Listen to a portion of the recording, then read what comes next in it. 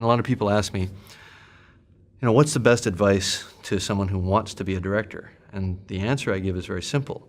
Be a director. Pick up a camera, shoot something, no matter how small, no matter how cheesy, no matter whether your friends and your sister star in it, put your name on it as director.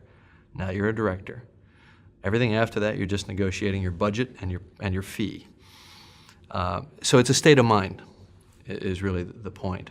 Once you commit yourself to do it, then the hard part starts, which is that you have to forswear all other paths, because you can't keep a foot in cabinet making and a foot in directing. You can't keep a foot in one job, and it's a total and all-consuming thing. And I suspect that many of the difficult and challenging things in the world, whether it's research or whatever, but certainly in the arts, must be all-consuming, because you're in competition with people who have made that decision, who have committed themselves 100%. You're competing for resources. It's a big coral reef, and it's a big food chain, and you're competing for resources. And you're competing against people who have made that commitment. If you don't make the same commitment, you're not going to compete. It's that simple. It's so perfectly Stanley. Good evening. I'm sorry not to be able to be with you tonight to receive this great honor of the D.W. Griffith Award. But I'm in London making Eyes Wide Shut with Tom Cruise and Nicole Kidman.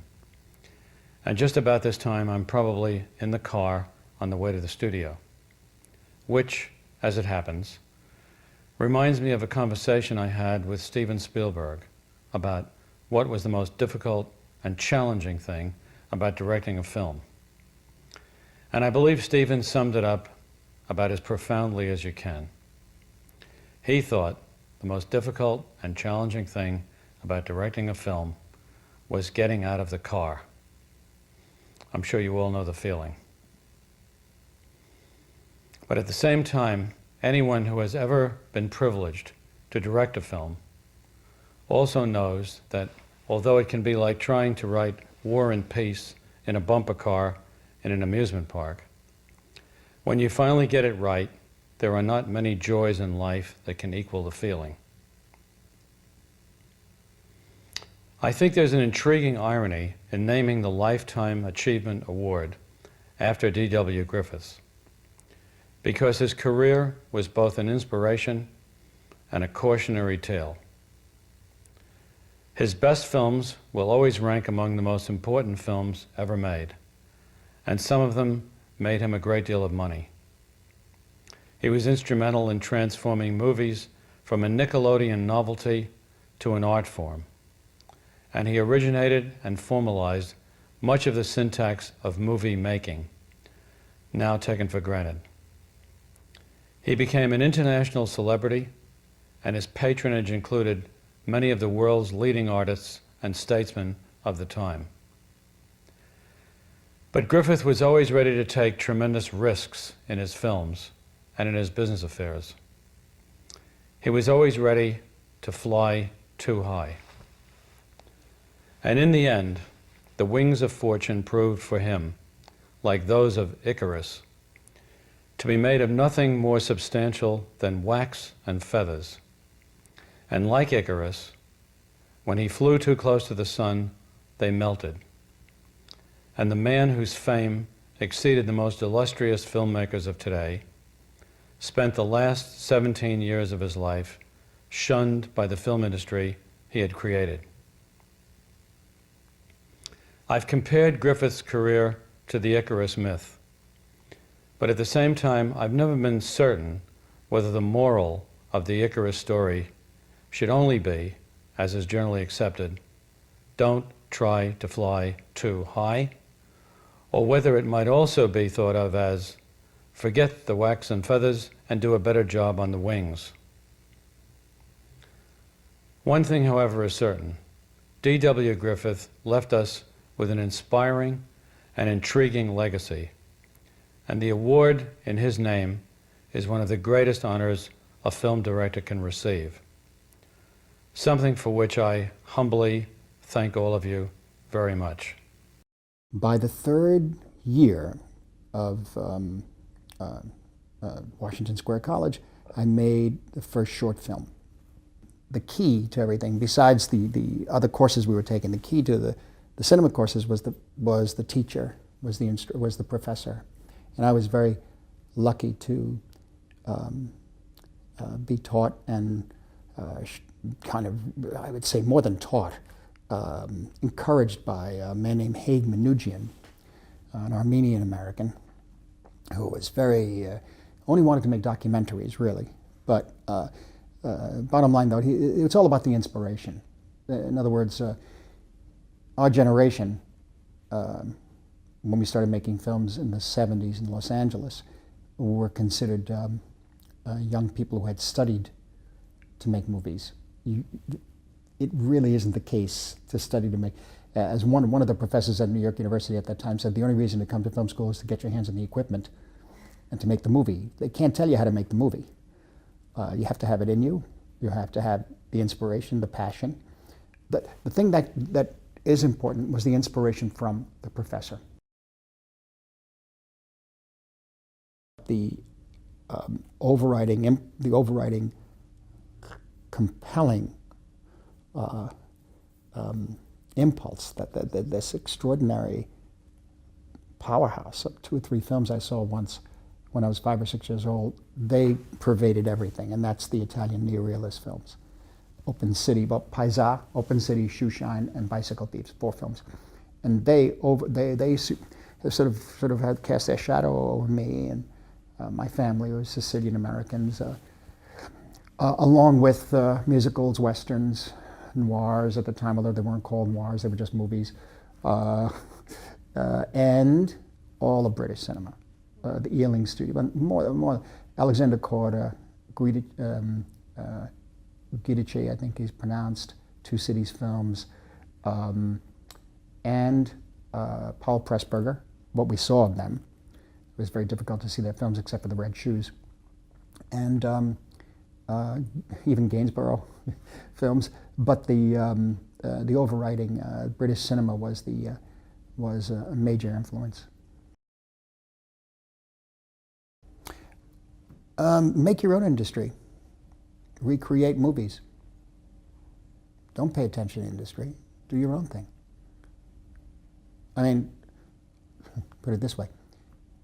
You want the work to be seen, but it doesn't have to be at the Odeon. You know, no more. That's all different. That's all gone. It's another ancient world. That type of film, or not even that type of film. The communal experience is always important. You can make a film on a camera the size of that doorknob and still show it to 1,600 people in an audience. It's still a great communal experience. You know, it doesn't necessarily mean it has to cost over 100 million pounds. You know, it's all new. You just break it open. Break open the form. Don't just you know, have your tripod and a camera that's standing on it. The cameras that are being made now, and of course the fact that all Arriflex and other cameras have stopped being made, and whether we like it or not, we have to deal with a new technology, high definition, or digital, whatever it's called. It changes cinematography, the art of cinematography, but you younger ones, you make a new art. Take what's available, push it, you know, because it's going to go there. You could do anything. For me, everything I did to do with the camera, to do with editing, was useful experience and stuff that paid off when I came to actually, you know, make features. And really, everything you do, you learn from. In terms of any time you're shooting something, a short film, particularly short film. When you try to write the script for a short film, it's very difficult to write a short film. I think in some ways it's harder than for a feature to have a complete idea in just a few minutes and have a beginning, a middle, and an end, you know, have an appropriate conclusion. So you learn a lot about narrative structure doing shorter films. But really every job I did, including you know, corporate videos and industrial training films and things where I'd have to go to a company and throw up some lights and shoot interviews, you know, with executives and things like that.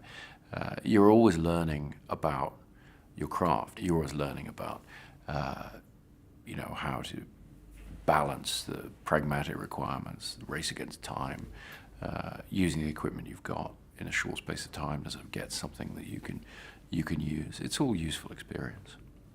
When you're starting out particularly, you have to play to your strengths. You have to do something that really excites you, and whatever's different about that. And in the case of following the non-linear structure was a somewhat unusual choice. But it's those things that are the strength of the project. It's the things that you can bring to what you're doing or bring to the filmmaking craft that maybe not everybody else is doing, maybe not everybody else can do or has thought to do. That's what's going to distinguish the thing. So it might seem in some ways more difficult or seem like something that would make the project more difficult to sell when it's finished, what have you. But for me, I think the answer was definitely to try to play to my strengths and the things that I personally was passionate about. I think working in films today, it's an era where people tend to watch films more than once, even if they don't like them. You'll see it in the cinema on its first release, perhaps, and then you'll see it on, cable television, or television you'll watch it on an airplane or in a hotel room or something, or it winds up eventually on regular TV. And so I think my generation of filmmakers understood really there's a responsibility to try and make something that has layers, something that has more to it the second time you see it, or some different aspect to it. And I chose to take the path of incorporating that desire for a layered approach into the narrative itself, into the story, if you like. And so I've made films that have some ambiguity to them or some layering to them narratively, so that if you see them a second time, you're going to watch them in a slightly different way. That was my approach. There are other filmmakers who approach it from a purely visual point of view, where they would just create very dense visuals that would sustain multiple viewings because you'd sort of see more in the frame. Well, Memento was based on a short story that my brother was writing, and he hadn't yet written it fully, but he described the idea to me, and I thought it would make an excellent film. And I asked him if I could take the idea while he was writing his short story, whether I could take it and write a screenplay from it. And thank goodness he agreed to that and let me do that. So he went off and wrote the short story, and I think it took him almost as long as it took me to make the whole film as it did to write the short story. And it's a very brilliant story that was published in Esquire right when the film came out. And so it was an interesting collaboration because I had a lot of freedom to explore the idea that he'd given me. And then as I got into the screenplay form, then I would show it to him and talk about how I could improve it. And he was a huge help with that as well. So we had an excellent collaboration on it. It was very important for both of us, I think. The original inspiration behind the Dark Knight trilogy, and particularly Batman Begins, it was about taking this beloved character and recontextualizing the character, setting this extraordinary figure in an ordinary world, or a seemingly ordinary world. And so for me, it was much more about creating a recognizably real scenario that the extraordinary figure of Batman could exist in, and addressing the origins of that, the origin story, which hadn't been told in films before, hadn't really even been addressed in the comics very specifically, actually. And so we were able to really look at that gap in pop culture and say, okay, what if we try to ground this and really explain how this might happen in a real world scenario? That was always the jumping off point for the tone of the films.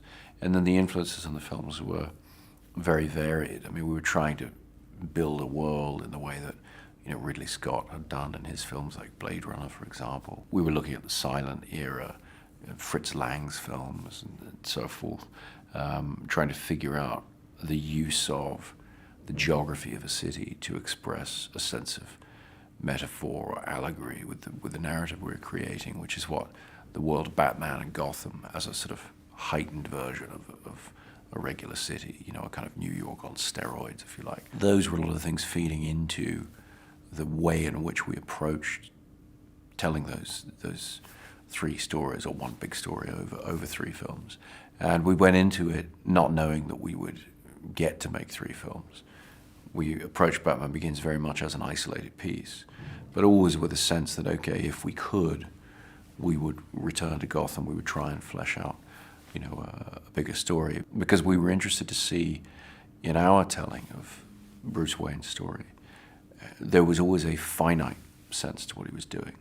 And that's unusual in the interpretation, but our idea was that it felt that he would need to view this as a character he's created or a symbol he's created to try and inspire the people of Gotham, and that there would be an end game to that he would have an effect on the world and then be able to stop. And so we became very interested in seeing how that story would play out. One of the things that's different about my approach to music, the way I use it in my films, is I don't use temp music. Temp music is, when you take existing music from other films usually, and when you're editing the film, you put a lot of that in. Then you get a composer on after the fact and say, this is, do this but different. And to me, that always results in cues that are not what you want, because you've put what you want on there and then said, okay, do something different. So by definition, you're moving away from what first inspired you. So the way I've always worked with composers, like David Julian, or James Newton Howard, Hans Zimmer, is to say, okay, let's look at the script, let's talk about the ideas, and then sometimes before we're even shooting or while we're shooting, start sending me ideas, musical ideas, demos based on the narrative concepts, based on just some visual images. I'd sometimes with Hans, I'd send him some stills of what I was doing. And our approach in every film has been different, but the one underlying constant is to try to not ever use temp music, to try and always be working with pieces that have been created specifically for the images that we're shooting and editing. I've been greatly influenced by filmmakers of the past, hugely. I always point to George Lucas's first Star Wars film as a seminal influence on me. It was the first film that I remember that really just opened up the possibilities of what you could do with movies. Ridley Scott has always been a tremendous influence on me. I've loved the worlds he's created, the textured quality of those things. Terrence Malick is a huge influence, and Stanley Kubrick is a filmmaker that I've always greatly admired, although he's one that's difficult to try and imitate or learn too much from specifically, but as an inspiration, just as a great genius of cinema. And then more recently, specific to Dunkirk, I think, the cinema of Alfred Hitchcock, Clouseau, filmmakers working in the suspense genre were very important to me. I've also been very influenced by silent filmmakers. I go back to the work of Fritz Lang and Murnau, von Stroheim, those visions, those ideas of what movies could do before dialogue came in, before contemporary narrative structures sort of came in. I find going back to that older form of storytelling in movies to be very inspiring. I think really the only useful advice I ever got in terms of, trying to figure out your way into the film business, the film industry, is to get yourself a script and hang on to it. It's that idea, that screenplay, that concept, whatever that's going to be, that's so important. And you have to stick to your guns. You have to find something that you can do that maybe other people couldn't do.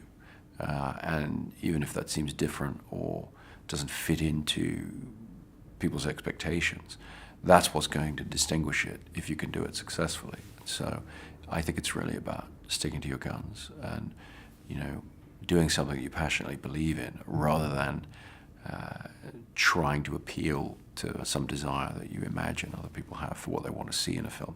I think you have to be true to your own passion and your own sense of what excites you as a storyteller. Advice to young filmmakers is to make a movie every week in Super 8 or high def, write every night, and every weekend shoot for 2 days and work with actors, work with a little 1,000 watt lighting kit, set up your shots, get a tripod, shoot a little scene, work with the actors, cut those scenes together, and then the next weekend have worked on it with sound and looping and put some music to it. It can all be done for nothing nowadays with a computer. And get a response from the audience and see where it's slow and where it doesn't work and where your ideas weren't being communicated properly. learn from that experience sitting in with the crowd, and then go out and make another picture the next weekend, and just keep doing it. Make films, no matter what anybody says, and you'll be a filmmaker. Work wherever you can. It doesn't matter what. A documentary, a commercial, wherever you can get near a camera, wherever you can, especially if you're a director. You're not going to be a director until you put your eye into that finder. And it doesn't matter what. There's no such thing as good work or bad work. There's only work at the beginning. If you got the passion to do it, and you do it, and it doesn't like work out. I got 3 years on a 16mm film that ended up becoming nothing but guitar picks, and I was very disappointed when I realized it wasn't any good. But it was my film school, all right, and I actually got away really cheap. When it was all over, I knew how to make a movie. I didn't want to show anybody that, but I had the experience. I had a lot cheaper than I would have gone if I'd gone to film school. The first thing you gotta learn is listen. Learn to listen, but learn to say no. And when you say no, mean it. Mean it. Don't say no and then just back off, because then and I don't mean as a technical term, which is a great word. I mean it in the existential term, you know? So, don't back off, because you have the chance. It's like quitting. What can a director on his first movie do? Quit. But if you quit. But there is a lot more competition than there was when I was, like kicking around with El Mariachi. So you got, there's just a lot more to do these days. You got a lot more competition because everybody's got a camera now and everybody can edit, and it's tough. I don't know. The state of independent filmmaking changes. It's just Yeah, like but filmmaking changes. but at the same time though, yeah, there's a lot more to competition, but also those crappy movies aren't competition if the thing is like dynamite. There you go. All that shit is, there's a lot of people out there doing stuff, but it's like waves on the beach. All right, you make a piece of nitro that you throw in an audience's lap, people notice. Say I hear about an issue, or perhaps I look at a place in my hometown of Los Angeles and see, that this area is underrepresented, this group is underrepresented. I want to know more, And so through the process of me writing the screenplay and directing this film and editing the film, I learn about this subject. So it's really it's a sort of a selfish thing. It's my way of continuing my education. The last 5 films I have co-written. So usually it starts with just basically a brainstorming session where I get on the phone or meet my co-screenwriter in person, and we just talk about the possibilities. I do have to say, the one thing that has been consistent is that we usually figure out the end very soon into the process. Usually in that first brainstorming session, we at least have the beginning and end. The middle has to be worked out. From that point on, it's really about getting to the point where I think that we are dedicated to this issue, dedicated to the subject matter. Because I'm involved with the writing process, I'm also directing, I'm also editing, I'm also seeing the film out into the world. It does take around 3 years for each film to be completed from beginning to end. So it's about getting to that point where you are on board and you're dedicated for the long ride. Yeah.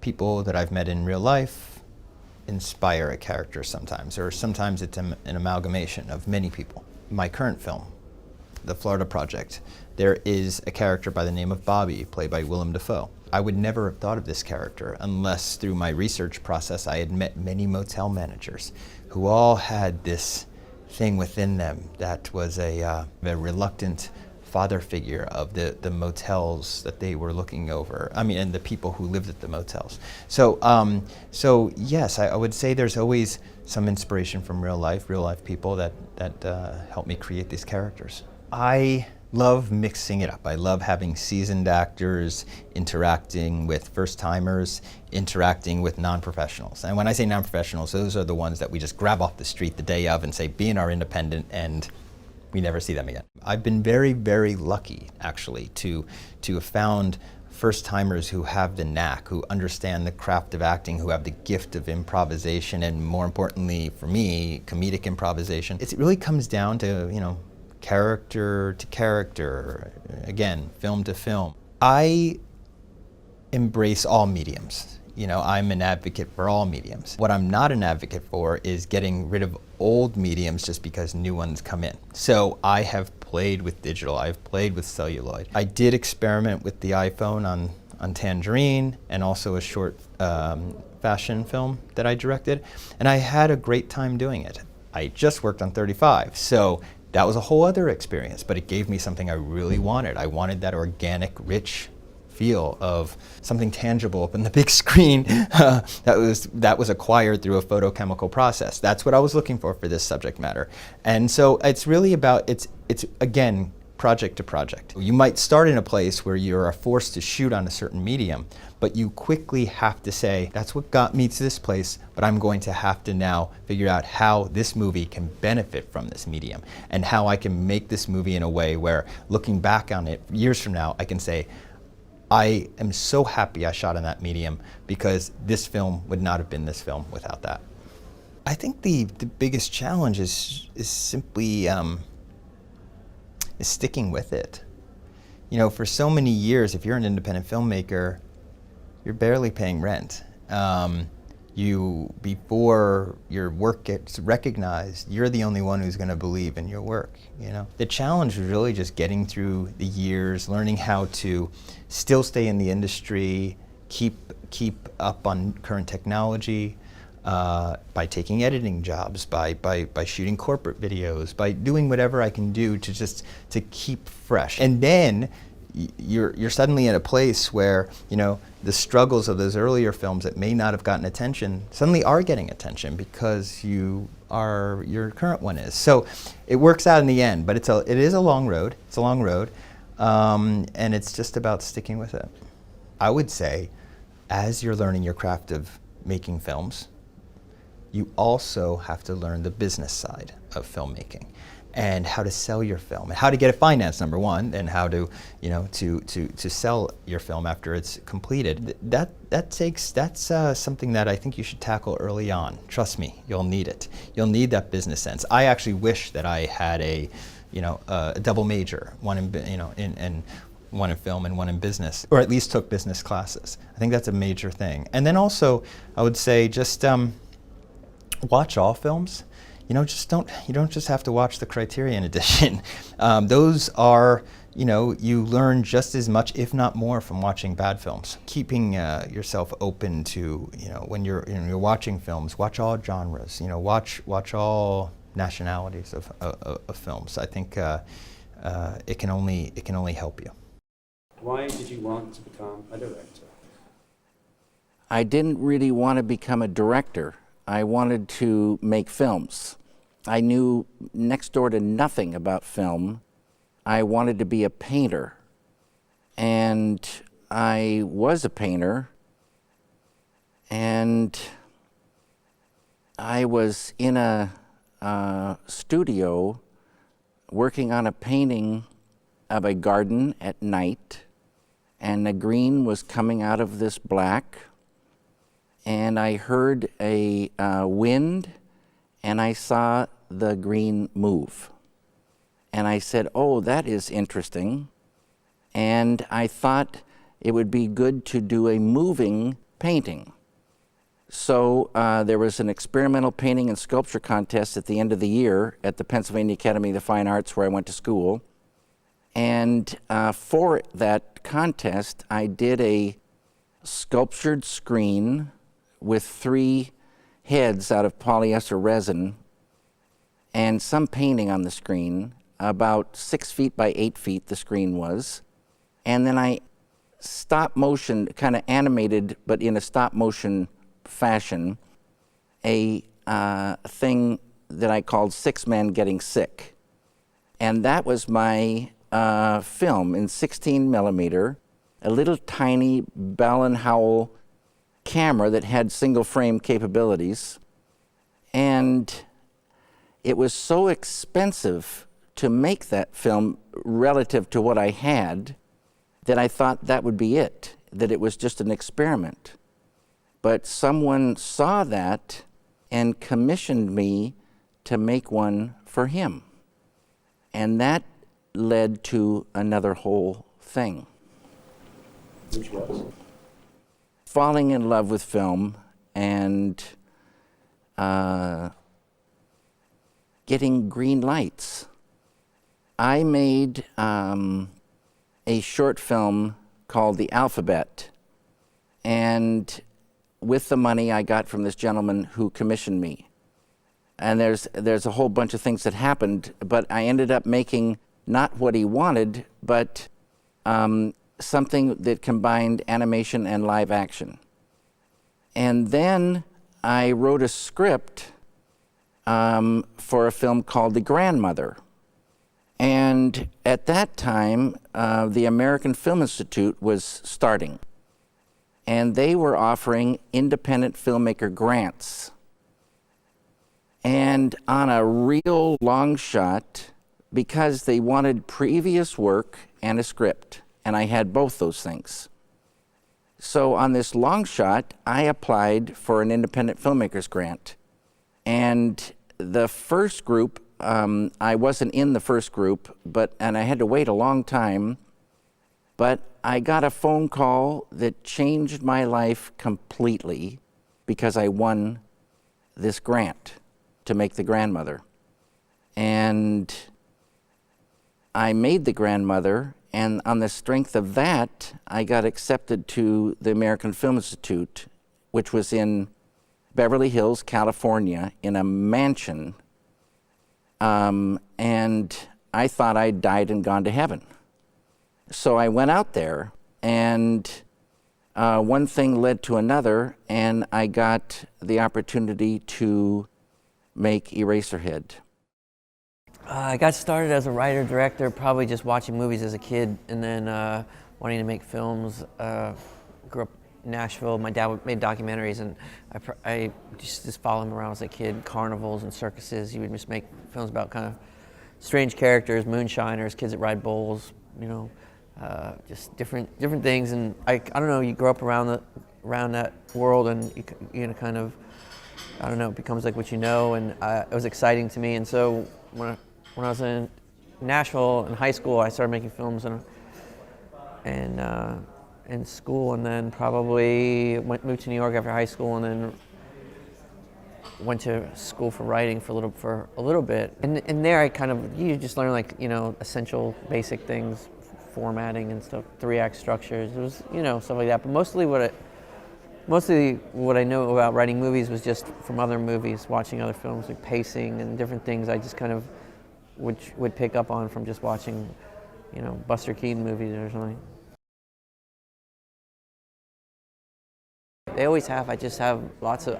Sometimes it's so many ideas. It's hard to figure out what it is exactly, or, you know, where it's coming from, or, you know, sometimes it's hard to tell which way's up, or, you know, where you're at in life, or what this dream means, or what it's saying. I don't know. You know, it's you just get sometimes just pictures, just things, and then you just kind of make up characters and storylines that just feel a certain way and just invent it. If I have like a really hard time with something, I'd usually just scrap it.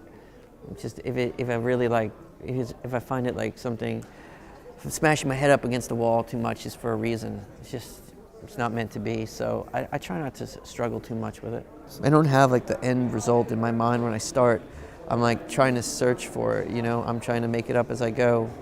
Trying to react to something. The movies are more about kind of energy or a kind of wildness, or something that's like less defined, you know, something that's more like magic or something. So I don't really go in like knowing. So usually when I'm at the end, even if it doesn't work, even if it's maybe some type of a mistake or failure, at least I know it's interesting, and then I went for it. Understanding what it's like to live a little bit outside the common realm, you know what I mean? And then know what it's like to experience extreme highs and lows. And, you know, if you get locked up, you get locked up. Fuck it, you have a story to tell. What advice I would give writer-directors? You know, I would just say try to be great. Try to give extra. Try to, you know, be bold. Try to invent your own reality. Try to, you know, do what's not been done before. I would just say don't even get started if you're going to just try to do some mediocre shit, because there's so much of that. Don't do it just to make noise. It's too much noise. give me something amazing, give me something new, give me something I haven't seen before in a way I haven't seen it. Let me feel something. Give me, find some kind of magic. Go towards something that's inexplicable. Give it to me. Give me something that's aggressive and gnarly and chew up the world. Come at it from some other place. But just don't give me the same shit over and over again because I don't want it. My name is Denis Villeneuve and I'm the director of Blade Runner 2049. I'm from the documentary world. I tried to make a short story. I did several documentaries for Canadian Broadcasting Corporation, CBC, the French part of it, for Radio-Canada. And then I worked at the National Film Board to make my first documentary there. And from there, my soul, I wanted to do fiction. Went from there to start to do fiction. I did a short with a producer, and then I did my first feature film this way. There's a famous producer in Montreal. His name is Roger Frappier, and he wanted to meet the generation of new filmmakers. And he decided to create a feature film made of 6 short films. Half of them would be directed by a female director, the other half by male director. And those short films will be linked together, made as a whole, and presented in the theater later, so as a whole feature film. I was one of the directors, and after that the movie was quite a nice little success at home. It went to Cannes, and so after that the producer offered me to produce my first feature. So it was like offered on a silver plate, I must say. I was the luckiest, yeah.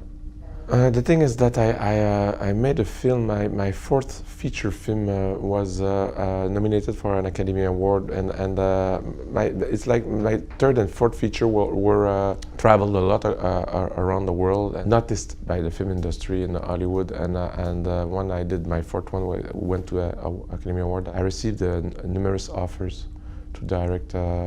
At the time, I didn't necessarily wanted to go to Hollywood.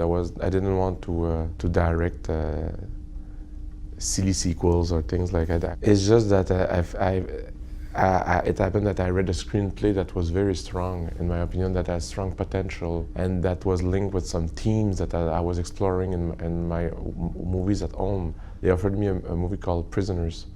And I decided that as a filmmaker that it would be a nice experience to work with artists from the United States, that are very strong artists. I took that opportunity as a once. Just I will do it once, and it turned out to be a fantastic experience. I was really moved by how Americans are dealing with filmmaking. I just felt in love with their ways of dealing with cinema and the artists and the craft, the amount of experience there, and I just what I thought would be a one time became my life. I know that my movies are usually quite immersive, and there's like a strong feeling of intimacy that you have to. They are constructed around a very precise point of view. The more I work with them, the more I feel comfortable, and I love working with actors, and the more I feel inspired. I'm trying, when I cast my actors, to, I hope, my big desire is to meet people that will inspire me, and it's not all, the actors are all different. I love when someone is an author himself, meaning that it will develop his very own point of view about the character, bring ideas on the set that will surprise me. I mean, I have always a very precise idea about what I want to do, but there's nothing more exciting for me than when someone creates chaos in front of the camera, and it's all going back to the years I was doing documentaries. I was always amazed how life organizes itself in front of the camera.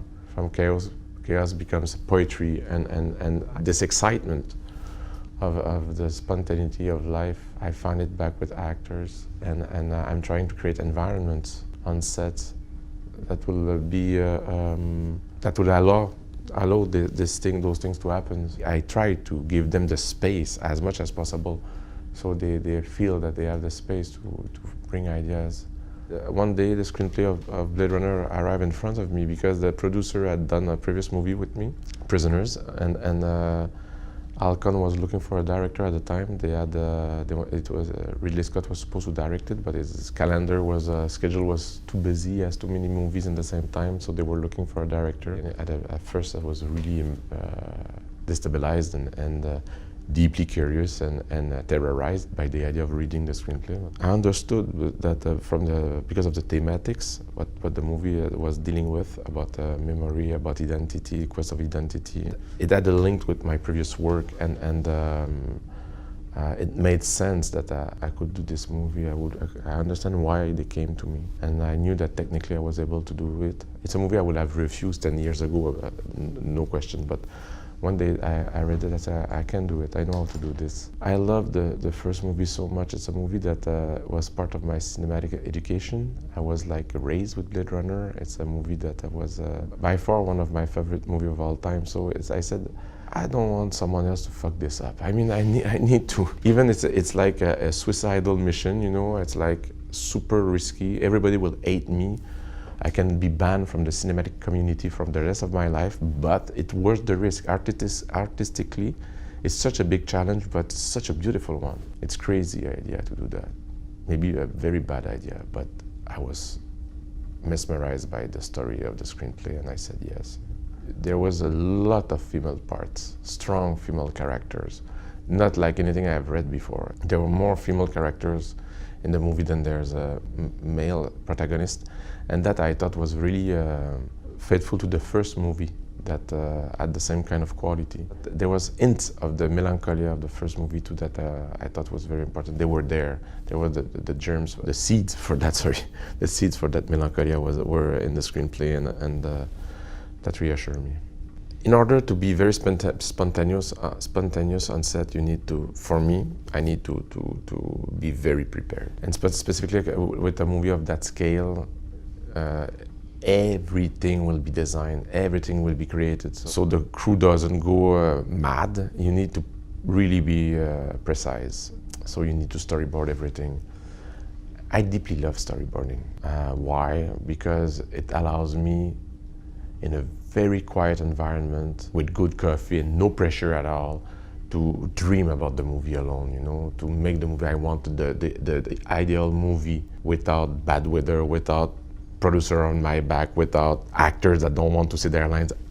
I can do the movie I want once on paper, and I deeply love that process. I'm alone with a storyboard artist and I draw every frame and I dream about it. I deeply love that moment. In my first movies, I thought that the storyboards were castrative and that they were like something that will be in your way as your film, but it's total opposite. I deeply love them now.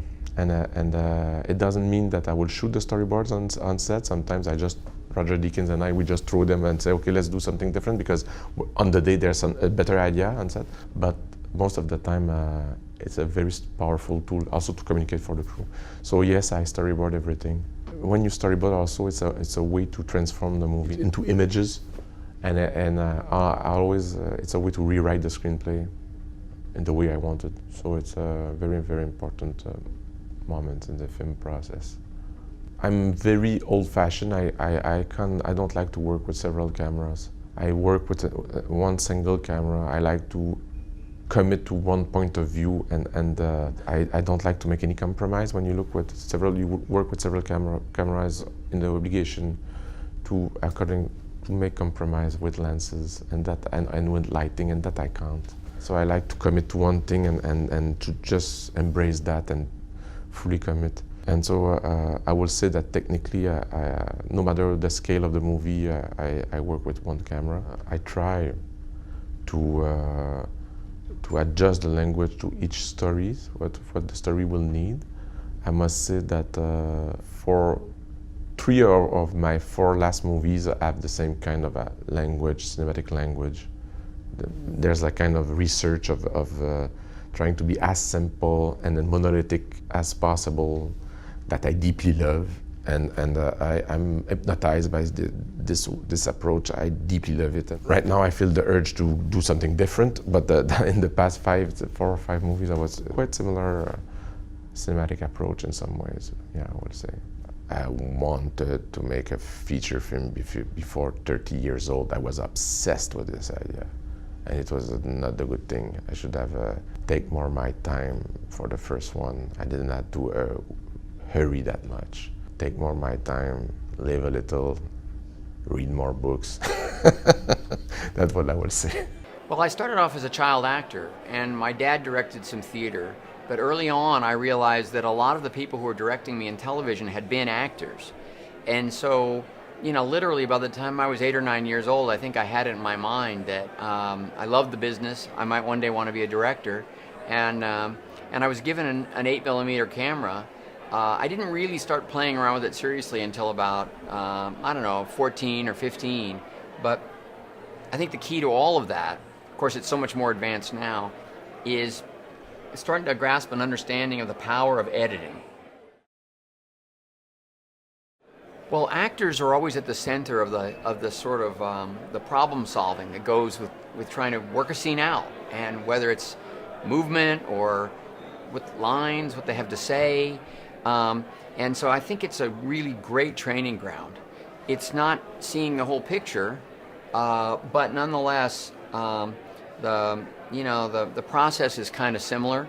Then when you start directing, you just step away and you don't just look at your characters' problems and questions. You sort of look at the overview of the story. So for me, it was a pretty natural transition. I even suggest to people who have no interest whatsoever in acting, but want to be directors or writers, producers, to take some acting classes, to be in some plays, understand what it is to sort of be vulnerable, be out there, and be a part of telling the story, you know, communicating it directly to the audience.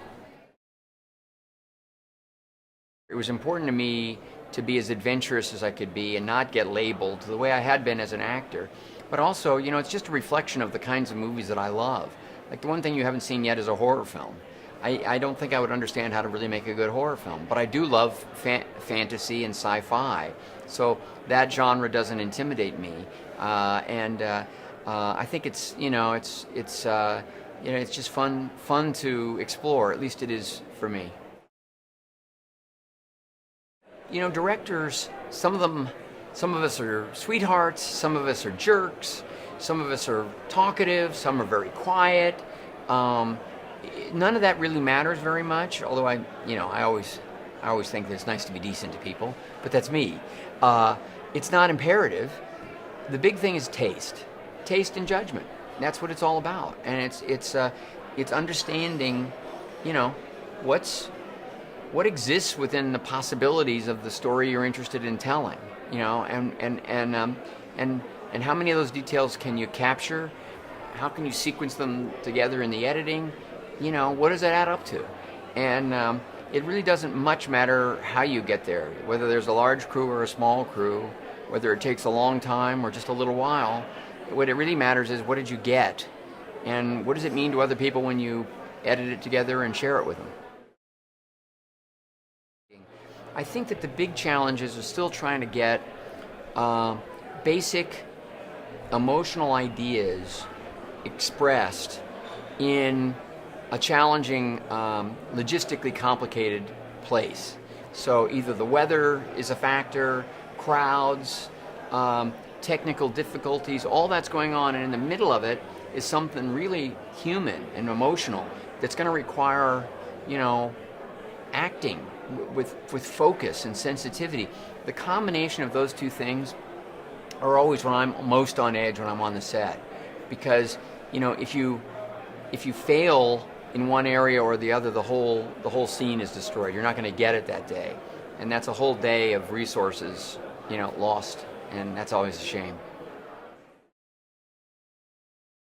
One of the things that I suggest to almost anybody, and I do it myself from time to time, is whatever the genre, if there's a movie and there's a that you particularly like, and there are sequences that you remember and that you think are cool, watch them over and over again. Watch them a couple of times with sound, and then watch them a couple of times without sound. Because when you pull the sound out, which is like the final finish that really, in a lot of ways, brings a lot of the, you know, gives a lot of the impact to a scene, you also begin to see really how the filmmakers captured those images. Did they use the same shots over and over and keep cutting back to them? Was it always a different shot and a different angle? Is the camera moving? Is it static? You know, what's the language that they're using, and what does it mean? And it answers so many questions, because we sort of understand movies intuitively, but when you really start breaking them down and understanding what was done on the day to create that sequence of shots that we love, that has an impact on us, you know, it's like a light goes off. You just begin, it simplifies everything and removes a lot of the mystery. Anybody can shoot anything, but it's how you begin to build it and piece it together that I think means the most. And of course, the editorial software is so cool now that, you know, anybody should take advantage of that, and you know, and start putting together images.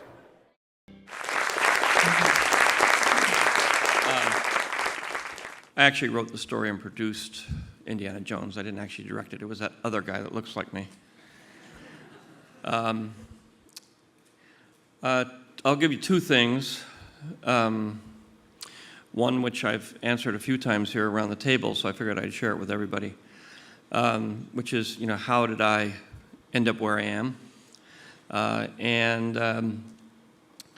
When I was in high school, I was a consummate underachiever. I hated school. I loved to build things. I loved woodworking. I loved working on cars and engines. Worked in a foreign car service, and all I wanted to do was race cars. Right before graduation, I was in a terrible automobile accident and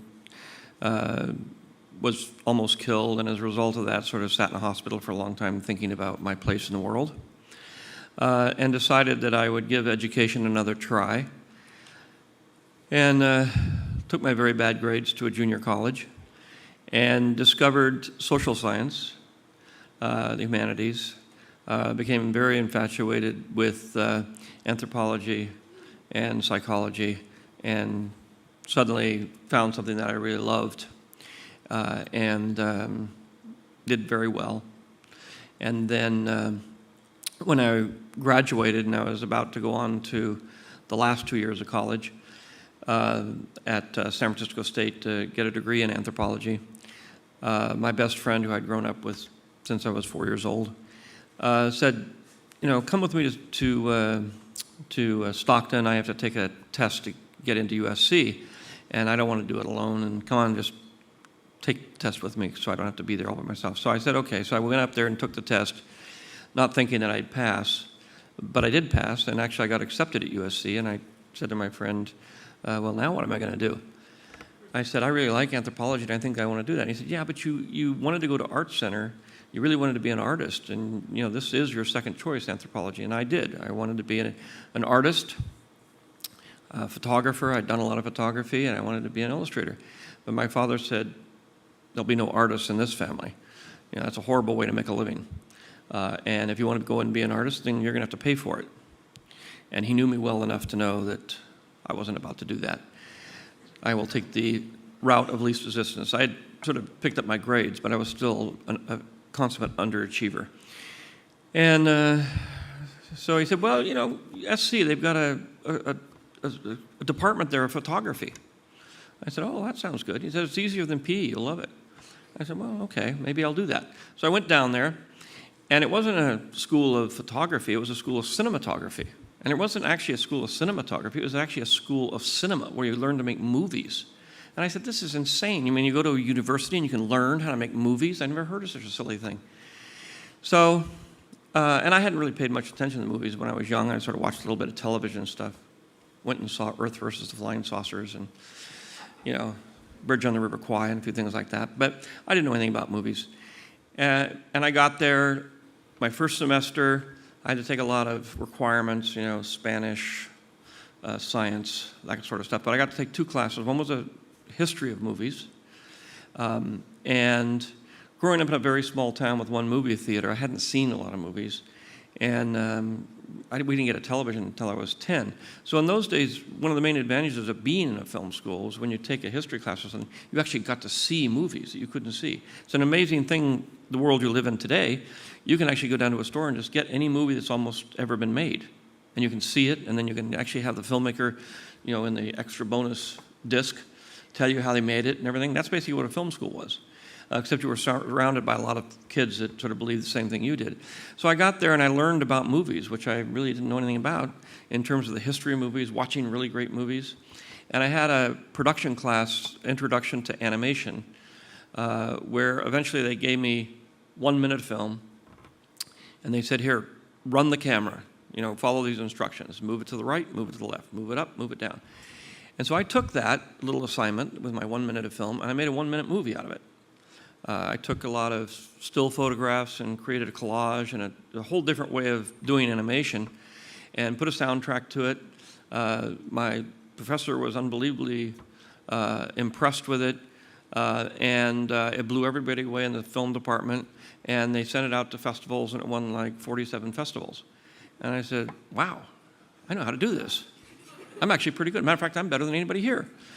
I love this. This, I want to do this the rest of my life. And so I was lucky enough to find my path, my passion. Before that, I had passions. I wanted to be an artist. I wanted to build cars. I wanted to create things. And I liked anthropology. I was very interested in social science, very interested in why we do things, where we came from, all kinds of, mythology. And I realized after a few years, and then I went to film school, made movies, and ended up being where I am. But I realized that I was following, on everything I did, I was following something I really cared about, something I loved, something I was passionate about. And I kept following that passion, whether it was cars, whether it was anthropology, whether it was art, photography. And eventually it led me to my huge passion, my real passion, which was making movies, which combined all of those things. And I realized that had I gone on to get my degree in anthropology, I would have probably made anthropological movies in New Guinea or someplace, and eventually been on National Geographic and the History Channel, and been then making features, and I'd have done Star Wars just the same. If I'd have gone to Art Center and become an illustrator, I would have probably started doing animation and doing animated films and making animated things, and then ultimately I would have gone on and been right where I was. So no matter which route I took, because I cared about all of them, they all led to the same place. Had I done what my father had wished me to do, which is to go into the office equipment business with him, which I knew I wasn't going to do, I knew I hated that, my life would have been unpleasant. And so I think it's very important not to do what your peers think you should do, not do what your parents think you should do, or your teachers, but to do what you inside, or even your culture thinks, but do what's inside you. When I went to film school, everybody said, well, you're nuts. What are you going to film school for? Nobody from a film school had ever gotten a job in the film business. Just had never happened. So you were just doomed to be a ticket taker at Disneyland. So they was like, why would you do that? Why don't you take a major that you can actually get a job at? Why do them? But once I fell in love with it, there was no going back, even though I had absolutely no chance of making it in the film business. And I did the same thing when I graduated. I moved back to San Francisco. And they said, well, you can't make movies in San Francisco. You're crazy. I said, but I don't want to be in Hollywood. I don't want to do that. I don't like those kind of movies. I want to do different kind of movies. And they said, well, you'll fail. It'll just never happen. And we managed to make it work in San Francisco. So that's the long story of how I got here. Another short story of one thing I discovered along the way is that several speakers up here have talked about happiness. And I've discovered along the way that happiness, you live in two worlds here. Happiness is pleasure, and happiness is joy. It can be either one. You add them up and it sort of falls under the uber category of happiness. Pleasure is short-lived. It lasts an hour, lasts a minute, lasts a month. And it peaks and then goes down. It peaks very high. But the next time you want to get that same peak, you have to do it twice as much. It's like drugs. You have to keep doing it because it insulates itself, no matter what it is. Whether you're shopping, whether you're, engaged in any other kind of pleasure, that all has the same quality about it. On the other hand is joy, and joy is a thing that doesn't go as high as pleasure in terms of your emotional reaction, but it stays with you. Joy is something you can recall. Pleasure, you can't. So the secret is that even though it's not as intense as the pleasure, the joy will last you a lot longer. And people who get the pleasure, they keep saying, well, if I can just get richer and get more cars, you'll never relive the moment you got your first car. That's it. That's the highest peak. Yes, you can get 3 Ferraris and a new Gulfstream jet, and maybe you'll get close. But you have to keep going, and eventually you run out. I mean, you just can't do it. It doesn't work. So if you're trying to sustain that level of peak pleasure, you're doomed. It's a very American idea, but it just can't happen. You just let it go. Peak, great. Pleasure is fun. It's great. But you can't keep it going forever. Just accept the fact that it's here and it's gone. And maybe again it'll come back and you'll get to do it again. Joy lasts forever. Pleasure is purely self-centered. It's all about your pleasure. It's about you. It's a selfish, self-centered emotion that's created by a self-centered motive of greed. Joy is compassion. Joy is giving yourself to somebody else or something else. And it's a kind of thing that is, in its subtlety and lowness, much more powerful than pleasure. If you get hung up on pleasure, you're doomed. If you pursue joy, you will find everlasting happiness. So with that, I'm gone. Bye-bye, thank you. This is a .44 Magnum, as you know, the most powerful handgun in the world. Not anymore, but it was then. And it has fired neither 5 nor 6 because it's empty. And this is one of the original guns from the movie. And when I did the second movie, I said, I want one of those guns. Can't you get the prop department to steal one of those guns and give it to me? So Clint and Warner Brothers publicity guy arranged to get that, and they put a plaque on it and everything. So it's a very valuable gun now, and it's become an icon.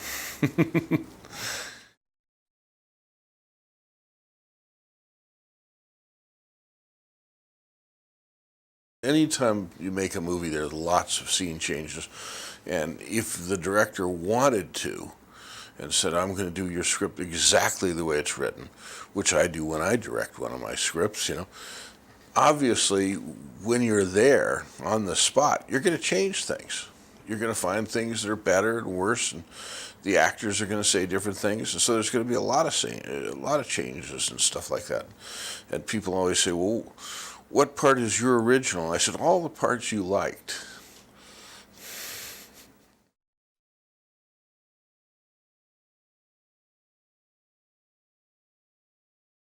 Clint Eastwood is very, very much that way, very quiet, very, no big deal, very unpretentious. There's no, everything is straight up, just what it is. I am sure that he had no trouble all of his life in dealing with fans or anything like that, because he probably changed very little as time went on. He's basically the same guy now that I knew back then, And he's a very good person. He's a very generous person. He's one of the few actors that if you call him up, he'll always call you back in an hour or two. And I've made movies that are that other actors who are famous actors, their best movies. And if I call them up, they'll say, what does he want? I better check. None of that with Clint. Clint's right up there, and everybody admires him, because of that. He has those old, almost Midwest values.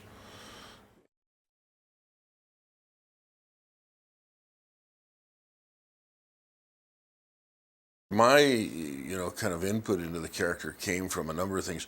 I knew a cop who was kind of a Dirty Harry type cop, and he'd shot quite a number of people. He was a Long Beach detective, and he said always, when I'm put on the case, the verdict is in. and he didn't usually bring the people back, you know, and he was a real classic kind of character because he was more out of L.A. Confidential than Dirty Harry. But he was an interesting guy because he, in his part-time, was a dog trainer, and he was very gentle in training the dogs. And he believed that you had to be very gentle in training dogs, but he was not gentle with human beings, you know. じゃあ最後に日本の監督、特に若い監督たちと、それからこれから監督になろう、これはまだいっぱいいるんですよ。いるんです、わかります。本当に。だからそういう人たちのために一言最後におっしゃってください。苦言でも。僕はだから一番言ってるのはよく僕のところにも来るんだけどね、で監督になりたいって、だから監督になりたいってね、今監督一本の写真撮るのにね大変な金かかるわけですよ。簡単には監督にはなれないしね、それねいろんな修行もしなきゃならないし、いろんな経験積まなきゃならないし、そう簡単に監督になれるわけじゃないけど、本当に映画を作りたいんだったらその脚本を書きなさいと。脚本だったらわらばんしと鉛筆があれば書けるんだ。で本当に映画のなんていうの骨格なりね、映画っていうのはどういうものかっていうのを具体的につかむのは脚本をリードする以外にないんだから、シナリオを。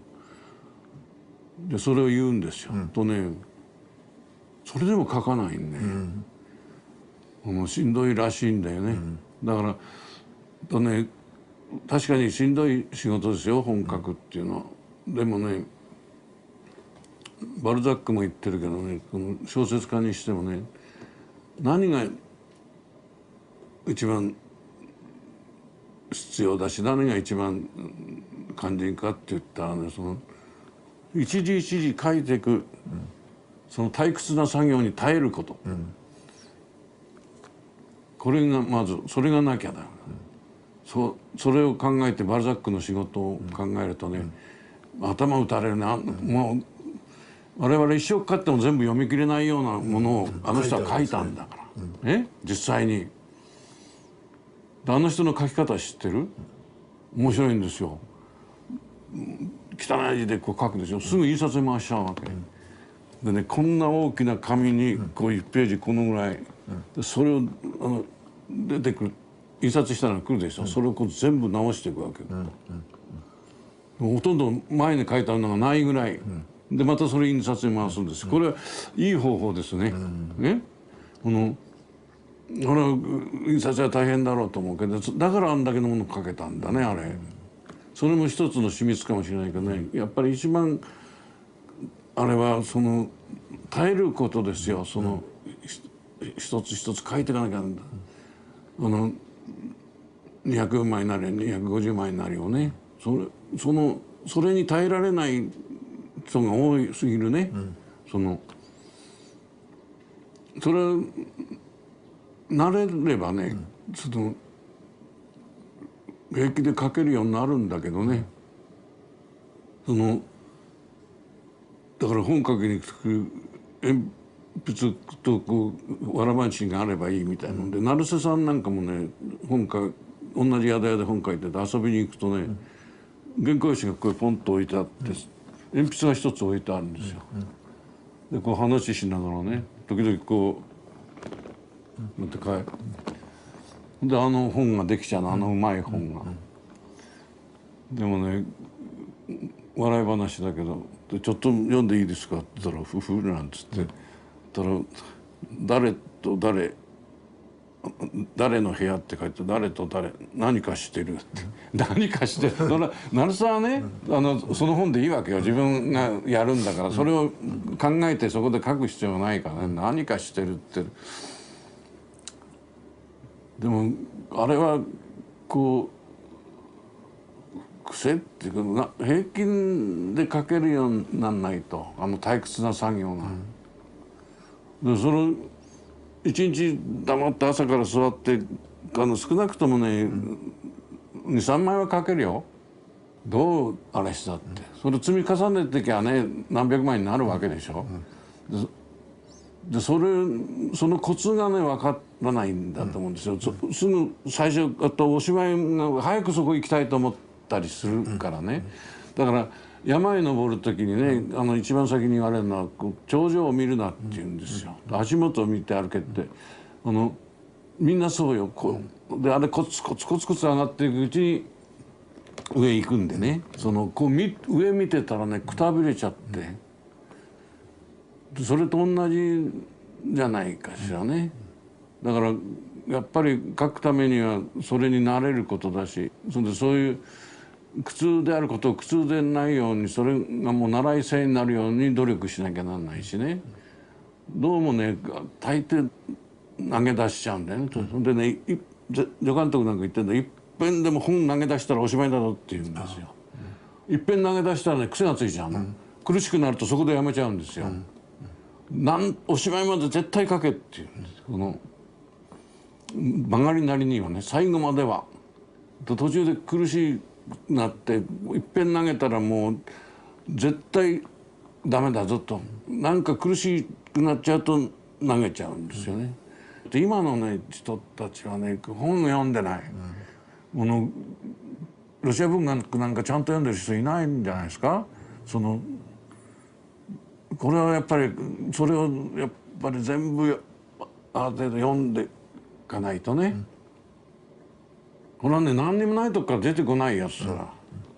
だから僕よく想像っていうのは記憶であるって言うんだけどね、そう思いますよ。その中から出てくるんでね、何にもないとこなんか生まれてこやしないのよ。何かいろんな経験があるわけよね、読むんだりなんだり、実生活のあれだったり、何かがなきゃね想像できないでしょ。そういう点でやっぱりまずもっと読むべきですね。絶えず今の小説だっていいけども、それからやっぱりクラシックは一応読むべきだと思うね。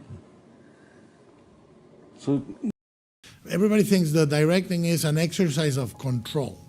Well, look, to me, it's a strange profession we chose as directors, because it's a combination of being tough as nails and being as permeable and fragile as you can. And you need to sort of separate the two. You cannot be completely fragile, because then you won't make movies. You used to become a poet or a painter, because a filmmaker is never going to die and they're going to find a drawer full of movies that he never did. And oh my God, and it's going to be on DVD and Blu-ray. It won't be. You have to be a tough motherfucker to get into the business side and fight and tell the bastards no. And I won't do it. I'll do it my way. A lot of fights. So you have to be tough in that, and you have to fight and be able to defend what the movie needs to be defended. And then at the same time, you need to be incredibly permeable and fragile. And for example, you can be screaming at your producer one moment about the crane not being ready, and then you have to be completely open with your actor to watch the actor perform. You cannot, so it's very, very strange. And that goes for the childlike imagination. You have to preserve that. And yes, it can get really bad, but I think that's the one thing that that experience gives you.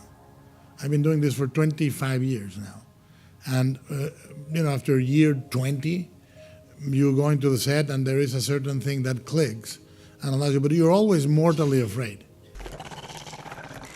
Soy un fauno, vuestro más humilde soy. You are what you are, and that's what you bring to the movies you make. It doesn't. All we can do as artists is the synthesis of something that has been done before. We're 2,000 years in, at least, in civilization. Every song has been sung, every story has been told, but your voice hasn't been heard. Your voice is yet to be heard. And in that I package two things that are one and the same, your qualities and your defects. And as a Latin American, the way I live it, we could be having dinner and somebody says, I saw a ghost, and they say, oh yeah, pass the bread. It doesn't matter. I saw a ghost. Sure you did. My grandmother came to visit me last night and told me a secret from heaven. Sure. Where's the salsa? Magic and realism in Mexico, same thing. Same thing. Brilliant. That's why Buñuel went to Mexico and said, this is the most surreal country in the world, because it's absolutely true. And that's why what an European would qualify as an absurdist thing is what is natural to me. You take the things that are more extraordinary and you root them in the ordinary. The conflation of those two things. And if you come from a European or Anglo-Saxon point of view, these things are different tonally. But for a Mexican, it's second nature. You know, we are altar makers. You give me 5 genres and I'll organize them in a certain shape and I'll make a little altar. Crazy. It's gonna have a, you know, like magpies. We find a shiny object and accommodate next to a less shiny object and we construct things, and that's synthesis, by the way. That's what is new. Nobody has organized those shiny bits the way you do it.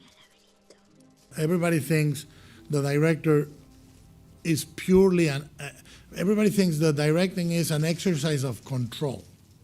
And that's a myth that we enthrone, because of course the great legend is Erich von Stroheim did 120 takes, Orson Welles knew everything, blah, blah, blah. But I can tell you in reality, the directing, no matter who you are, is the art of orchestrating accidents, you know, because of course you prepare. Of course I color code and design the movie to a T. Of course all that happens.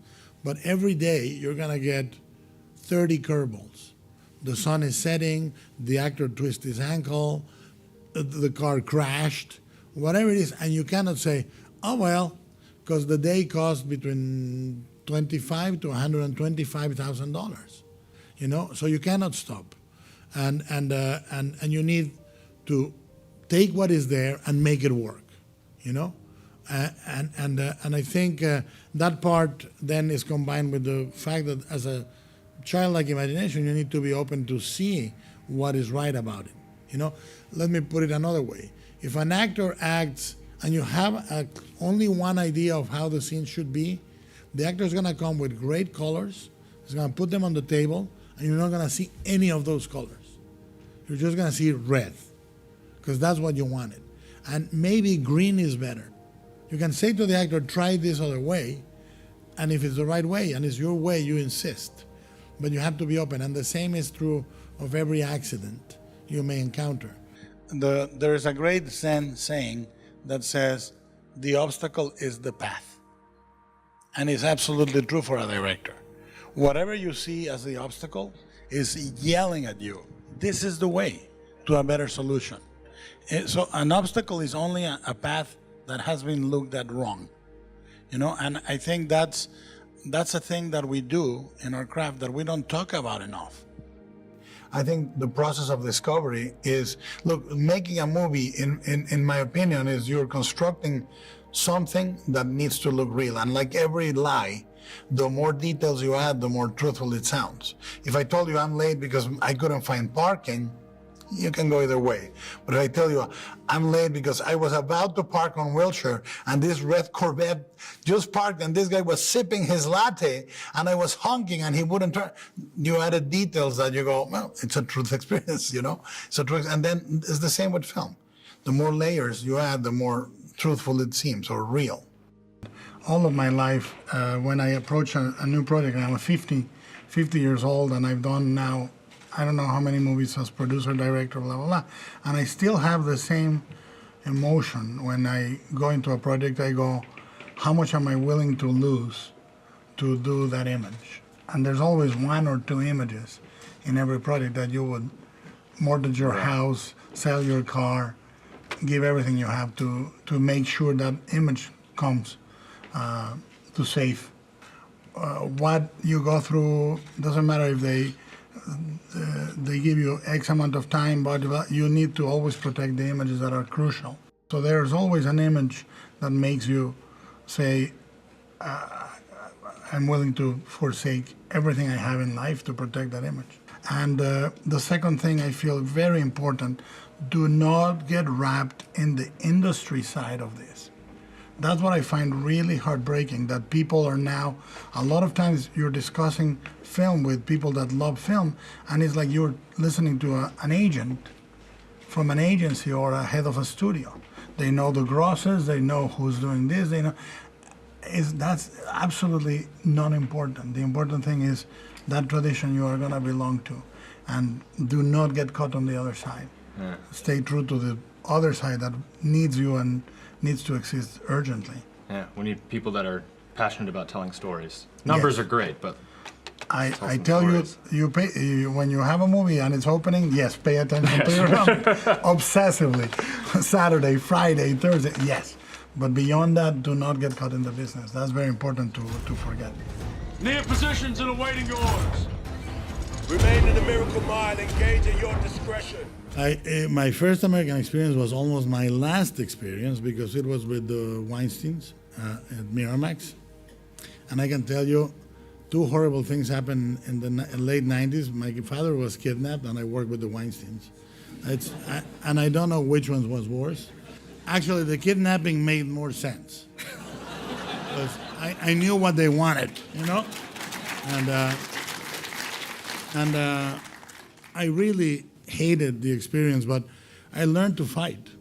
And two things that happened that were positive on Mimic.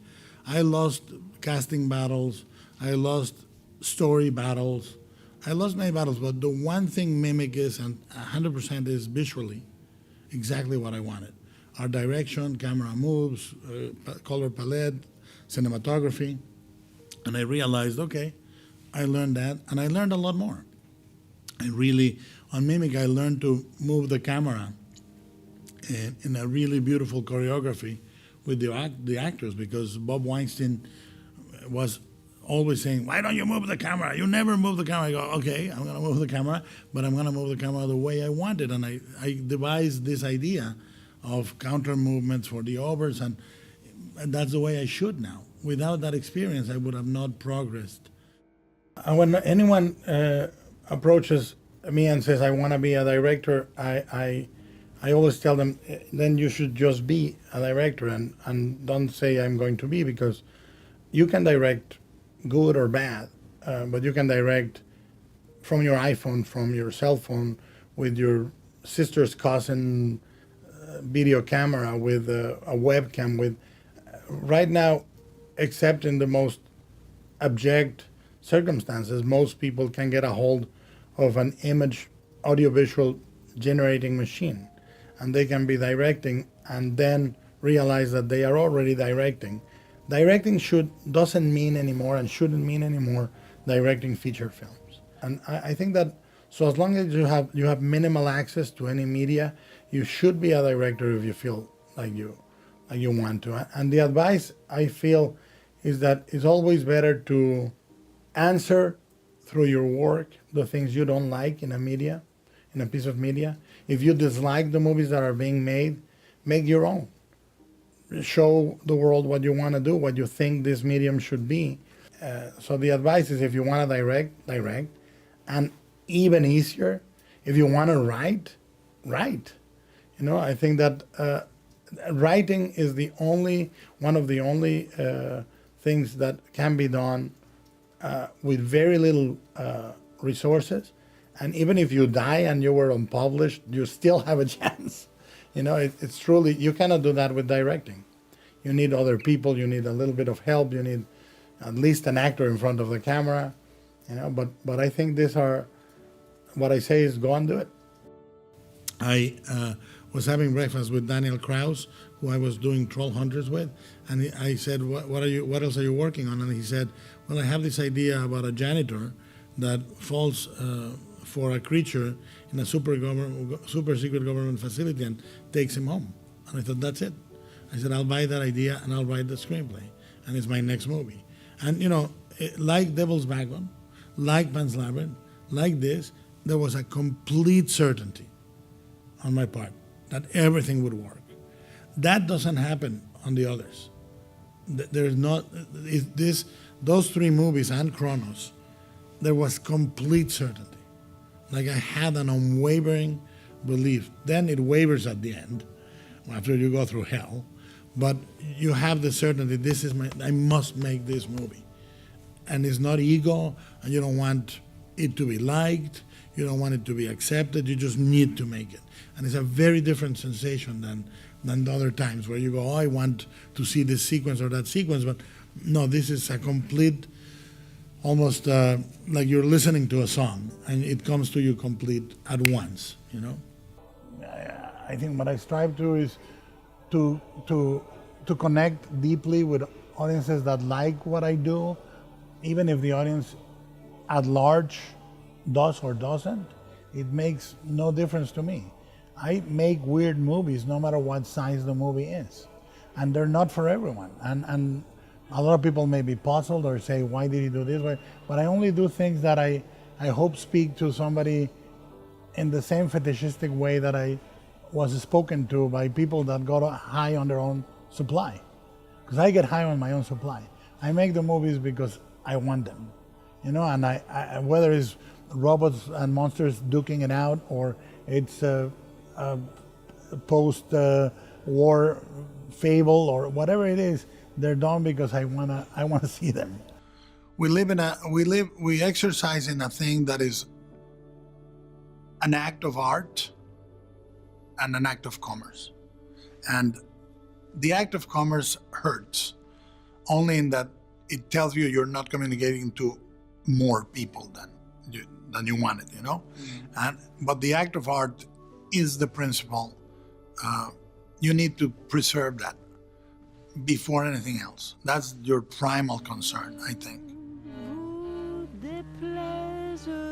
What's some stuff that aspiring filmmakers can do just to separate themselves from the herd, from the noise? Well, I think that be themselves. I mean, you can be hard to peg. Some people may like you, some people may not like you.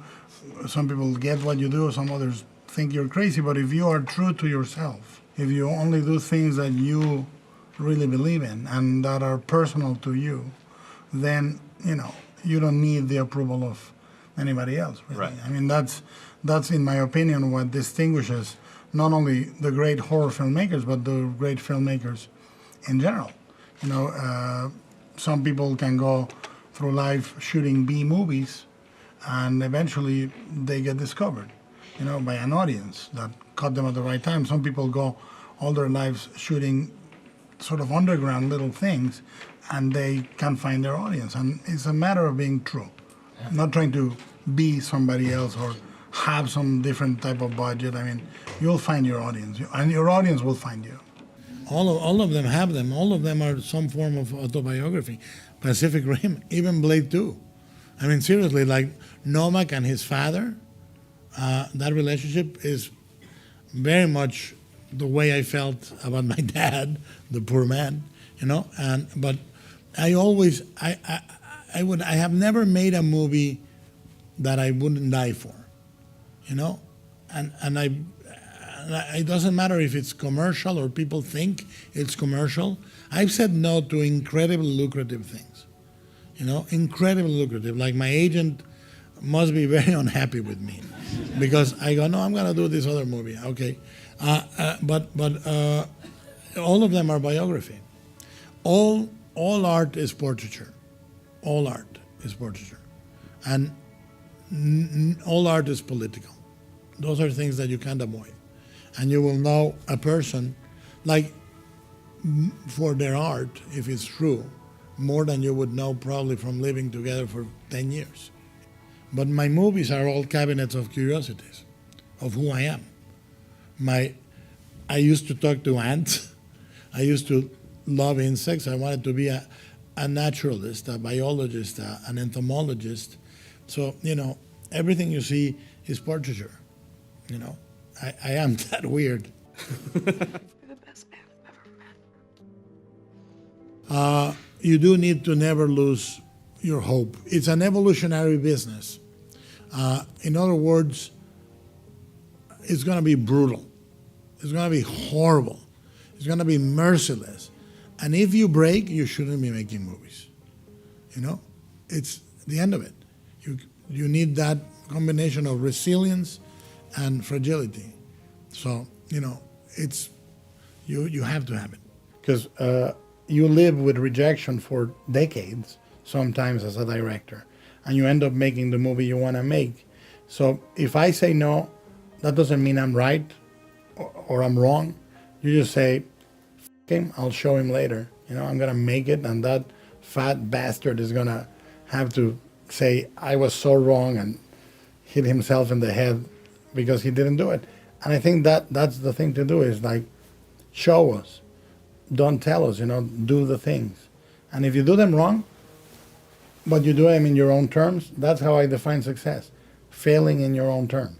Or first-time filmmakers, I always tell them, look, making movies is eating a sandwich of shit. And the only thing that gets a little better is, as the years go by, you get a little more bread. But the shit's always there. But isn't that true of life also? I think it is. I mean, I use another metaphor for life. But for film, I tell you, that one fits. But in the end, somehow you find the joy. Well, you end up convincing yourself that it's peanut butter. And is it ever peanut butter? I want to believe it is.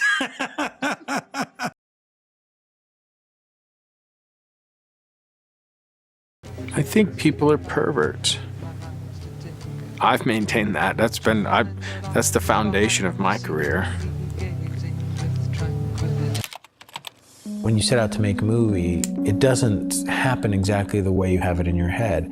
There is this exploration, there is this evolution, there's this unfolding or revealing of the material. It's a very, very, very powerful medium. A group of people who are mostly strangers are sitting in the dark, and they've given you access to their brains through their eyes and their ears for 2 hours, 2.5 hours.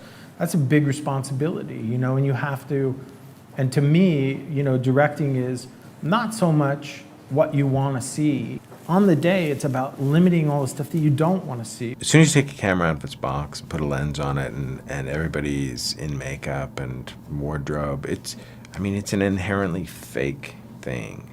And you're just looking for clues and ways to sort of dispel what audiences have become used to in terms of the presentation of ideas. You're trying to sort of find new clues as to, or ways to sort of blur the lines between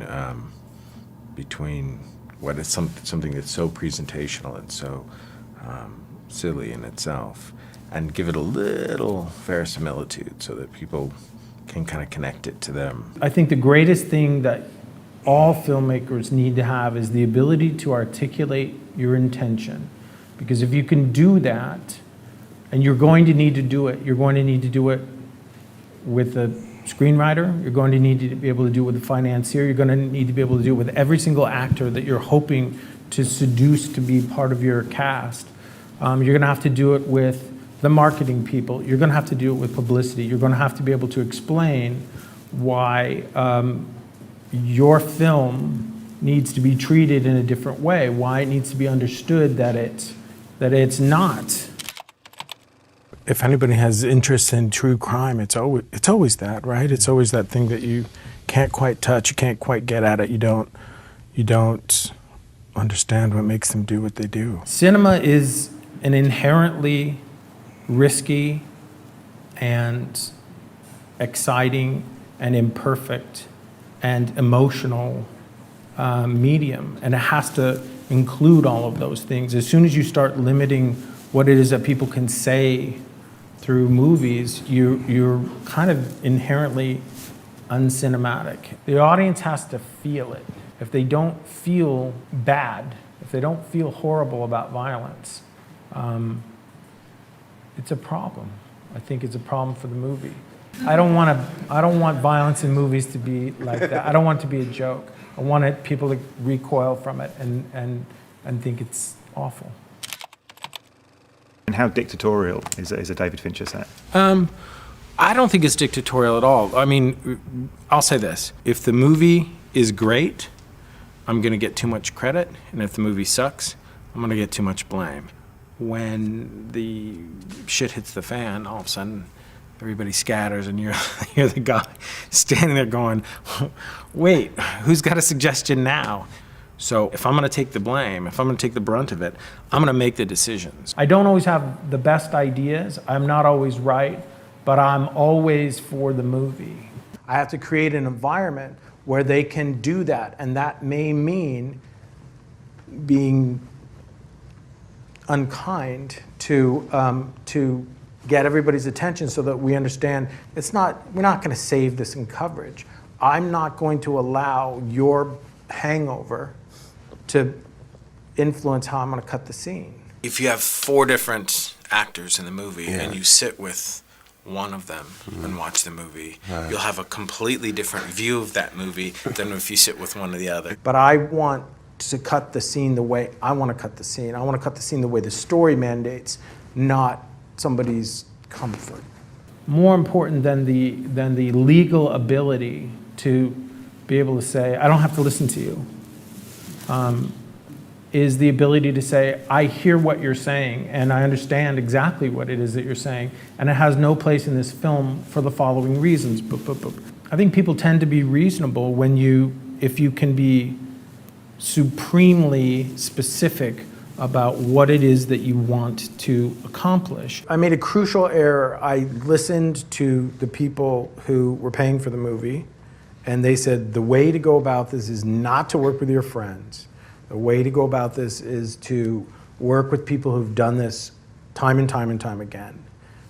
And basically that translates into meet a lot of people who are going to resent you and your age and are not going to want to take instruction from you, and allow them to tell you what you can't do.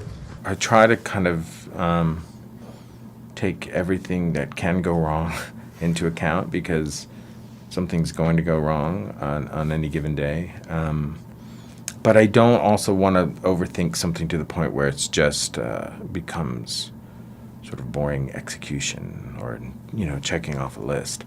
I want it to be communal, and I want people to have an investment. I want the actors and the cinematographer and the dolly grip, and I want people to be invested in coming up with ways to make things more concise. People who label other people perfectionists are probably just smaller roles. I mean, even Helena Bonham Carter, this is a bizarre fantastic. film. Yeah, fantastic, but you wouldn't think she'd be the first kind of person necessarily to go to. Helena we had a script that Brad wouldn't commit to, and Andy Walker came in to do a polish. And I was kind of like, I feel like we're really close. He was like, yeah, we're really close, but let's do a little more, spit shine on it. And so I said, okay, if we're gonna do that, Andy and I are gonna come over to your house every morning at 8 o'clock, and we'll work until we get it right. We would make coffee and we would talk, and he, one day, as I walked in, he said, have you seen Wings of a Dove? And I said, no.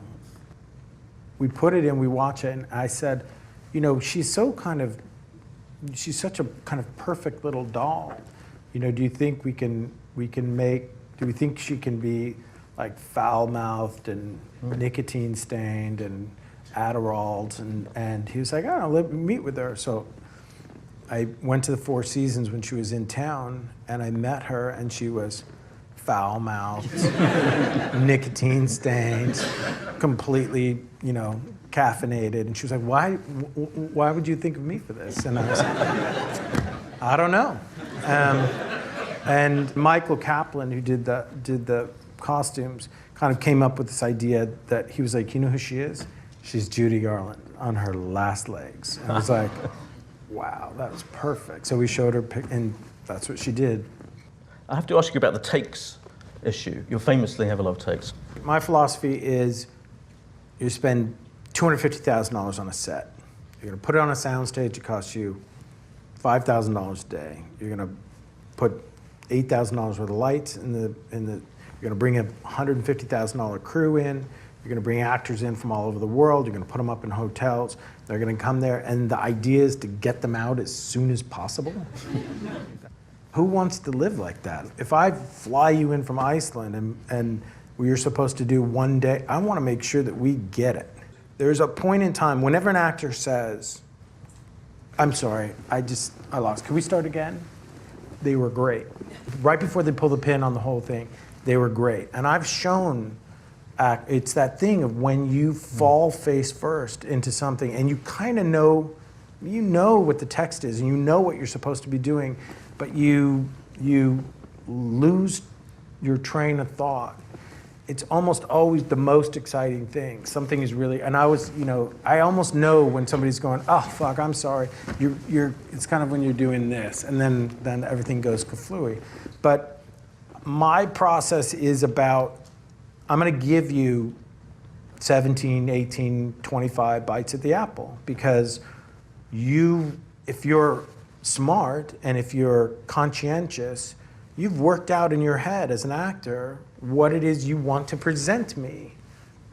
And presentation is a kind of weird, translucent, diffuse, plastic hymen between what I want it to be and what you want it to be, what the actor wants it to be. And there's always this thing of like, yeah, I've gathered my senses and I'm ready to show you my wares. And I almost always feel like it's bullshit. I almost always feel like it's controlled. And so what I want to do is go, great, show me that. We shot 7 takes. Okay, now let's start. You know, are you done? Because, you know, I know you won the Oscar last night in the tub and you've figured out what this is going to be, but now I want to challenge. Now I want to get beyond muscle memory. I want you to know exactly where to sit in that chair. I want you to be really comfortable because it's your home. And so you come in, you throw your coat on the couch. When you've done that 15 times, it starts to look like you live there. Some directors you hear don't like actors and aren't interested in that and are kind of using them as pawns. I don't want to do that. I'm not one of those directors like, I could do that. I could not fucking do that in my life. Like, I could never. And to me, if you can help them be great, everybody wins. Like, that's the point. That's why we're here. That's why we're shooting. You know, we're shooting to make all of this great. The camera is going to trap them in amber for all time. And it's the magic of when somebody is doing something in the background that evolves and they come into the foreground and they become part of the action and they take over. I have to create an environment where they can do that. And that may mean being unkind to get everybody's attention so that we understand we're not going to save this in coverage. I'm not going to allow your hangover to influence how I'm going to cut the scene. I'm not going to allow your bad hair day to mandate that we're going to be, you know, the scene plays out in overs. I'm going to get a good master, maybe 3 that are very different in what they're, and then I'm going to go into coverage and I may get 1 to 3 really great overs that are really interesting, and then I'll bring back and do singles. But I want to cut the scene the way I want to cut the scene. I want to cut the scene the way the story mandates, not somebody's comfort. Social Network. I remember getting incredibly excited at the idea of you directing a film from an Aaron Sorkin script about this subject matter. When you read a script that good, you just say, where do I go to surrender? I thought Zuckerberg was hilarious. When I was given this script, it was under very strange kind of alien auspices in that they were like, we're making this movie. So you tell us how much it's going to cost and you tell us who you want to put in it. And yeah, it's an incredibly exciting thing to be able to just cast people who are right for it. Andrew Garfield wanted to play Mark Zuckerberg. He was good. He gave a good reading. And then Jesse Eisenberg sent his audition tape in, and I grabbed Aaron, I brought him over to my computer, and I hit play, and Aaron went, oh my God, he does me better than me. And I was like, it's gotta be Jesse. And I called Andrew over, and we sat in my office, and I said, I can't offer you Mark Zuckerberg, but I would love it if you would come to a read-through and read for Eduardo. And he said, really, why? I mean, what? And I said, I think you have a mechanism. You, as an actor, build an umbilicus to the audience. You create an emotional attachment. That's your gift. I don't need that for Mark Zuckerberg. I need that for Eduardo. And if you will come and read through, I think you'll see what I'm doing. And, you know, no strings attached now. And he said, okay. And he came and he read, and we finished the read through, and we walked out in the parking lot, and he goes, I get it. This guy's amazing. And I said, so do you want to play Eduardo? And he said, I would love to. And everybody was like that. Everybody just wanted to tell the story. In Gone Girl, your new film, You're dealing with relationships between married people that are kind of not as they seem. They're kind of pretending to be something, aren't they? Was that what attracted you to that novel, that subject matter? Yeah, I wasn't that intrigued with, I mean, I love the plotting, and I loved, you know, it's very witty. It has real insight, I think, into certain feminine perspectives that, you know, maybe we have ignored to our detriment.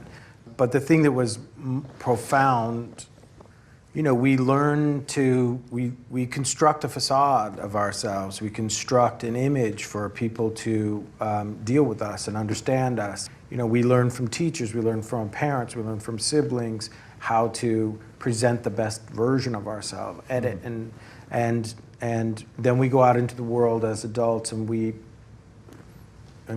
mate, and we couple, and we draw people, seduce people with this projection of ourselves.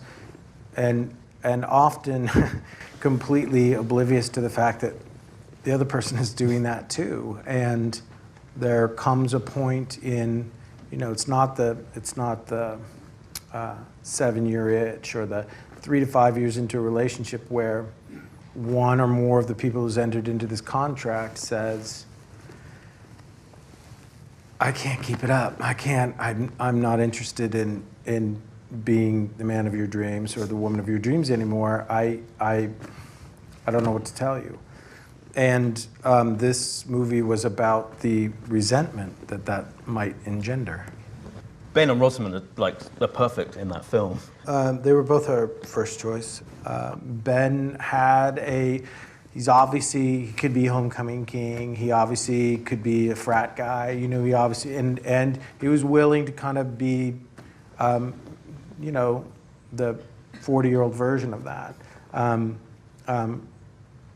He also had a very distinct relationship and understanding of what it is to be in the wood chipper of public opinion, and not have any say or any control over it. And when we started talking about Amy, one of the things that I realized about Rosamund was that I had seen this work. I pride myself on being able to see, you know, an actor's utility belt. I try to gauge them, who they are, what they're made of, by the things that they default to and where their instincts take them.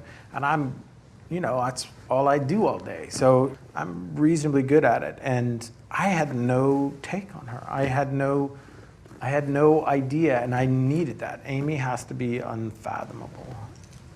House of Cards. Yep. Entering the world of kind of what I would call premium TV. You know, TV now, you know, often is as good, if not better, than film, and Netflix kind of at the front. Was all of that what attracted you to? Was it Kevin Spacey? What was the rights for the show were being shopped in Hollywood, and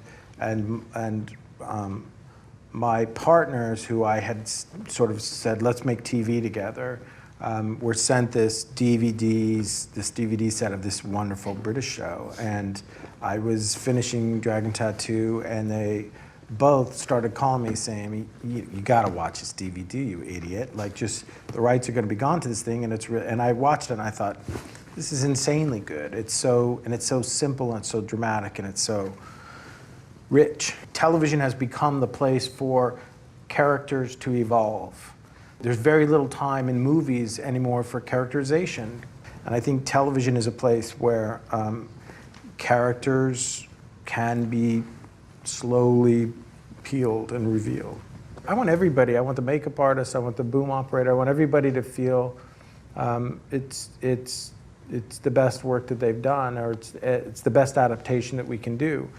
My father once said to me, I don't know who he was quoting, but, you know, learn your craft, it'll never stop you from being a genius. And that's the kind of thinking, you know, that's what you want to surround yourself with. 17 filmmaker Paul Thomas Anderson made a mock documentary about the life of a porn film star. 10 years and $15 million later, Anderson's project has become Boogie Nights. 1, 2, 3. Did he say anything?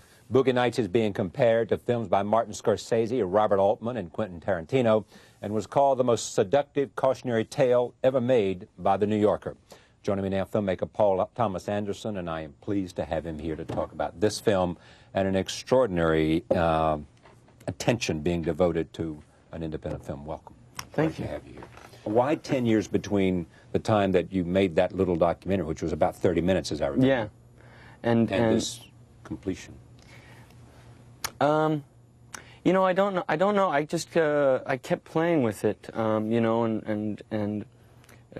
I wrote it after doing the short film. I wrote it as a full-length sort of documentary, taking that kind of Spinal Tap approach. You know, but by the time I sort of finished that, that format had kind of been worn out and done many times, and I kind of realized I was really just sort of blatantly ripping off this Spinal Tap thing, and I got to sort of find a new way to do this. And in the meantime, I'd written my first movie, which is called Heart 8, and then just kind of... It was finally called Heart 8. It was finally called Heart 8. Thank you. Wink. Those of us who love it called it Sydney. That's right. Thank you. God, it's good to be here. I feel comfortable. You know, and I don't know, somewhere in 10 years, 2 hours was added, you know, on top of the half hour. Yeah. And I just kind of figured, well, the way to do this is just kind of go nuts and just make it straight narrative, but really kind of just start writing, and wrote 300 pages of stuff, and eventually had a shooting script of 186 pages. Casting. Yeah. The best part. Casting and writing are kind of the same thing to me, you know, because I write parts for actors that are my friends, or actors that I don't know that I really want to work with, like Julianne Moore is someone whose work I just loved, you know, and I wrote this part for her, but I didn't know her. But it was great to give it to her and say, this is for you, you know, and she said yes. And John Riley and Phil Hoffman and Philip Baker Hall and Bob Ridgely, a lot of the actors in the movie are real good friends of mine, and it's great to write parts for them, because you know, they're my friends, and I watch them kind of suffer in Hollywood, you know, not being able to play parts that they should, you know. If they're good at playing the white trash hillbilly, they get the white trash hillbilly parts, you know, forever. And I can go to them and say, so what kind of part do you want to play, you know? And say, well, I want to do something other than the stuff they're offering me, you know. So it's nice to do that, you know. What about the lead? Marky? Yeah. Not the first choice. No, he wasn't. Well, he is now. No, of course he is. You'd like to look back and That's say, right. I knew this all along. All along. I Yeah. knew this. I wrote it for him. I knew it would be, he'd own the part. That's right. I knew all this would happen for him. He's an interesting guy. He came by and we did a conversation. He's a very interesting guy. He's smart and smooth and not at all like you imagine. No. Because of all the that stuff there before, you know. And it was funny because when I sat down with him, well, he wasn't the first choice. I had thought of him a couple times because I'd liked him in the Basketball Diaries. And the first choice was Leonardo DiCaprio. Leonardo eventually decided to do the Titanic, and so I went to Mark, you know, and sat down with him. But did Leonardo recommend Mark? He did, actually. I mean, I had Mark in the back of my head. My casting director was really saying, Mark, you're great, you know, and my producer was saying, Mark's great. And Leo said, meet Mark, you know. Not that I had to be convinced, but I actually really wanted Leo, you know. And Leo said, I'm going to do the Titanic, meet Mark. So I sat down with Mark, and he talked about this early stuff. It was kind of funny, because we sat down, and I said, so, you know, have you read the script? And he said, well, to be honest, I've only read 30 pages. And I thought, who is this jerk, you know, hotshot guy who's only read 30 pages? And he said, listen, I love these 30 pages, and I know I'm going to love the rest of it, but I just want to make sure before I really fall in love with this and want to do it, I want to make sure you don't want me because I'm the guy who will get in his underwear, you know? Yeah. Because, you know, people were offering him stuff like that, like come rap in a movie, come be the underwear guy in a movie, you know? And I said, I don't know anything about that. I want you because I saw you in the Basketball Diaries, you know, and I want to hear what you have to say about this script. You saw some acting ability in the Basketball Diaries. Yeah, he was great, you know. Nothing against Leo, but he stole a movie from Leo, you know. He was so great. Then why didn't you go to him first? Yeah, I know. I might ask. I just can't. I don't know. Stuck on the big star, you know.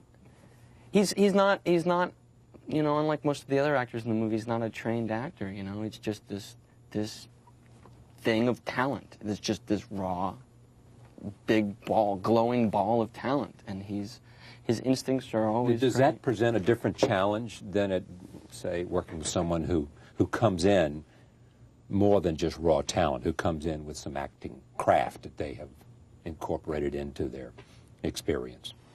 Do you do it differently? Do you work differently? No, to tell you the truth, no, because, you know, a good actor is a good actor, and you know, back to your question of casting, that's the old cliche, that's 99%. Yeah, right. It really is. It really is? Yeah.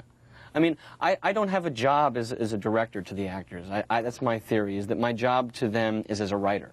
It's like, write them a good part, do my job there, and then Write as a good part, choose the right person to play it. Exactly. And then I will have done my job. As a director, it's just like keeping your sense of humor and every once in a while reminding them to keep it simple, you know. But it's just being a fan as a director. Burt Reynolds. Yeah. Burt Reynolds. He's great. You know, he's Burt. And yeah. Again, not the first choice. No, not the first. Well, you know what? He was the first person that I had thought of when I was writing it. I don't think you can write a movie about, you know, 70s porn and a character named Jack Horner, who's the sort of father figure, without thinking of Burt Reynolds. Right. You know? But you thought about Warren Beatty. I did. Well, Warren called me up, and I think what eventually I started to figure out was that Warren really wanted to play Dirk Diggler, you know? I said, you don't really want to play Jack Horner, you want to be the kid in this movie. He said, yeah, I do. I said, well, so, yeah, I talked with him for a little while about it. But now, do you think he seriously thought about making this? Yeah, I do. I think he really liked the script, you know, and why didn't he do it then?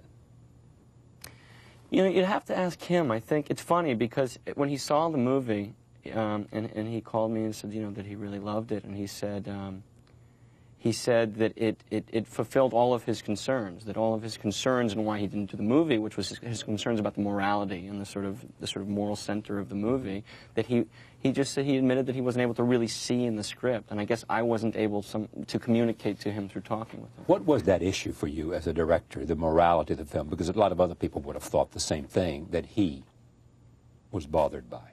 Right. How did you address that? I mean, what did you as a filmmaker do to have this be considered not just some movie about pornography, but Right. something more? Something that had the same kind of buzz that Pulp Fiction does. Right. You mean in convincing whatever the it was actor? that bothered, what was it that bothered Warren in the end? I think what he might have been looking for, which maybe some other people were looking for, was a clear kind of moment, or a clear moment when someone stands up and says, what we are doing is wrong, you know? Yeah, exactly. Some much more blatant, Right. much more dramatic, clear, precise. Yeah, exactly. Making porn films this way is not right. Yeah, I mean, I think there was something that I was upfront with the actors about, and maybe, you know, was my confusion about the issue, and saying that there's a version of this movie that is confused, and that has to be okay, and then I don't, you know, I support this as much as it really kind of turns me off, and I'm confused about it, and we have points to make, you know, within this movie that we can put a period at the end of, but it's okay to be elliptical about something if we are confused, you know. When you put it together, is there a sense you had something special when did you first know that this had a chance? It felt so good when we were making it, you know, like we were having so much fun, and it really felt nice. It really did, and but I think that kind of the excitement that we had probably cautioned us in thinking that it's too good a time and we're too excited about this. This is probably like the most expensive home movie ever made for us, you know what I mean? And we'll really like it, you know, when we watch our own videos of it. But certainly something happened. Something started to swell. I think that there was a sort of buzz within kind of Hollywood, you know, people that had read the script that were either really excited about it or really had a big question mark about it. Like, will they pull that off? Exactly right. Will they pull it off? Because they've got a good script. Right. But we've seen good scripts go down the tubes before. Right. You know, we've seen directors not be able to take the material they have and do something with it. Right. You know, and you hadn't been tested that much. Right. And you put these actors together, and Reynolds was not coming off of a brilliant time. Right. And many believe this might do something for his career in a significant way. Right. And same with Mark, though, too. I mean, I think they were not... First big stop for him. Yeah, exactly. For those who are watching this and have not seen the movie, what's the story? What's this movie about? The people who make porn movies and what happens to them in the 70s? Yeah. It's funny, because you say that, you know, and some people will sort of run for the hills. Right. You know, they hear porn, they run for the hills, and you want to kind of stop and say, well, no, it's sort of about the sort of the need to kind of create the surrogate family within this world. And then they really roll their eyes, and they go, well, you know, you're pulling my, you know, yeah, right. Screw you, you know. I don't want to hear about surrogate families. Yeah, and then you sort of, you know, you just get in this kind of tangled web, you know. It's kind of like the rock star who introduces the song before he sings it, like, this is a song about love and redemption, and you're just like, sing the song, just sing the song. Roll tape. Here is our first clip, our second clip from Boogie Nights. She's a wonderful mother, you know. She's a mother to all those who need love. All those who need love. All those what? All those who need love. Whose idea to put the rollerblades on the... The roller skates there on Roller Girl? Right. You gonna take credit for that, or yeah, no, I'm gonna take credit for it. I'm just wondering if I should tell the truth on how I. No, come on, tell us. I went to the Sundance Lab, actually, and you know, to work on my first movie, right. And it's really kind of great up there. And you go and you screen movies and stuff. And there's a wonderful guy up there, who was a projectionist that I kind of befriended. And I found out that Robert Redford sort of had a stash of movies. You know, like he had a sort of pristine print of The Chase and of The Hit, this right. Stephen Frears movie. And it turned out the projectionist had a porno movie. So I would sort of have these late night screenings up at the lab. You know, like after everybody went to sleep. You know, we'd all come down and go down. And we'd invite all your friends over in the middle of the night. And we'd be down there in the middle of the night. Go into Redford's vault and watch his films. Go into Redford's vault, you know, break in.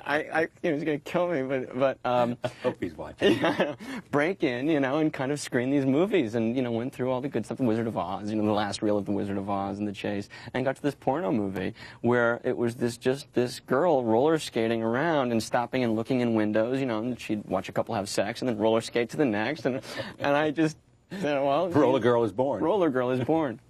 You know, and also too, it's I think the name, cause when you write, you know, like the guy that the hot dog vendor is hot dog vendor. Right. Do you know what I mean? Yeah. You just write hot dog vendor. I didn't have a name. You know, it was just Roller Girl. Yeah. You know, and maybe I'll figure a name out later. It just became. Roll tape. Here is Roller Girl in action. I miss my tape. I love him, Roller Girl. You know, I mean, I really love the stupid jerk.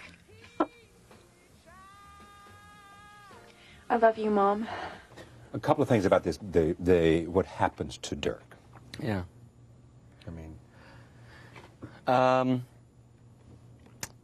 Dirk, you know, cocaine, and, you know... Just loses it. Loses it, you know. You know, the ego happens, you know, and cocaine, and, you know, he becomes a big-time movie star, you know. How much of this is... What was the name of the John Holmes bio? What was it? Who was the guy? There was a book written about Holmes. Yeah. I don't know. I don't know. I mean, there's a great Rolling Stone article written, and I don't know. Okay, what's the title? It was something about Wonderland, because there was the Wonderland murders. Did you base this on any original material? Some stuff was plucked from his life. You know. Original material meaning... Yeah, right. Some of you, in other words, the script that you wrote, right, you know, come from, in a sense, were you informed by, you know, sort of stories of porn stars who yes. sort of had gone to the top, yeah, and then had lost it because of addiction, because of ego, because of... Yeah. I mean, certainly John Holmes was a story of Shauna Grant, and, right. You know, pieces of real porn stars' lives, like Seika, you know, Veronica Hart, maybe to the Amber character, and sure, it plucked pieces, but I also think I plucked as many pieces from any, you know, so-called legitimate celebrities, you know, movie stars, you know, who you've seen rise and fall and go through that. You know, essentially this sort of story is any of the Busby Berkeley backstage musicals, you know, yeah. The Kid with the Dream and the Rise and the Fall and all of that. So, but yeah, we certainly did pluck pieces from. A couple of things that people notice about this film. First of all, was the opening shot. Yeah. Yeah, the opening shot is one of those big, fun, show-off moments where you get to, you know... Director stretch his stuff. Exactly, where you get to go, I'm directing. Yeah, you know? This is my baby. Yeah, and I think those are okay, you know, if they're well earned, you know. That one isn't earned because it's the first shot of the movie, but in some way, to me, it kind of frees the movie up, you know, and kind of goes, have fun, you know, and this is going to be a long, winding ride, you know. And they're really fun to do. These long, complicated tracking shots are really fun to do. There's something great. I think the actors love them. You know, movie acting is so sort of pieced up and chopped up, you know, that they don't really get a chance. Very rarely is action called, like kind of like being on stage. Action is called. You know, the curtain comes up, and like 3 or 4 minutes later, their scene happens. You know, which is kind of fun for them. You know, to really act something through and let it breathe and let it happen. I read somewhere that the films you love, Nashville, yeah, Robert Altman. Yeah. Goodfellas. Yeah. Martin Scorsese. Yeah. Jonathan Demme. Yeah. He's the best. David Mamet. Sure. Yeah, Quentin Tarantino's not in there, but might as well be included in that group, or not. No, I think he's a wonderful filmmaker. I mean, he just didn't inform your life or your ambition, your desires. Not really, but certainly, you know, the success of Pulp Fiction helped a lot of people get movies made. A lot of people, you know. So in that regard, certainly. It said something new, something different, something that feels something special. that made a lot of money, that didn't cost much and was different. And, you know, that's a big deal, you know, and that's great. I'm fascinated by you and the way you, I mean, you seem like a kid. How old are you? I'm 27 now. And here you are 27 years old, and you've got a big movie, a movie Yeah. that everybody's talking about. You have wanted to do this since you were how old? Born. I can't remember. There's only one other thing that I wanted to do, and I thought I wanted to be a boxer. But that was because I saw Rocky. Yeah. And my dad said, I don't think you want to be a boxer. You want to be like Rocky? I said, I want to be like Rocky. He said, maybe you want to be an actor or a writer or a director or something like that. I said, yeah, that's right. That's what I want to do. But you didn't really want to act at all, did you? No. You've never wanted to act? No. Because? It's too hard. And you respect it? Yeah, it's the hardest job in the whole world, I think, you know, and I don't know how they do it. I really don't, you know. That's why I just sit back and just let them do it. And I have too many friends who are actors who would really kill me if I ever tried, you know. I would really be killed. You dropped out of school because all you wanted to do was to learn how to make movies. Yeah. That seems to me the only way to go, you know. I mean, film school was never an option. It seems to me to be a waste of time and a waste of money, in all honesty, really. I mean, certainly I had a leg up in that I was born and bred in Los Angeles, where, you know, to get a job on a film set is, you know, just as easy as, you know, I don't know. And then Detroit getting a job working for an auto company. Exactly. So I did have a leg up there, you know. It surrounds you. But, you know, my film education really came from watching other movies, you know, and I think there's a scary mentality, I think, in film schools. My small sort of dealing with them is something that's really terrifying. I walked into a film class, and it was about screenwriting, and this guy, the opening line was, you know, if you're here to write Terminator 2, just leave now. And I thought, well, that's terrible. Could be a kid in the corner there that wants to write Terminator 2. That's his vision. That's his movie. That's what he likes. Let him do it, you know. Yeah. And the mentality at film schools is we'll start out with, you know, Potemkin. First day in class, here's Potemkin. You know, every kid in the class is going to just fall down. You know, what do you do? It's like, they should do it backwards, you know. Start with Terminator 2 and work backwards and sort of, and ease into this and sort of, you know, trace the heritage, you know, trace it back. Watch a Scorsese movie, which everyone sort of loves in the class and is very excited by, and trace back and go, okay, here's who he was riffing off of. Here's these patents that he has kind of built upon, you know, and study it that way. One of the great moments of this program in its 6 or 7 year existence is Scorsese talking about Fellini, you know, and he wanted to, and he came here when Fellini died, just to pay homage to Fellini. Because he was informed by Fellini the way you're informed by Scorsese. Yeah. In the way somebody who's 10 years old wanting to be you is informed by this and whatever movies. What do you think Scorsese and Altman and Mamet and Demme have in common? What do good filmmakers have? Just a persistence of vision. I think they all have kept their attitudes, you know? Yeah. It doesn't seem like any of them are lazy. They just don't stop, you know? And they just don't stop. I mean, there's something about, I think, all four of them that is the biggest trick, I think, is that they're incredibly selfish filmmakers, you know, in the best possible way. You know, they're really making themselves happy first. And it's just wonderful that it happens to also communicate to all of us and make it enjoyable to all of us. But there's a sort of, you just see them sort of, I see with each of them, you know, they're sort of raising their watermark each time and really trying to do different things and new things while keeping their patents. You know, you can watch any of their movies and you know you're watching. It has a stamp, a signature. Exactly. Yeah. But also then frees them up to kind of make different movies. You know, for Scorsese to go make Age of Innocence, or Demi to kind of branch out and do something like Beloved, which he's doing now. Congratulations. Thank you very It's much. a terrific film, and you're a fascinating guy. Thank you. Thank you, Charlie. Now you have other reason to be happy that you live in France. Il y a d'autres raisons pour lesquelles vous devriez être heureux de vivre Because ici. although you read in the papers every day that the French cinema is falling down, Parce que bien que vous lisiez tous les jours dans les journaux que le cinéma français est en train de I began s'effondrer, reading that first about 1947. je crois que la première fois que j'ai lu ça, c'était en 1947.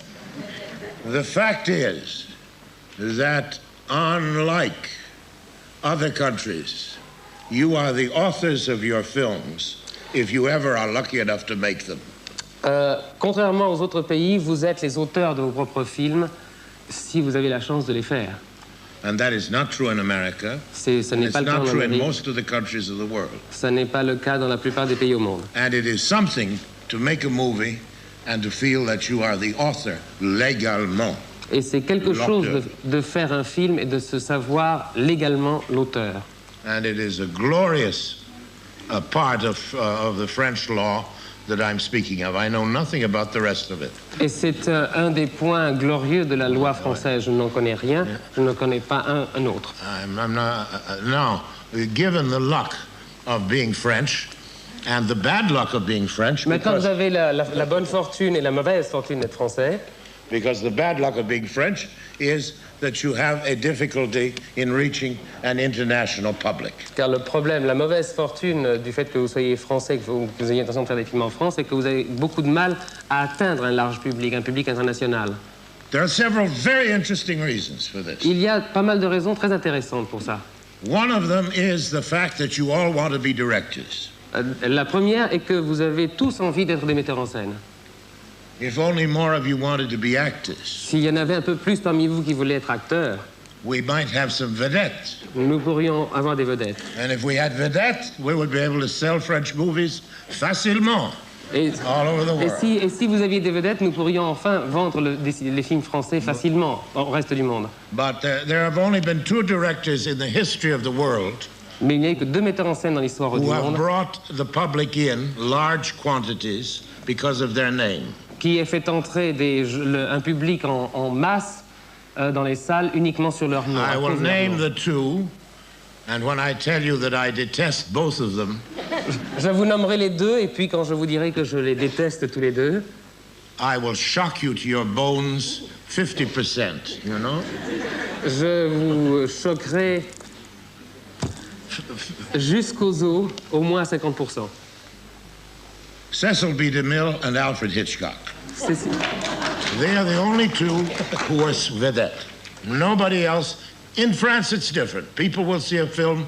You used to see a film by Jean Renoir. They may see a film today by somebody who got the Palme d'Or, or even somebody whose name I never heard of because I live in a provincial country where we never see anything by any other filmmaker. En France, c'est différent parce que vous allez voir des films de Renoir et un certain nombre d'autres personnes dont je connais le nom et d'autres dont je ne connais pas le nom parce que je vis au fin fond de la Cambrousse dans un pays qui en tient lieu en tout cas. But it is true that you cannot fill the salle by being a metteur en scène. Mais c'est vrai que vous ne remplissez pas une salle sur votre seul nom de metteur And en the scène. first job, as I said, after the community, which didn't ask for a theater, which didn't ask for a movie. Et votre premier job, après ce que j'ai dit tout à l'heure sur la communauté de gens qui ne veulent pas savoir où est le théâtre, où est le cinéma. Now they've got one. They're not going to go in to see what a director did. Maintenant qu'ils en ont un, de théâtre ou cinéma, ils ne vont pas y aller pour savoir ce qu'a fait le metteur en scène. And this is a very wholesome situation. Et ça, c'est une situation très installée, très cohérente et très bonne. Wholesome. Excellent. Because the director, like the orchestra conductor, has become gonflé. Parce que le metteur en scène, tout comme les metteurs en scène, tout comme les chefs d'orchestre, se Their sont enflés. importance is, you know, the great old music used to be played by the orchestra and the concertmeister, the first violinist. They got along very well without these incredible hams who jump up and down and weep tears and so on, calling themselves conductors. Parce que dans le temps, la musique se faisait très très bien avec un orchestre et une bonne entente entre le premier violon et celui qui agitait la baguette, et non plus comme ça se fait maintenant avec les Am I wrong? All right. Juste le premier violon, il n'y avait pas de maestro. Entre le premier violon et l'orchestre, pardonnez-moi. Oui. Et non plus comme cela se fait un peu maintenant avec des pantins qui s'agitent comme des malades et qui passent pour être chef d'orchestre.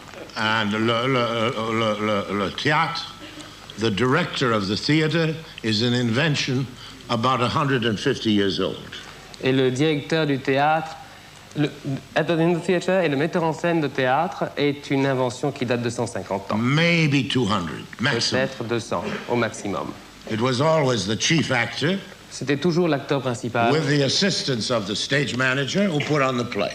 Avec l'assistance du directeur de scène qui mettait en scène la pièce. Nowadays, I think largely inspired by the cinema.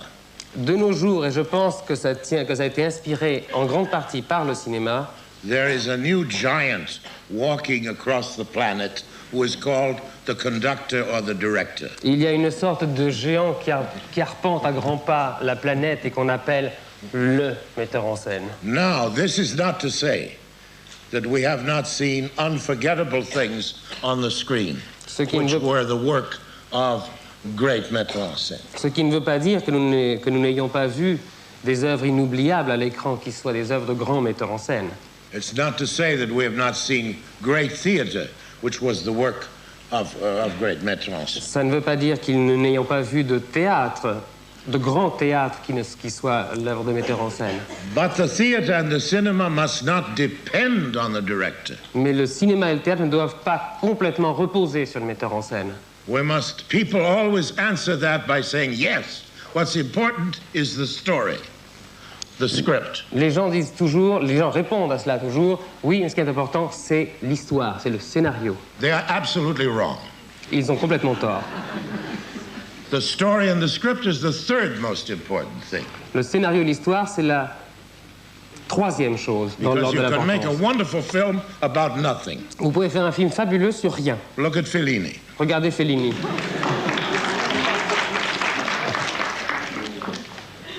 The most important thing in a movie is the actor. La chose la plus importante, l'élément le plus important d'un film, c'est l'acteur. And everything which is in front of the camera. Et tout ce qui se passe devant la caméra. And the decadence of the cinema, and we have a certain decadence, comes from the glorification of the director as being not the servant of the actors, but his master. Et la décadence du cinéma, car il y a une certaine décadence dans le cinéma, vient de la glorification du metteur en scène qui n'est plus le serviteur de l'acteur, mais son maître. Because the job of a director is to discover in the actor something more than he knew he had. Car le travail d'un metteur en scène est de découvrir chez l'acteur quelque chose qu'il ne savait pas, dont l'acteur ne savait pas qu'il l'avait en lui. The job of the director is to choose what he sees. Le travail d'un metteur en scène est de choisir dans ce qu'il voit. And to an extent, to create. et dans une certaine mesure te créer. But a great deal of what is applauded as creation Mais une grande partie de ce qui est applaudi et loué en tant que création is simply there. est It là. was there when he put the camera. Était là quand il a commencé à poser sa That caméra. actor, that bit of scenery, Cet acteur, ce décor, that veil that hung over the river. cette It was there. espèce de voile qui flottait au-dessus du fleuve, c'était là. And you're intelligent enough to shoot it. Et vous avez été assez intelligent pour le tourner. So that the director should be very intelligent, preferably not intellectual. Donc un réalisateur devrait être surtout de préférence intelligent, de préférence pas intellectuel. Because the intellectual is the enemy of all the performing arts. Car l'intellectuel est l'ennemi de toute art de représentation. So let us please, since I'm not talking to actors, donc puisque je ne parle pas des acteurs, let us respect and love them and cherish them and help them to be great. Je vous en prie, aimons-les, respectons-les et aidons-les à être grands. Because they are the people who have made the cinema unforgettable. Ce sont eux qui ont rendu le cinéma inoubliable. And that's the end of my lecture. I'd like to hear somebody call me a liar.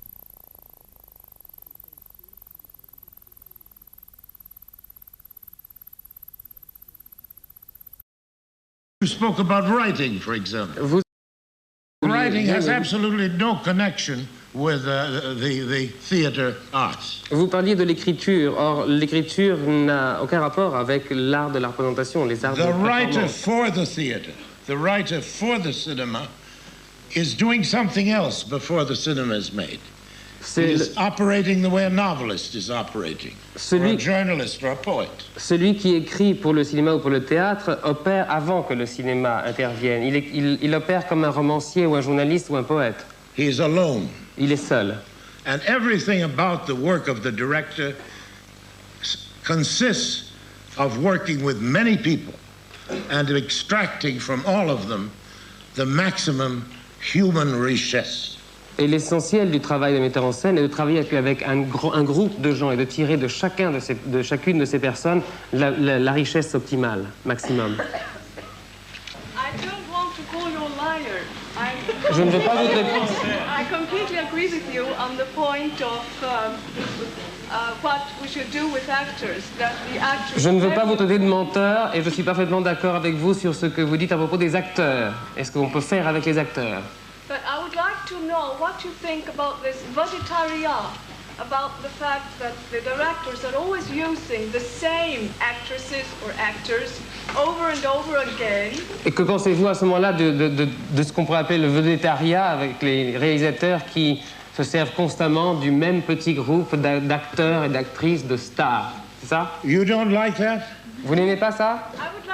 Je voudrais donc savoir ce que vous en pensez, Monsieur Wells, et d'autre part, ce que vous pensez aussi des réalisateurs qui emploient des acteurs qui n'ont jamais suivi de cours ou simplement des gens qui ne sont pas des acteurs. Not even go to an actor's school. I believe that the best acting happens between actors who are accustomed to working together. Je crois que le meilleur de l'art de jouer se passe entre deux acteurs Pas deux acteurs, les acteurs. You said two. No, I didn't mean it. Okay, he didn't mean it. All right. There's a kind of terrible jury down here. Yes, there's a whole. I mean, we're both on that. C'est ce qui se passe entre des acteurs qui ont l'habitude de jouer ensemble. Yes, because a company of actors, whether they are in the theater or in the, seem to be the favorites of a director, such as Renoir had, such as John Ford had. Des acteurs qui font partie d'une sorte de troupe ou qui ont l'air d'être des favoris d'un metteur en scène, comme par exemple c'était le cas chez John Ford ou chez Renoir. Oui. They become a kind of family. Ça devient une sorte de famille. And they understand the thoughts of the others before they are spoken. Et ils comprennent leurs pensées avant même qu'elles soient exprimées. And they are able to produce more force, more human energy, because they have grown into a single unit. Et ils peuvent donner une plus grande décharge d'énergie parce qu'ils sont devenus une sorte d'entité, une entité. Of course, the grand exception to this is the real star. La grande exception à ça, c'est la vraie star. And the very star is an animal absolutely separate from actors. Et la vraie star, c'est un animal d'une espèce totalement différente des acteurs. He may be, or she may be, the greatest actor in the world. Il ou elle peut être le meilleur acteur ou la meilleure actrice au monde. But he is not like actors. Mais ça n'est pas la même chose. The vocation of being a star is separate from the vocation of being an actor. La vocation de star est complètement différente de la vocation d'acteur. It is very close to wanting to be president of the United States. C'est très proche, en revanche, de la vocation d'être président des États-Unis.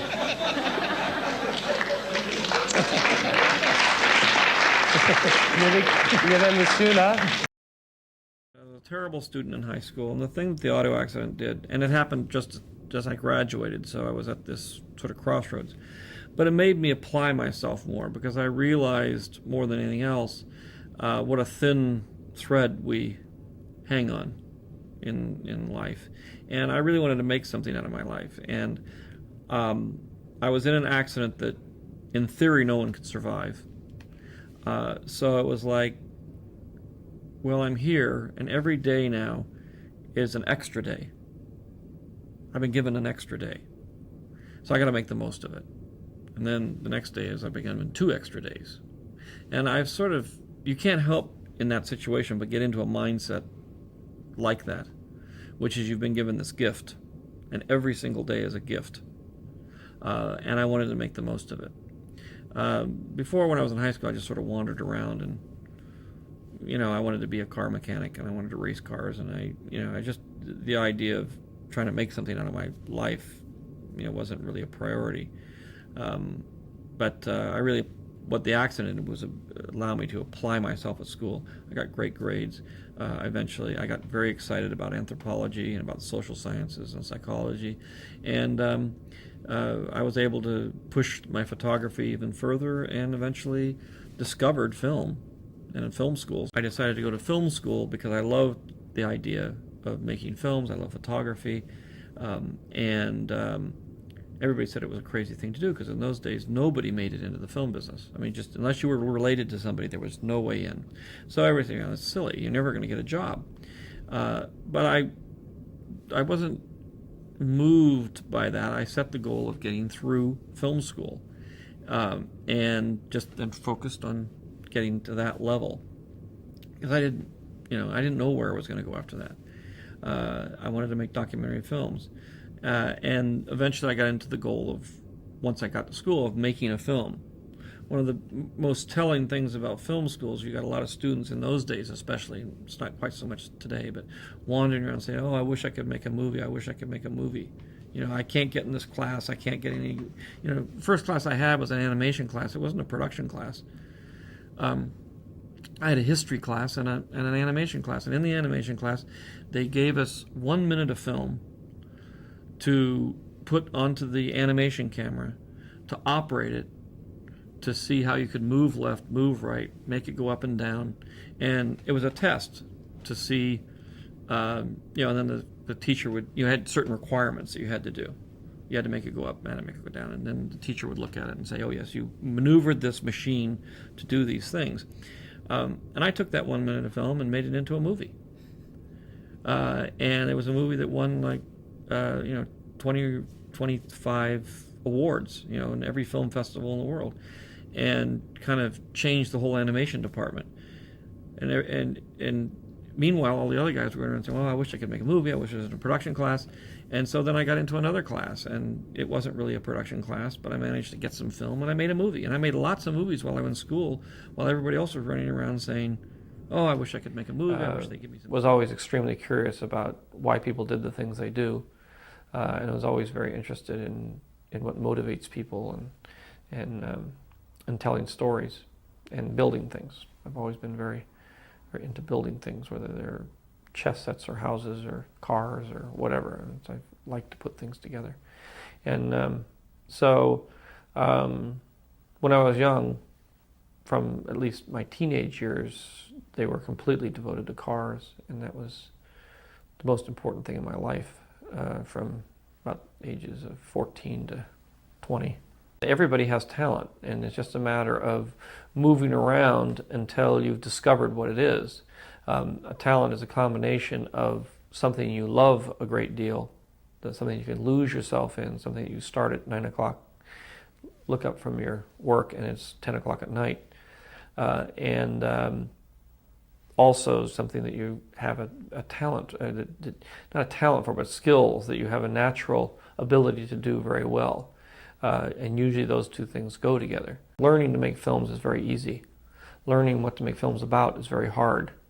And what you really got to do is focus on learning as much about life and about the various aspects of it first, and then learn just the techniques of making a movie. Because that stuff you can pick up pretty quickly.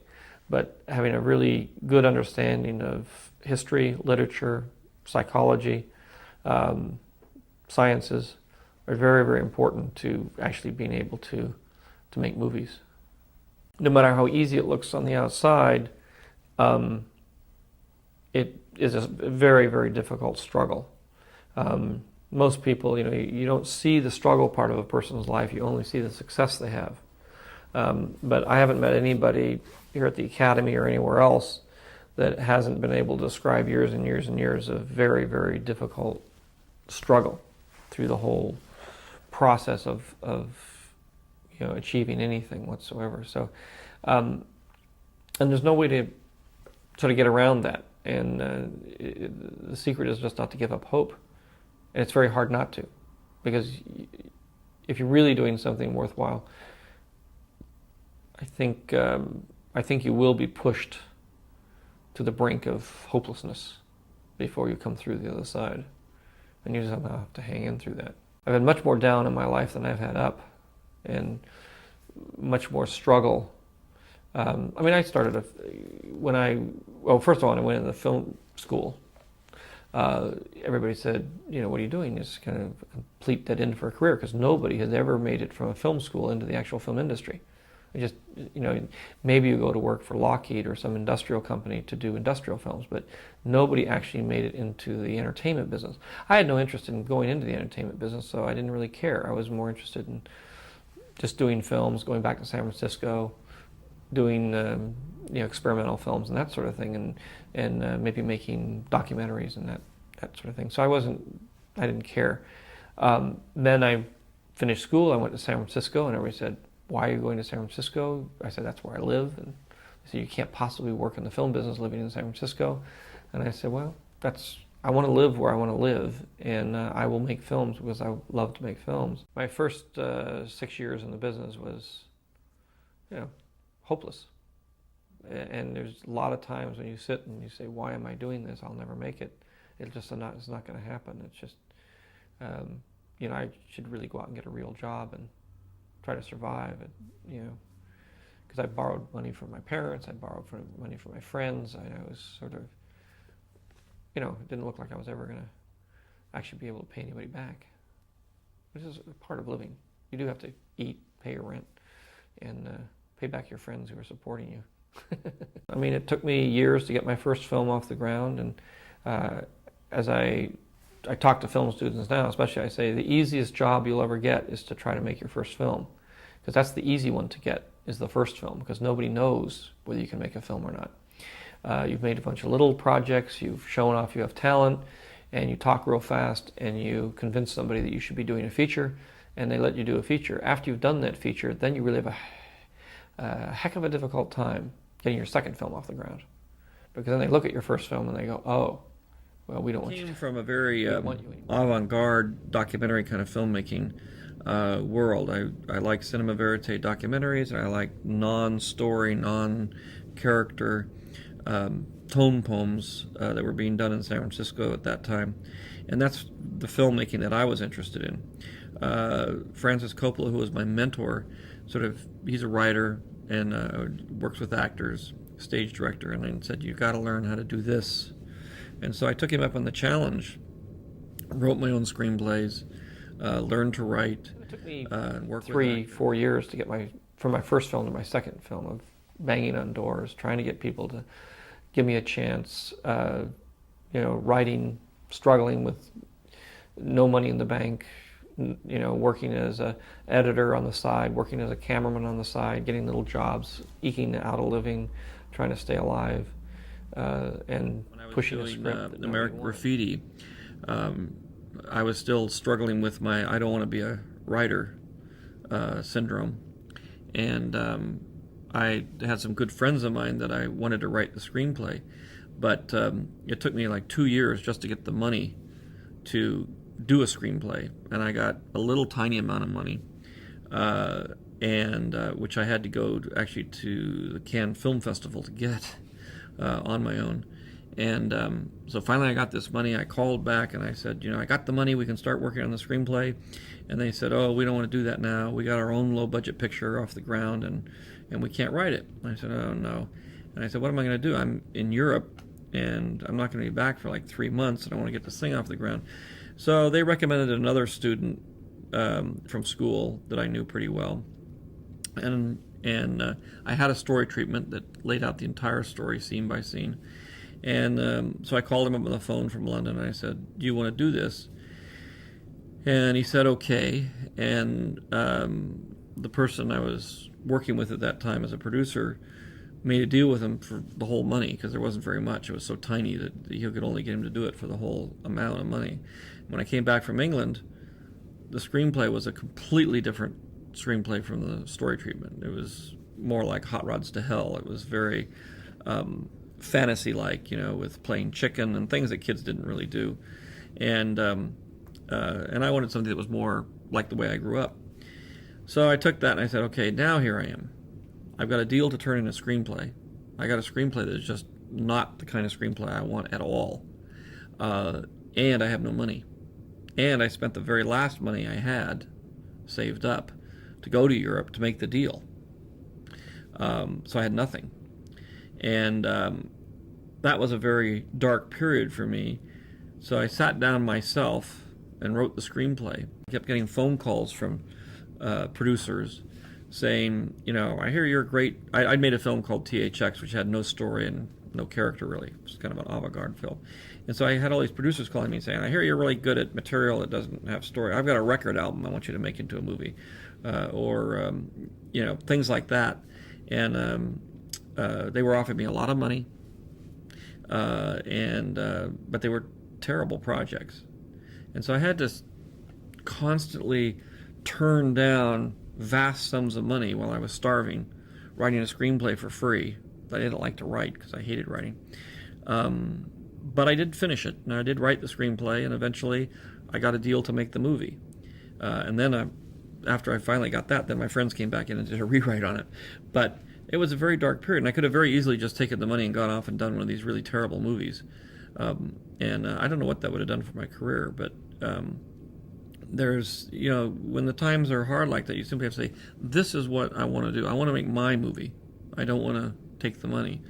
And you just walk forward step by step and get through it somehow. And I got through, actually only took me about 3 weeks to write that script. And I just, every day would sit down at 8 o'clock in the morning and I'd write until about 8 o'clock at night. And I just said, I'm going to finish this, as painful as it is.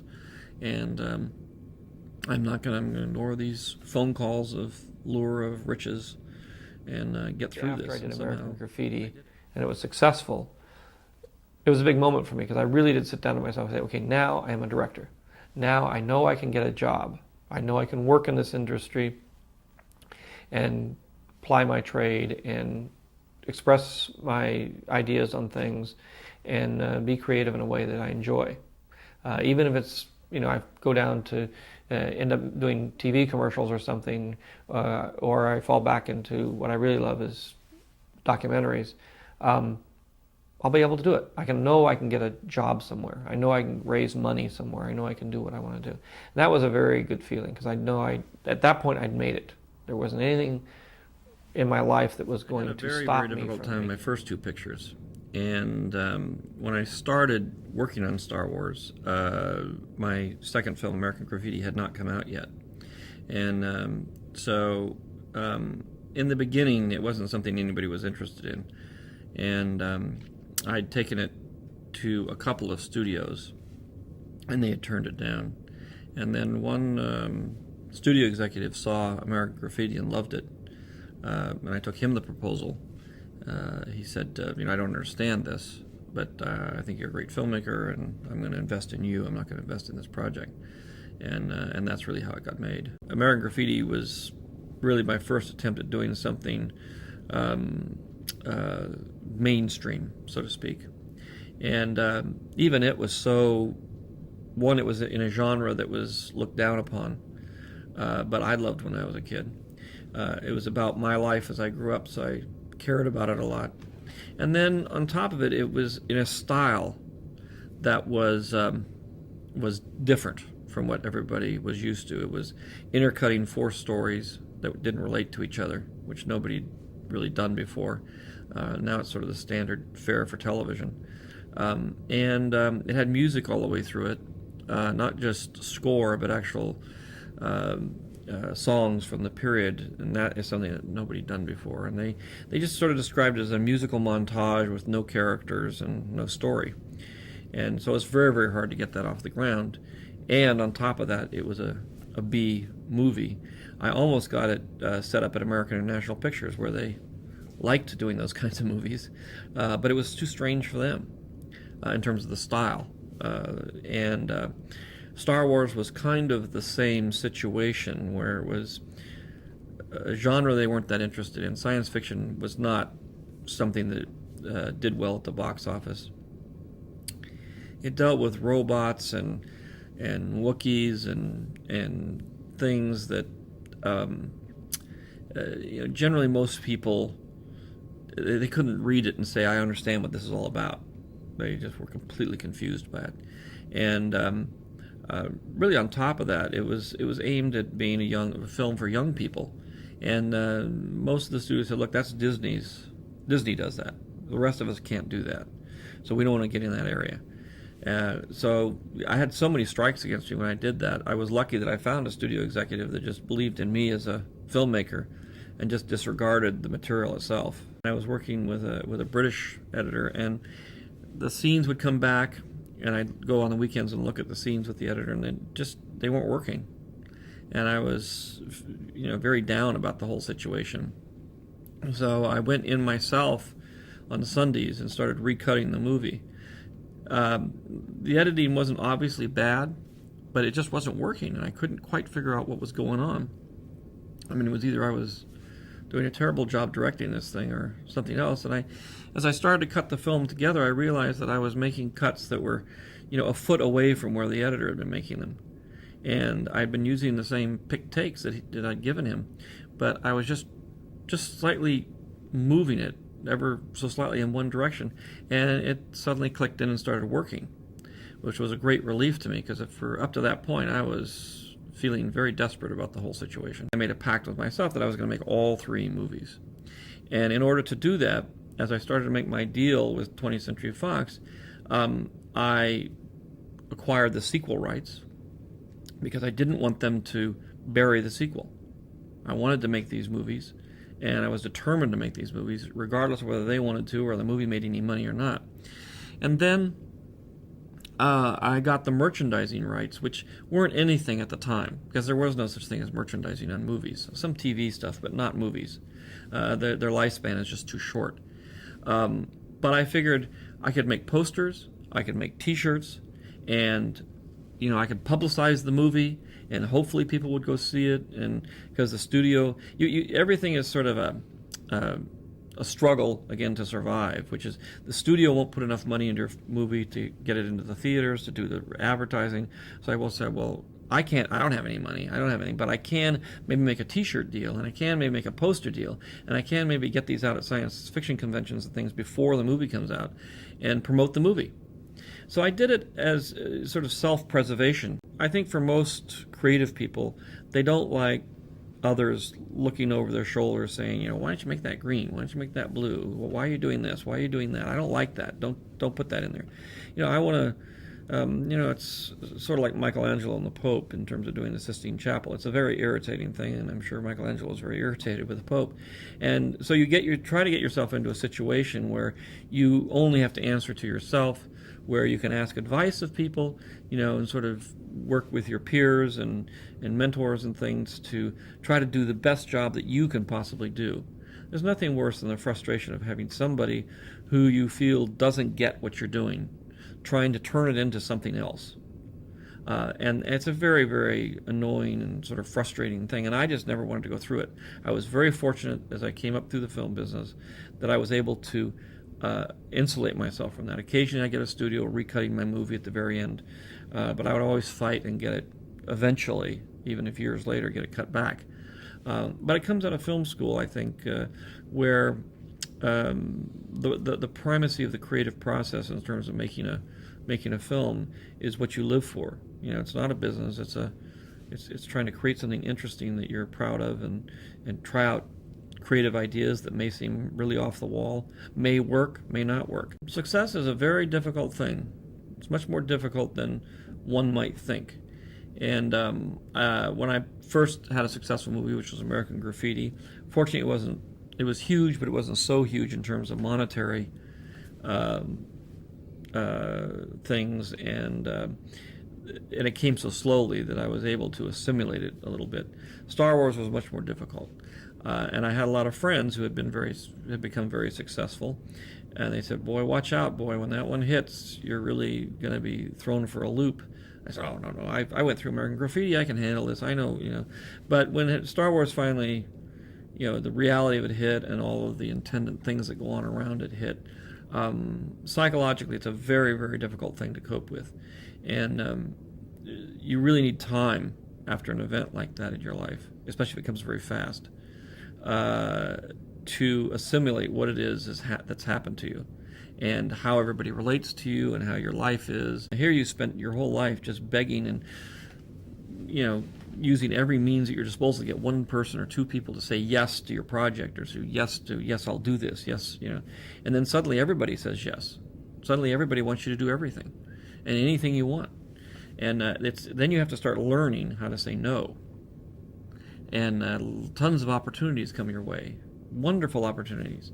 And but you can't do them all. If you start doing them all, your life gets very unfocused, you get overwhelmed, and you collapse, basically. You know, your feelings of invincibility and stuff sort of turn into a morass of depression. And you know, I've seen it happen to a lot of people, and I went through it myself. It's unavoidable if you're successful. And no matter how much you think you can deal with it, you know, you can't. I've discovered that most critics themselves are cinematically illiterate. They don't really know much about movies. They don't know the history. They don't know the technology. They don't know anything. So for them to try to analyze it, they're lost. But your friends usually know what they're doing, and they can critique the technical side of things to say this doesn't work. You're putting the cart before the horse. This kind of stuff. And then the rest of it is what you like. You know, it's a personal. You know, it's in the eye of the beholder. You know, I like this movie. I don't like this movie. There's a lot of movies that are badly made that I love. There's a lot of movies that are just beautifully made, but I don't like them. And critics have a tendency that's all they focus on, which is I like it, I don't like it. It's good, it's bad. And it doesn't work that way. And so you really have to not deal with that part of what happens. It's the same thing with the audience. You know, I've made some movies that have, 10 people have gone seen. Nobody wanted to go see the movie. And some films that the people who went and saw them didn't like it. Probably, there's maybe a half a dozen of us that actually like the movies. But that's fine. If I like it, then I'm happy with it. And you have to sort of accept that no matter what. If nobody else likes it, you're not going to stay in business, the business of making movies very long, because you need the resources in order to keep going. So you have to try to find a niche audience or some kind of an audience that has the same likes, dislikes, and aesthetic sensibilities that you have. I think one of the reasons that Stephen and I have been as successful as we have is because we like the movies. We like to go to the movies, we enjoy movies, and we want to make movies like the ones we enjoy. We want to be able to entertain the audience. We want to be able to startle the audience. We want to be able to blow the audience away and have them walk out of the theater saying, "Whoa, that was fantastic! I was really moved by that." That's where part of the fun of it is, you want people to think, you want people to be emotionally moved, there's theory behind that in terms of storytelling. It's been around for thousands of years, that's where something like live theater or live performance is something that is very valuable, because you get instant feedback from your audience, and you kind of know the things that work and the things that don't work. That's the advantage that the Greek storytellers had and Shakespeare had, that us in the film industry it's harder to come by, which is to be able to see an audience reaction and then adjust to what works. So you have to use your experience of sitting through a lot of movies. I don't ever see movies by myself. I always see them with other people, because I want to know what works. I want to know where they laugh. I want to know where they don't laugh. I want to know what they think about it afterwards. Because in the end, that's the art that I'm working with, is trying to communicate in a way that is effective, and people react to. So I can't ignore the people I'm technology as sometimes sometimes an end to things, and it isn't an end in certain cases. In the movie business, the act of creating in the art form of movies, the craft of movies, is completely technical. I mean, that's all it is. It's a big technical thing, as opposed to writing a book or something, which is partially technical. I mean, the writing part, using the different pens, the different papers, that was all a big deal as you went back. The first printing press, binding books, paperback books, cheap books for a lot of people. That's all technology that allows the writer to reach a better audience, and sometimes in the case of painters as opposed to writers, express themselves more clearly. A lot of painters, Michelangelo, a lot of painters in the past were very adept at mixing colors and coming up with new colors so they could express things in new ways. The technology of brushes and all those things were very important to how they applied their craft. Same thing in movies, only it's 100-fold. The first movies, they just put up a camera and had a train come into a train station, and everybody was amazed. And that was sort of all technology. Just look at the technology. But as it grew into more of an art form and much more sophisticated than that. And what we've been doing ever since then, whether we add sound or whether we add color or whether we use digital technology, is simply a way of broadening the canvas so that we have more colors to work with. As it started out, it was cave paintings, and they're very, very beautiful and very significant. But as you get along, the technology of using canvas or sculpting in different kinds of material, suddenly it all advances to a point where it gets very sophisticated, and you can tell much more interesting stories and you can express yourself more clearly. And that's what's happening today, and that's why all artists are constantly pushing the technology of their medium to be able to widen the range that they can use their imagination. The area that has the most range at this point is probably literature, and always has, because it's the key to the mind, and it's very direct. So and there, it just depends on paper and how you manage to use your words. But theater, Shakespeare, most of Shakespeare is written around the technology of the day. And things are staged in a certain way and written in a certain way in order to deal with the limitations of the stage, of the flickering candlelight and of the rowdy audiences, and how do you get people off the stage and get new people on the stage if you don't have a curtain and those kinds of things. So in a lot of ways, the artist is restricted a great deal by the technology of the medium that he's working in. And in film, because the nature of it is so technological, the artist has been the most restricted in what he can do.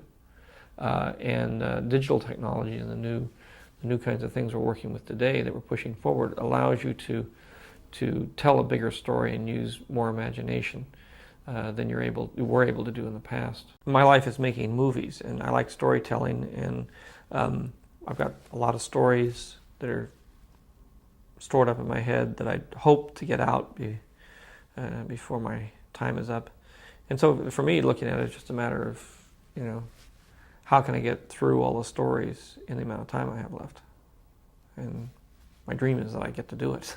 I would like to see our society mature and become more rational and more knowledge-based, less emotion-based.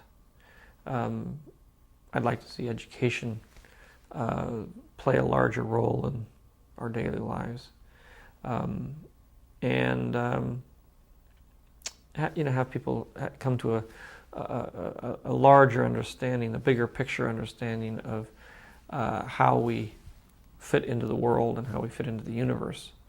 Not necessarily thinking of ourselves, but thinking of others. I guess the advantage that my generation had is when we were in film school and we were starting in the film business, the door was absolutely locked, and there was a very, very high wall, and nobody got in. Therefore, all of us beggars and scroungers down at the front gate decided that if we didn't sort of band together, we wouldn't survive, and that if one could make it, that one would help all the others make it, and we would continue to help each other. So we banded together. I mean, that's how cavemen figured it out. Any society starts that way. Any society begins by realizing that together, by helping each other, you can survive better than if you fight each other and compete with each other. If I got a job, I would help somebody else get a job. If somebody got more successful than me, it was partly my success. My success wasn't based on how I could push down everybody that was around me. My success was based on how much I could push everybody up. And eventually their success was the same way, and in the process they pushed me up, and I pushed them up, and we kept doing that. And we still do that. And even though we all have, in essence, competing companies, we see it as if everybody succeeds, or my friend succeeds, then everybody succeeds. So that's the key to it, is to have everybody succeed, not to gloat over somebody else's failure. One of the basic motifs of fairy tales is that you find the poor and fortunate along the side of the road, and when they beg for help, if you give it to them, you end up succeeding. If you don't give it to them, you end up being turned into a frog or something. So it's something that's been around for thousands of years, a concept that's been around for thousands of years. And it is even more necessary today when people are much more into their own aggrandizement than they are in helping other people. I mean, the one thing about you here at the Academy here is constantly about public service, about helping others. I don't think there's anybody who's become successful that doesn't understand how important it is to be part of the larger community, to help other people in the larger community, to give back to the community. And it's not something you start doing when you've made it. Now I'm on the top, I can sort of enhance my joy and self-esteem by helping the poor underlings. It's when you are at the very lowest level and you're struggling. When we were in film school and stuff, we were all very, very poor. We were all very, very struggling. We all need jobs very desperately. And if one of us couldn't get a particular job, we'd send another friend in on the interview because we were hoping that one of us would get the job. And so you do it right from the very beginning. You can start every single day. Whether it's helping your brother or sister, or helping your peers at school, or helping in the community. But it's not just a kind of public service thing. It's a way of life. If America is the pursuit of happiness, the best way to pursue happiness is to help other people, because there's nothing else that'll make you happy. You can be as rich and famous and powerful as you want to be, and it will not bring you happiness. And that's said over and over and over again. It's such a cliche that it hardly needs to be said, but people don't understand that it's actually true. And you can find people rich, powerful, and famous, and they aren't happy. And you can find people who have discovered the fact that it's really helping people, it's really being compassionate toward other human beings, that makes you happy. that gives you a spiritual fulfillment and a kind of fulfillment that goes way beyond anything that you can buy. I say this is a 5,000-year-old idea, and every prophet, every intelligent, rational, successful person has said it, and it's a very, very simple idea. And most after a lot of struggling and sort of reflection, I realized that the time you have to give is now, regardless of how old you are. And it's kind of a realization, because one, it's kind of, you mean I'm in that position already. It's sort of a way of saying, oh my gosh, I'm one of them. I'm one of those old guys that gives libraries to schools and things, and here I'm only 20 or 27.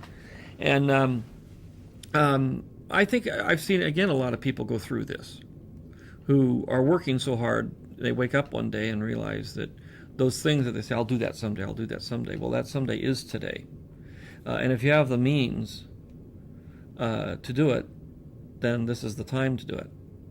And it's a little hard to do when you're building up your nest egg, so to speak, your security blanket, to give it away. And my feeling is you can't give the time away. You should give, part of your resources away. The film world is abuzz because of the fact that you're going to work for and with Francis Ford Coppola. With? With. Yeah. Yes, let me correct that. You said somewhere that you were very fond of The Godfather, but not of Apocalypse Now. That interests me. I think there was not enough money in Apocalypse. What? Not enough money? But... No, it was, 40 million in a picture. That was only what was the payroll of American embassy in Saigon for one afternoon. Oh, I see. So, if he was going on the money way, it's not $4 million, which is not enough. It was maybe $40 billion. Then he can maybe reach what was the American war in Vietnam about. Mm. And if not, if he has not $40 billion, then he better do 2 or 3 million pictures. I'm almost certain that I see the point. I'm sure you do. Yes.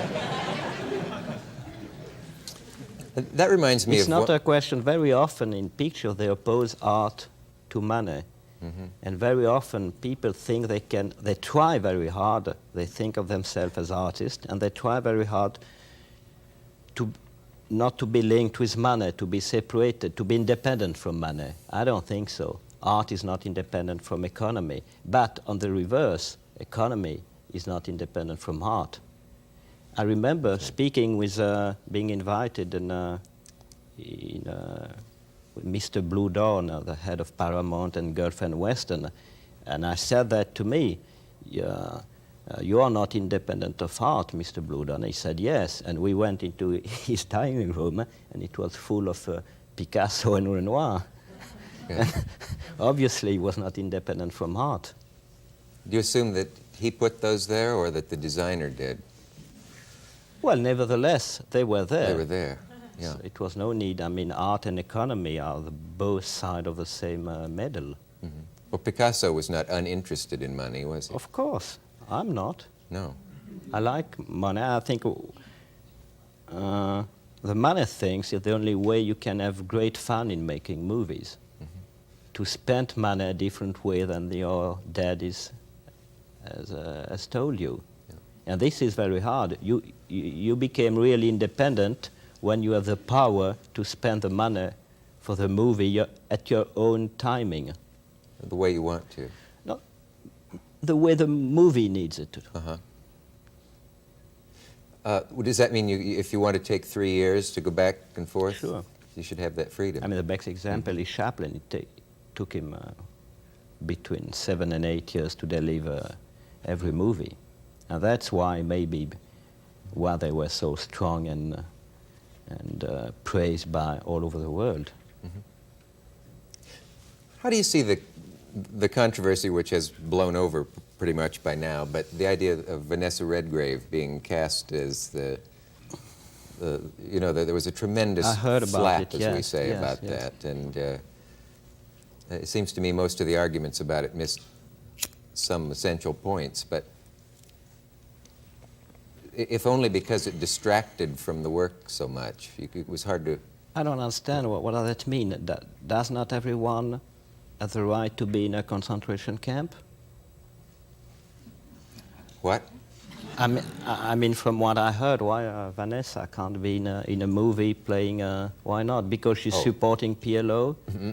Well, that was the idea, yes, and that it so upset the lady she played, for one thing, that... No, I don't understand. She's a good actress, a good girl, and it was mainly, maybe she'll understand better a support of PLO by playing this character. And right or wrong? Well, right or wrong, but you need first, there is nothing like one image. An image is always a link between the result of the shock of two images. Mm-hmm. Would you say that the personal feelings of the woman she played play a role in this, or were important, or should have been considered above? She probably did. She did, because she's an honest actress. Yeah. But the woman she played wanted her out of it. Well, but maybe let's ask there are people who would say she suffered enough being in the concentration camp without it. Then let's ask the woman to try to play it. And if she's better than Vanessa, that would be... Or maybe let's ask the woman before trying to make a test and to play an unknown Palestinian woman. And maybe it will change her point of view then. It's unlike any other situation, because there's never been anything like the concentration camps. You almost have to have separate rules for that subject and every other subject. Yeah, that's what we said about why are people afraid by images. An image is something very, I mean, it's not dangerous. You can, you just have to study. If it's wrong, you do another one. It's like justice. I mean, you work on experiment, and then you have the good evidence. But even one evidence is not enough. It has to be opposed to the other evidence. And then the justice comes from little to little. I must ask you this, so I don't leave it out. Much is made of your peculiar way of photographing a scene, and there are times when it looks like the camera got loose and wandered away in the middle of a conversation. And you have talked in a way that intrigues me, but I don't understand it, about space, the space between two characters. You talk about Velázquez, the painter, sometimes became more interested in the spaces between people than the people themselves. I don't get it, but I'd like to. Well, communication is being between. Mm-hmm. So I think to be between is the only way to go to the people. If you start from one point, maybe it's too strong, like in this case between the Jewish woman, the Vanessa case, because it's too strong. You have to start between. And a camera, I mean, this camera is between us. That's because of that we can talk to each other. If not, if the camera was just, or I use an image, I mean, to go from one station to another one, you need a train. I think movies are the train, not the station. And I feel myself as being more as a train and less than a station. And that's an explanation why I'm less anguished, because I'm not waiting anymore for the train. It all seems to fit together. Could you illustrate it with us? If this scene were about you and me talking, I mean, if that were the scene, it would not surprise me in one of your movies if in the middle of that the camera were to examine the plants behind us. No, just look at the face of some nice people here. Oh. But the space that is literally between us is this space in here. Yeah, but this space is ugly, so it has no... Well, we don't have Blue Horn's money to decorate it with Picasso. No, it's not real space. I mean, space is the time you need to go to someone else. Okay. What do you think of Truffaut's latest movies? Well, frankly, I think it's, but I'll compare to another French movie maker we hated by that time, and I think he still doesn't like it. It's Claude Autant-Lara. And I think since we were friends 25 years ago, rather close friend, well, then I can see time and space because it has nothing with me in common, and I've probably nothing with him in common. So you'd say he's somehow lost you as a viewer? Total stranger. So I really wonder how can he deliver such a film today, which is very successful in France today. I've never been successful as he is. Why can't Americans make better movies as you see it? Oh, they can, but they probably don't want. Why? I don't know, they must, maybe they feel too comfortable at home, and to create you have to go out of your home and to come back maybe, but you have to go out once or another. I mean, and probably they don't want. Most of the movie makers, it's my opinion, I mean, they don't need movies. They want to be in the business, which is quite a good reason, because it's an easy business, and but they don't need really a movie to bring to someone else, even to one people. I know that from myself. That's why I consider myself more as a doctor or as a patient, and the movie more like a X-ray. So I can show whether my disease or my health to someone else, and if he likes me, he'd like to help me to be cured or to go on. So there is an image of myself, and I need it to speak to someone. It's not possible if not possible to communicate directly with words without images, or just by touching. But you can't touch everyone like that all the day. No. Leads to problems. I mean, I don't know, but I never... And there's only a minute remaining. What was the last time you saw what you thought was a great American film? I think the latest one I see, which is a very good one, was Martin Scorsese, Alice Doesn't Live Here Anymore, which I think is a great American film. And why did that please you more than others? Well, it's too long to explain, and I have to explain or to criticize it, but with images and sound, just not by words, which is difficult. If not, you do statements, and I don't want to make statements. Okay. In 20 seconds, I heard the most mysterious thing about you, that there was a part you had in a movie, and if you couldn't, you wanted either Diane Keaton or Robert De Niro to play it. Yes, I made a mistake because I saw them both, and I proposed both for the same part. And they say the one who will say yes, then it will be a male character, and if she was, it will be a female character. But they were puzzled.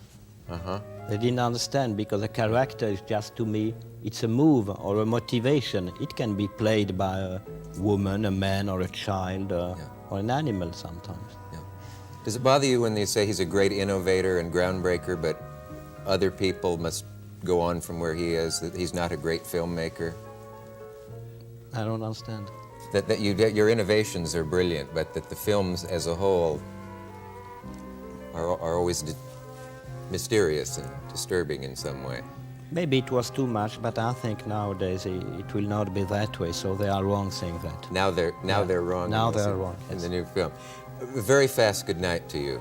Thank you. Thank you.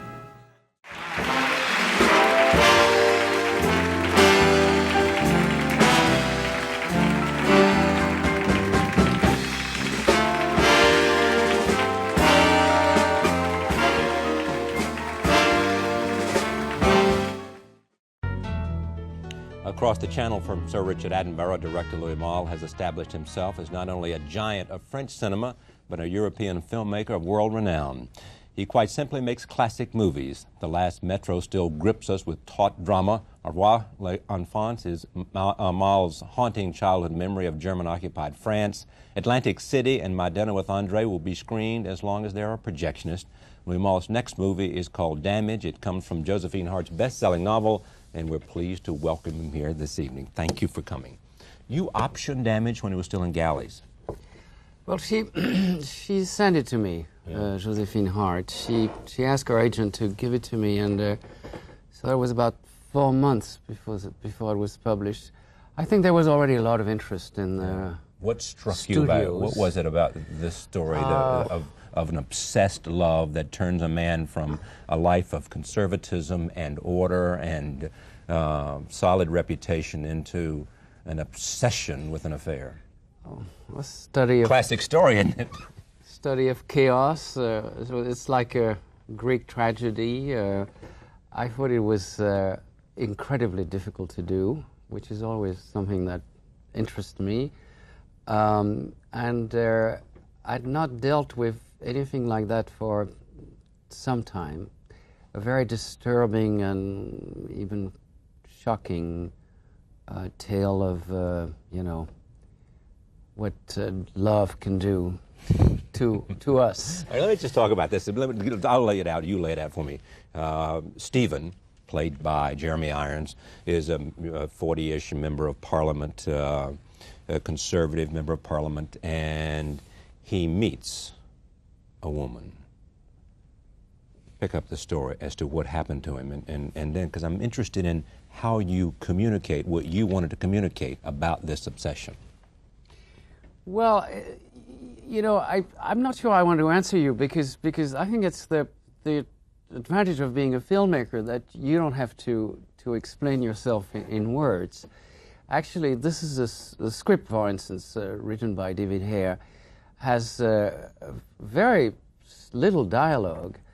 It's things happen, and especially with her eyes, in a sort of mysterious way, and it's the sort of the classic love at first sight. They meet in a boring reception at the French embassy, and she comes to him to say that she says, "I ought to introduce myself. I'm a friend of your son." And then they start looking at each other a little more than they should. And I was trying to make the point that both their lives was just about to change, and then it goes on. I mean, it's not in one scene. Then they meet again, and then she calls him, and he says, "Give me your address. I'll be there in an hour." I'll be there in an hour. And he does, and that starts his torrid relationship. It's a torrid relationship, but at the same time, because he's essentially a good man, he's also, of course, tortured because he's, destroying his family. It's his son, his wife, fiancée that he's having this also, affair with. He's used to live a very sort of clean and respectable life. Okay, but here's life. my point. I know you don't want to talk about this, but let me try one more time. Well, what you've got to do is show why these two people, are entering to this, crossing this divide and entering into this place where they really are saying goodbye to a lot of things and creating a lot of dangers for themselves. And he's giving up order and reputation and everything else. It's his brother's. I mean, you have got to show why they are so obsessed with each other in order to make it work, right? Well, it's rather difficult because, it's happened to a number of friends of mine. Who fell in love with first glance and somebody and then risked their career and everything because of this? Yeah, I've seen that happen. People sort of drop out, but it's not. It's very difficult to explain rationally by definition. It's something that you would explain after it happened, but not on the moment. And I try to show that, of course, it was like a magnetic attraction and a sexual attraction, but also that there might be an element of self-destruction in this relationship. Well, it clearly is on both sides, and it's it's bound to end tragically, and they both know it, and it's a lot about pleasure, but there's a certain amount of I don't know, violence and despair in it. You think a Frenchman is better? This is an English story, but somehow because it's love and passion, a French director is better able to do this? Well, I'm not sure about that, but I can tell you that I work with this wonderful English writer, David Hare, and who wrote my Miss Saigon? Did he? No. He wrote plenty. He wrote a number of great plays, and he's also a director. And when we got to those scenes, we discussed them, but he refused to write them. He said, "Well, you know, I'm English. This is not my terrain. This is all for you, Louis. Good luck." And you wrote them? Good luck. I didn't write them. We improvised them with the actors. All right, set this scene up. This is Jeremy Irons playing Stephen with the young woman, and I think it ends with she's saying she's a damaged person. Set up the scene for me. Well, it's a scene after, it's rather at the beginning, but it's when he's really hooked. And there's been before that a scene, a family dinner, which was a little difficult for him. All right. And then because his son, who is the fiancé, is there and all that. Yeah, his son was a wonderful young man, and so he follows her home and he comes to see her, and they have they sort of grab each other and they have a rather warm, love scene, and then after that, they're on the bed and they talk, and she talks about her brother, and we'll know later that the brother has been just a real trauma of her childhood because he was desperately in love with her and committed suicide. So she's a damaged person and a survivor. And she's very honest because she warns him that she's trouble. Yeah. Roll tape. Here it is.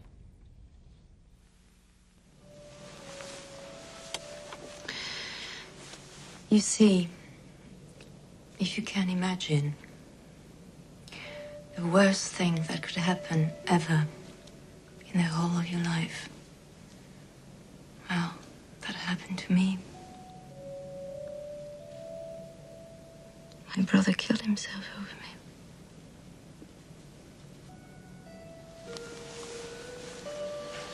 I had to decide. I made up my mind. Because I could have gone under. But I wasn't going to.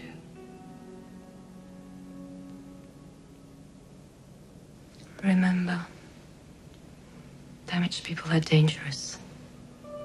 They know they can survive. Yeah, that's nice. May I turn to, is it a true story that when you met your wife, there was a 5-hour lunch at the Russian tea room? It is true, yes. Yeah. A very long lunch. And was it? The customers for dinner were coming in, and she suddenly remembered she had to go to the ballet with friends, and so that was pretty much that. I think at the end of this afternoon, we knew pretty much. It was not as violent and desperate as damage is, but we knew that something had happened, and it was forever. Alice Arlen, a friend, I think, has said that between the two of you, it's like she would be the only possible person for you, and you the only possible person for her. There was this sense of, to know the both of you that. Well, it's terribly nice to say that because Candice is somebody extraordinary, so I'm very flattered, but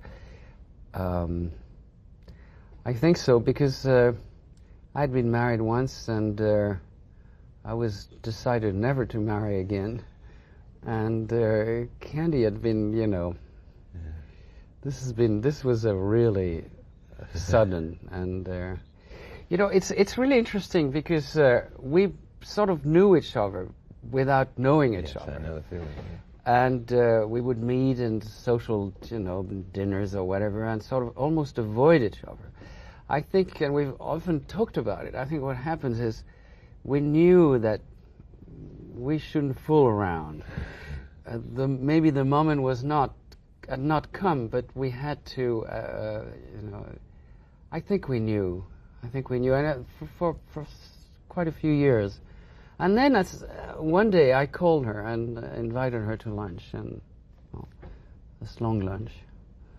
And you really knew then. Best lunch you've ever had? Best lunch. And then there was a daughter. And now you spend a lot of your life in Paris, and she spends a lot of hers in Los Angeles, and then you get together, and somehow that works. Well, it works, yes. You know, it's not that I would suggest I've tried to suggest the producers of Murphy Brown to shoot it in Paris, but yes. Murphy goes on location.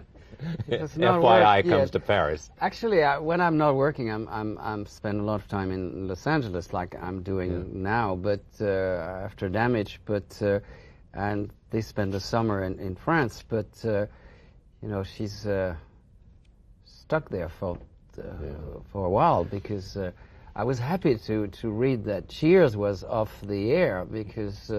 After 11 years. So it means it may only be 11 years, that's right. Hope. Murphy will make, after 11 years, you may get her back. A couple of quick things. One is that you had a battle with the censors on this thing. They gave you an NC-17, and you said at that point, I'll never cut this film. And I did. And you did, yeah. Shame on me. Shame on you. Well, 7 seconds you cut, right? Yeah, well, we changed the order of a scene and we did a little monkey business, but basically, fortunately, it's the same scene, and they accepted the change and gave us an R.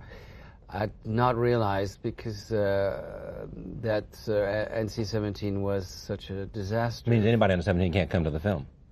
Well, is that what it means? No, it's just that they used to call it X, which means you know, this is pornography, which I thought was.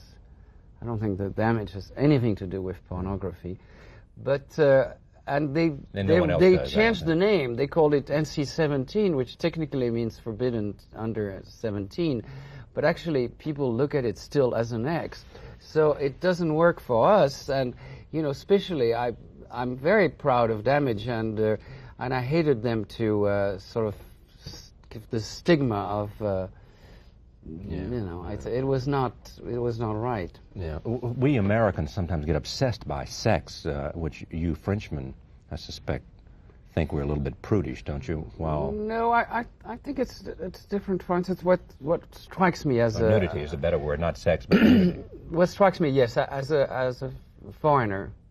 As a foreigner who lives here all the time, but yes, I know. is this yes, there's a taboo on nudity, and where it seems like violence is completely acceptable. You know, I don't know. It's the National Rifle Association. I know.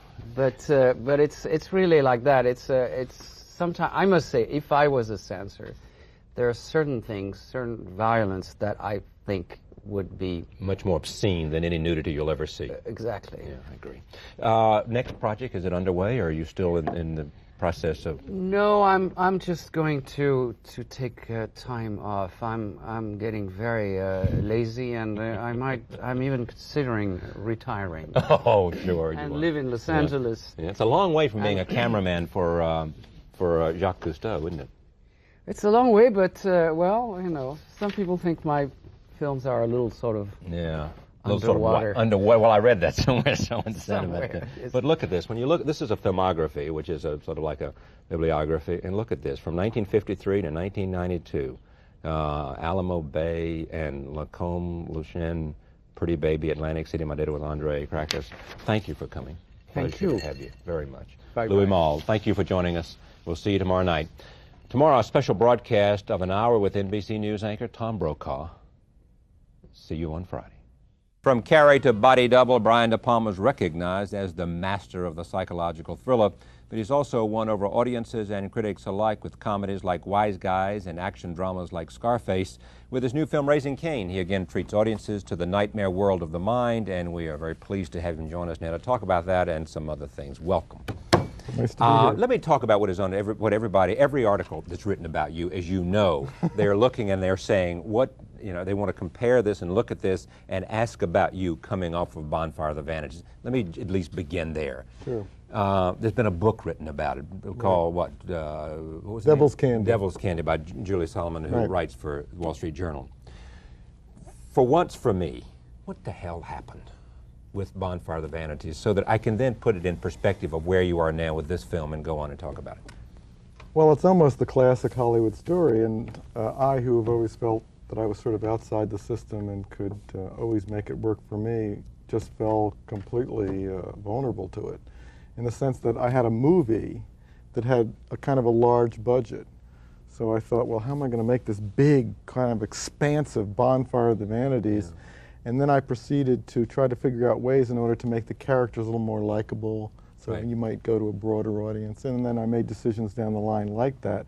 Consequently, I completely violated the text of the book, basically. What I admire about you is many things, as you know, but what I especially admire about you is how straightforward you have been in saying exactly what you have said now. So many people will say when they make a movie that's not so good, well, I thought it was pretty good, or it wasn't my fault, it was somebody else's fault. Right. You have said, as you just said, I wish I had done it differently.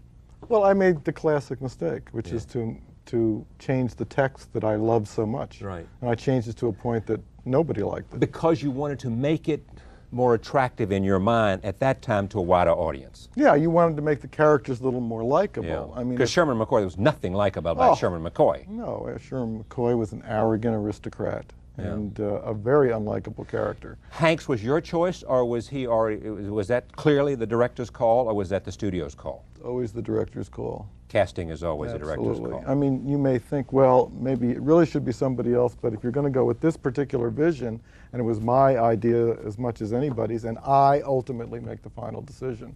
So you can't say, well, it was the studio, or people were making me do this, or making you do that. And I think what's interesting about the book, in the sense that why Julie was sort of invited in to write about it, because I've been constantly asked questions over the years about, well, did the studio make you do this, or did the studio make you do that? And it was like the reporters were writing about MGM in the 30s and 40s, and they had no sort of contemporary idea of what the system of making movies is like today. And I thought, well, here's a chance to let them see what it's like, for better or for worse. Clearly, I have done some bad interviews, and I never go into an interview intending to do a bad interview. And you clearly went into this intending to make a terrific film. Nobody tries to make a bad movie. When did you know this was not going to turn out good? I guess basically when we started to preview it, and we sort of got all kinds of negative responses from the audience. And then, of course, but what? Not before then, when you just watched it alone? Oh no, no, in a screening room? you get into the. You don't think you've made a bad movie, and I will say to this day, this movie, the way I made it, is an interesting movie that I like. Yeah, it is not Tom Wolfe's Bonfire of the Vanities. So it's really bad in comparison to what it might have been. Absolutely. And in comparison to what the novel was. It's like reinterpreting a Shakespeare play and setting it all in. The Trump Tower or something. It's a complete different interpretation. The problem is that everybody that wrote about the movie read the book. And consequently, their first perception was, this is ridiculous. It's nothing like the book I liked. Is it true that Spielberg turned down the opportunity to direct this or not? I have no idea. Have you read that? Okay, I read that, and they said that the reason he turned it down and others turned it down was because they thought it was impossible to make. And they were probably right. And I proved it. No. All right, then, so you make this Bonfire of the Vanities, and and except for a few people that love you dearly, not many people like it. Not even the ones that love me dearly. Worse, you've got this reporter from the Wall Street Journal who's been walking through this thing as you did it, so you know there's going to be a book as well as a film. So in the end, you see this film and you get all of this review. So what does Brian De Palma do then? What do you do? Where do you go? What do you say? Do you want to hide? Do you want to go away for a year? What do you want to do? You want to, basically go in bed and pull the covers over your head and not come out as long as possible. Because David Lean, after Ryan's Daughter, did not make another film for 10 years. 14. 14, yeah. 14 years. You know the story of Every Bad. Yes, I do. Yeah. No, you basically want to hide because, you know, it's like all your instincts seemed wrong, nothing you did worked out. You get incredible negative reviews and the picture bombs, so the business thinks you're completely Right. hopeless and you begin to wonder if you know anything anymore. Yeah. Now, some say that you took this on because you wanted some kind of a respect. I read this somewhere in Hollywood, that you knew that if you made this, it would put you on a certain other level. I mean, you were on a pretty good level anyway, because I read you made a lot of terrific films. Was that part of it? I mean, did you Not think? really, because, you know, I'd made such mainstream films like The Untouchables. Sure. This was, by making Bonfire was a risky thing to do for any director. Because the book was so popular. Not so much that, it's a difficult, dark, black satire. And if you make it the way it is, you may make something like The Magnificent Ambersons, which is a great movie, but nobody went to see it. Did you then decide, after all this came out the way it did, that you had to go back to your own instincts? To Did some you say, I want to extent. make a small film, I want to do? Absolutely, absolutely. You have a feeling that, wait a minute, I'm so off base here that I got to go back and do what I really understand. And my wife, Gail Ann Hurd, was very Right. helpful in this because she likes this genre. Right. And basically, by working together, we created basically this very modest thriller. Now, did you marry her after Bonfire of the Vanities? You made Yes, the film? yes. You know, so there's some nice things happened to you after you made this Absolutely, film. You have a new absolutely. child, is Yes, that right? absolutely. Raising Great things. Cain, and you moved to Woodside, which is outside of Palo Alto. Right. Raising Cain is the new Brian De Palma film. We'll talk about that film now after having explored what is on everybody's mind once they talked to him for the first time since Bonfire of Vanities came out. Raising Cain, we'll talk about that. John Lithgow is in it, a close friend of Brian De Palma's, and we'll talk about that film and about the art and craft of directing when we come back. Brian De Palma's here. Talk to me about acting and actors. And, you know, I mentioned to you Dreyfuss, Richard Dreyfuss just here, and you said, gee, there's a really bright actor. And I said, well, you know, do actors have a different kind of intelligence than journalists or directors or whatever? Yeah, they have kind of an instinctual intelligence. The great thing about actors is they feel things are not right. And sometimes they can't articulate it so that you quite understand what's going on. But I remember once when I was doing Scarface, I mean, I had this scene in this office where Al has to confront one of the drug kingpins, and he was having problems with it. And we'd rehearsed it a lot. And he has to shoot this guy, and there's something about this that didn't work for him. And we went back, we rehearsed it, I couldn't figure it out. And then by the way he was moving, I could see that he didn't have enough space in the set to play the scene. It was as simple as that. But I could see him feeling for something, but I had to figure out what it was. He couldn't articulate it, or I didn't know how to. Nobody knew, but he wanted to do something that the space didn't allow him to do. And then we just built the set about 3 times bigger, and then he did this scene brilliantly, where he sort of moves around the table to confront the And you were telling me that Lithgow, the star of this film, has been a friend of yours for a while. I saw John doing plays in college. Yeah. I mean, he was Where in college? Well, he went to Harvard, but he used to do plays at the McCarter Theater. And I saw him in Princeton do Moliere, you know, when I was 62, 63. And he was amazing. And I recommended him to a director who subsequently put him in a film. And you said that he has something that De Niro has, which is what? The ability to play different characters and physically look different without putting on any makeup. And in Raising Cain, where he plays a whole bunch of different characters, we didn't put any makeup on him at all, except when he plays his own father. And he looks so different by the way he plays the part, which is very unusual in film actors, because you're mostly used to Cary Grant or Burt Lancaster or Richard Gere, where you have a face that says, this is the star. And you're not used to having them look completely different within the characterization of what they're playing. Set up this scene. I want to talk about Raising Cain a little bit here. What's the film about?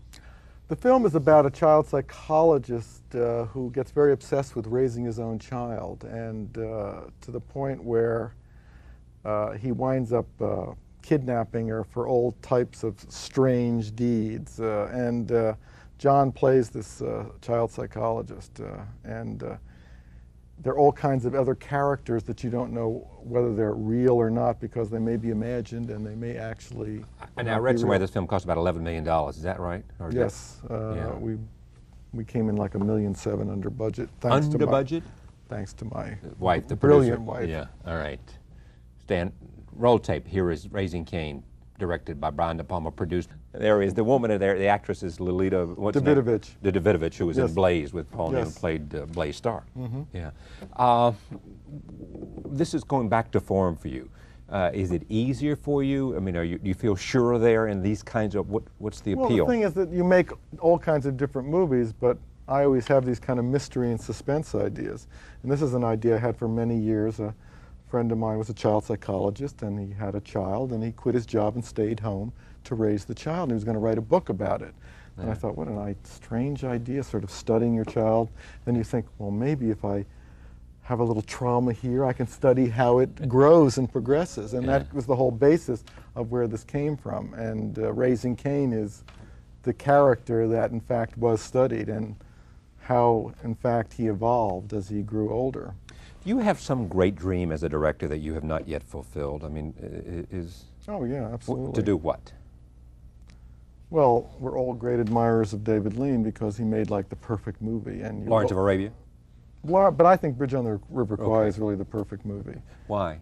Because he builds all his characters, and he sets the political world. He brings them all in conflict, and of course, they're all right is wrong for every one of them. Everyone who thinks he's doing right is absolutely doing wrong. And then he brings all these characters to play out this tragedy in this great physical scene of this blowing this train up on this bridge. It's like the perfect movie. And terrific actors. Oh, fabulous. And it says something about the concept of war for Americans, for the English, for the Japanese. Yeah, life and death, everything. Yeah, I it's mean, just like... you know, culture changes, everything. Everything. Everything's in there. Lawrence of Arabia had a lot of the same elements too, though. Yes. Yeah. The hardest thing for you is finding the right property? I mean, finding something you really want to make? Well, after you've made like as many movies as I made, and I'm working on like my 22nd now, you want to try to expand your vision as much as you can. You want to use all the things that you've learned, and then you have to have an idea or an emotional thing that stirs you enough to put all this to work. And the problem most of the time is that there's nothing that moves you enough to do it because you've made so many movies and you know all the pitfalls and mistakes. So or it's not something that's going to evolve in a way that's going to be exciting to you. Where are you the happiest? You know, they used to say about Hitchcock that he was the happiest before the shooting started, that blocking out the shots, you know, and having the script. Getting the idea. Having it all come together for him. I'm a visual stylist, so I basically get some incredible visual idea. And in Raising Cain, the interesting idea was that, well, suppose I told a mystery story in an entirely different way. Most mystery stories are going from character to character and getting more information, which works great in books, but, you know, in the movies, you know, you drive up to the bar, get a little information, then you go and talk to the reporter, then you go and talk to the ex-wife, then you go and talk to this and that. And it's basically a lot of scenes of people driving over to places and talking to people, talking like you and I are talking now. This to me is kind of boring on the screen. So like in Raising Cain. But not on the show. Yeah, but yeah, not on the show. We are talking heads. But in Raising Cain, I tried to tell a mystery in which all the information is disclosed through dreams, fantasies, flashbacks. So you don't know if it's real or not until you've sort of seen it from a whole bunch of different points of view. Then you've got to sort of determine whether what happened did happen or was it imagined. And consequently, the audience is working all the time. And it's great because if you watch it with an audience, you see them sort of arguing about it and saying, did that happen? Didn't she do that? Isn't he real? And then they finally get it all put together in the end, which to me makes it very satisfying. Do you like the editing process? I mean, do you like being in the editing room? Yes. But see, my movies are so well worked out in advance that it's not like you have to sort of piece it together. You don't have to save it in the editing room. No, no. It's just really a selection of shots, and you pretty much know what you've got anyway, so that's pretty much... Well, this has a very complicated structural style in the sense of, you know, there are whole dreams within dreams within dreams, and the audience is constantly being pulled one direction and the other. To those who say that casting is 75% of a director's work, do you say BS or what? There's so many things that are so important. Casting is very important. If you have an actor that's not up to the role, you're dead in the water. You know, you cannot cut around to like a bad performance. You basically have to cut it out.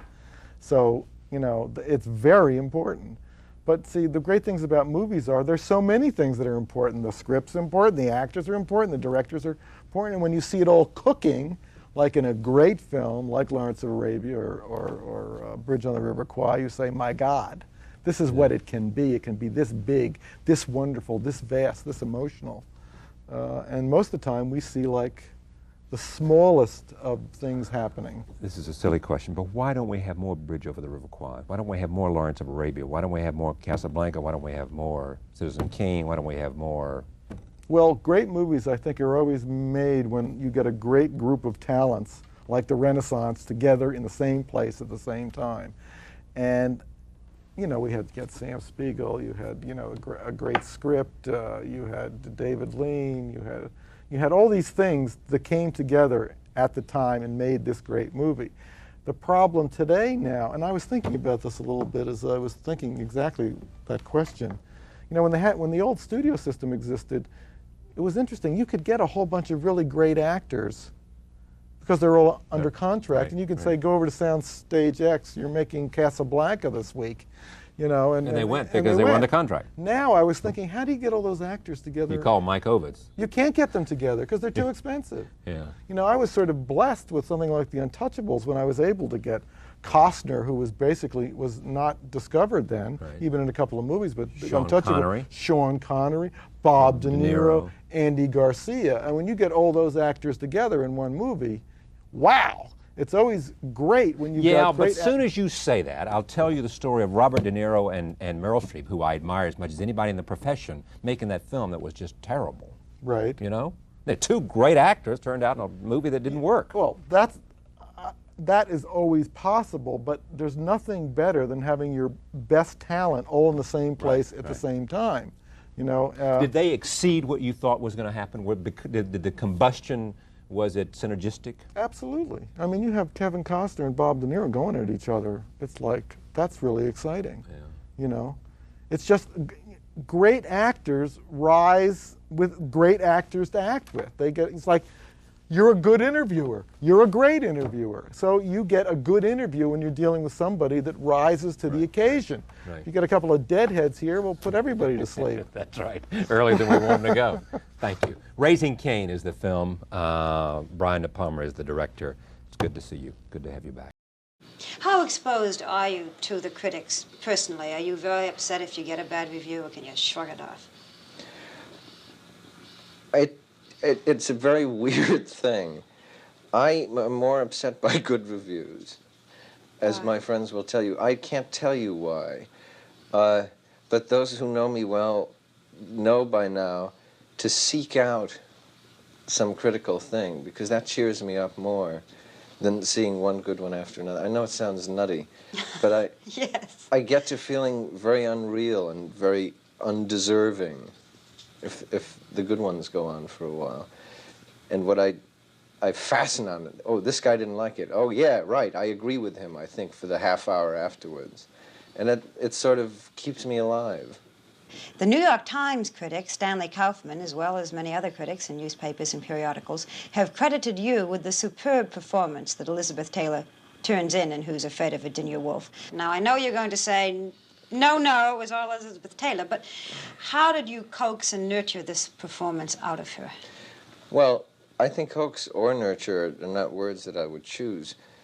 A performance belongs to an actor. You cannot cause anybody, truly, you can't cause anybody to do what they can't do. What Elizabeth does is hers, and she's responsible for it. What I did, I think, is to serve it well, because, you know, you do many takes in a movie, and then you have literally thousands of decisions to make. Which moment do you use? And I think I saw it very much the way Elizabeth saw it, so that I chose to use the particular takes, the angles, the shots in which she found the thing that was most right. So we did it together. It's the way an actress and a director work. Were you ever overwhelmed by the Burtons in the beginning when you thought you were making a film with them? Did it frighten you? No. I must say I tried to be. I used to arrive on the lot, you know, because I'm very sleepy in the morning, and I would try to wake myself up, and I would say, wake up, you're directing a picture with the Burtons. And nothing would happen. But what I was eventually overwhelmed by was the job they did, their professionality, and Elizabeth has a very strange thing, which is that when you see her do something, you know, you're standing next to the camera, and you say, well, that's good. And then the next day you see it on the film, and it's 10 times better. It's like something happened. She really knows something about movies that many people don't know. Something happens to it in that developing bath. What kind of a director are you in terms of your technique? Are you a hollerer, the way Otto Preminger is supposed to be? Are you a comforter? Are you a pussycat? What? I would say neither of those. I don't holler. You know, I have maybe once or twice. You holler. There are people who like to be hollered at, as you begin to discover after a long time. And so I have hollered a couple of times. But generally, you know, and I don't mean this in any way modest, it's just true. The director is there for other people. If you're doing a play, you're serving the author. If you're doing a picture, you're serving the picture and yourself, but also the actors. The point is to help the actors. And if you can't help them, you're not doing your job. There's no point hollering at them. You're involved with so many projects this year. It seems to me every time I pick up the newspaper, I read of something else that you're about to do. Would you enumerate just what projects you are going to do?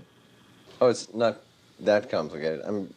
On Monday, this Monday, I'm starting rehearsal for a musical by Sheldon Harnick and Jerry Bach, who wrote Fiddler on the Roof. And it's called Come Back, Go Away, I Love You, for the moment. That's not part of the title for the moment. No, that's my comment on the title. And it's 3 separate stories, all musical, and it's going to star Barbara Harris and Larry Blyden and Alan Alda. And I look forward to that, and I'm scared, because I never did a musical. It should be... That's right, it is you've done comedies on Broadway, but yeah, not musicals. No, I figure, let them sing. And then I'm going to do a picture called The Graduate with Larry Terman, and that isn't cast yet. And then I'm going to do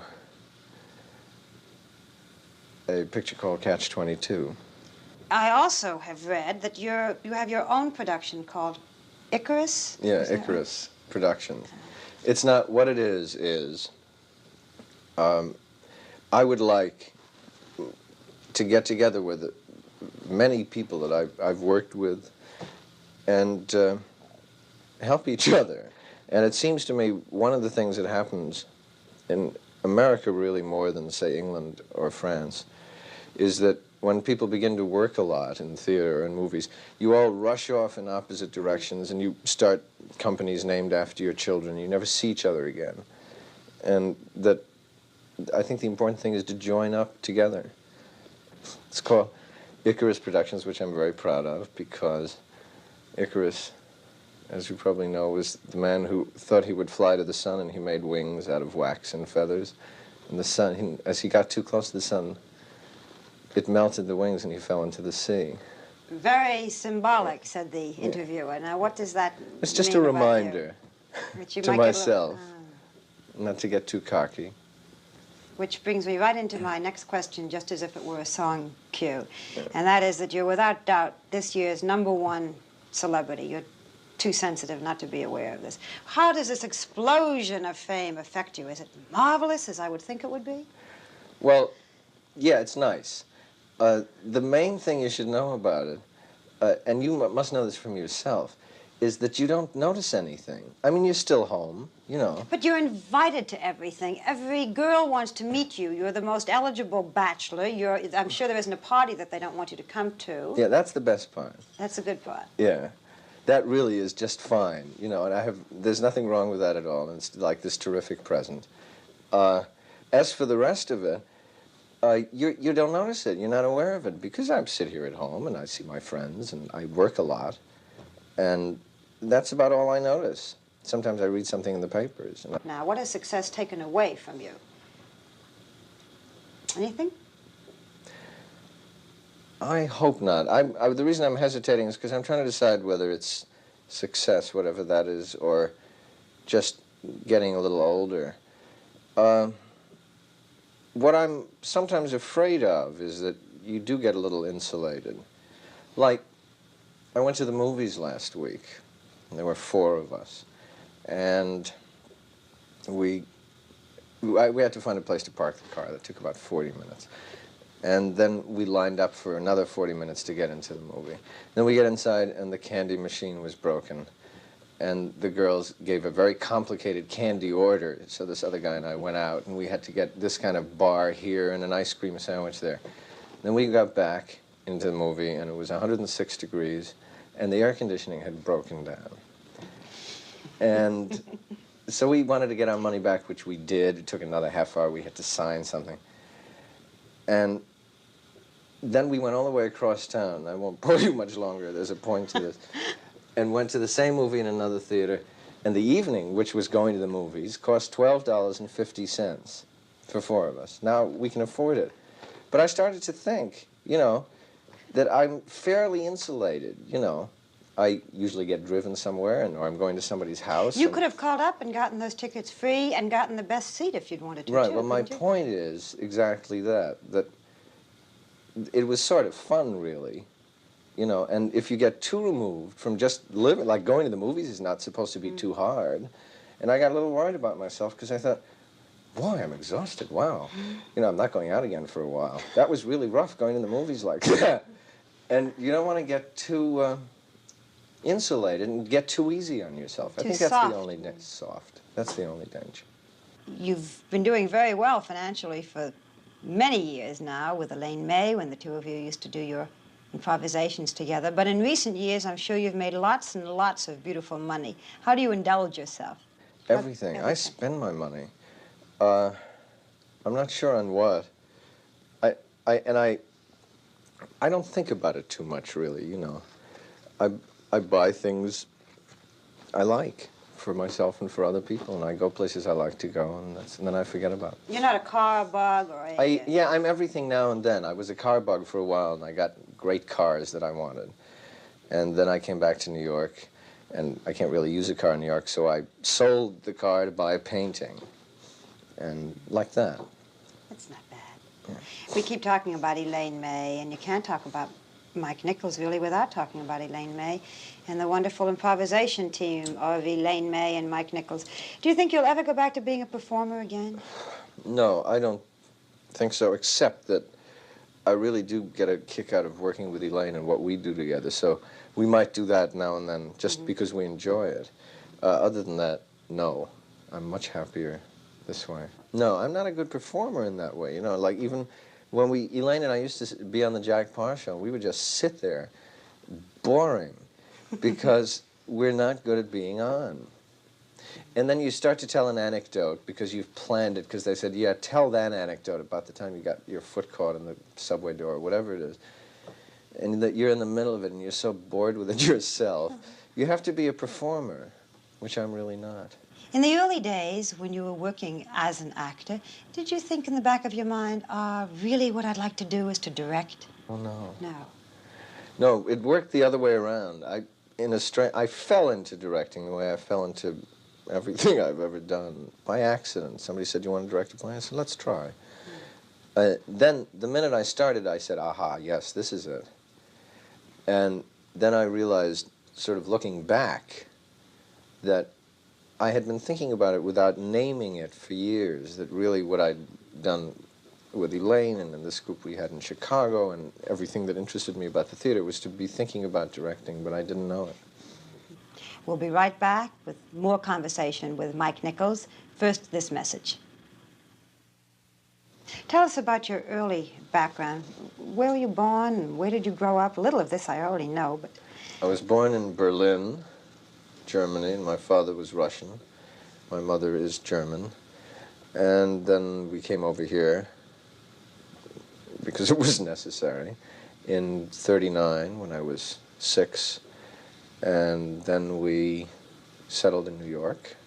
And then I went to school and I went to college in Chicago, and here I am. Can you remember anything about Germany? Yeah. You still can't even now. Yeah. I think about it sometimes because we got out, maybe 2 weeks in time, 2 weeks before it would have been too late.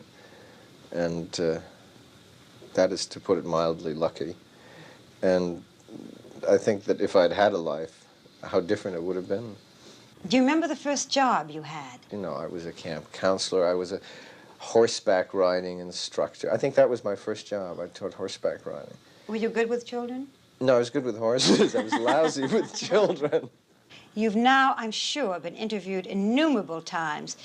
I guess. What's your least favorite question? Oh, that's hard.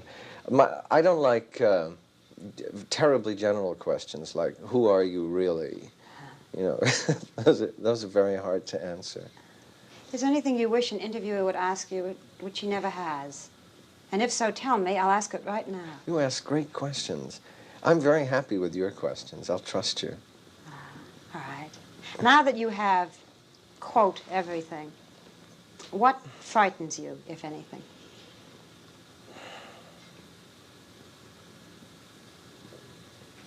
I'm sorry to think so long.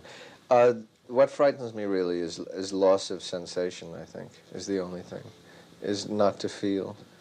And that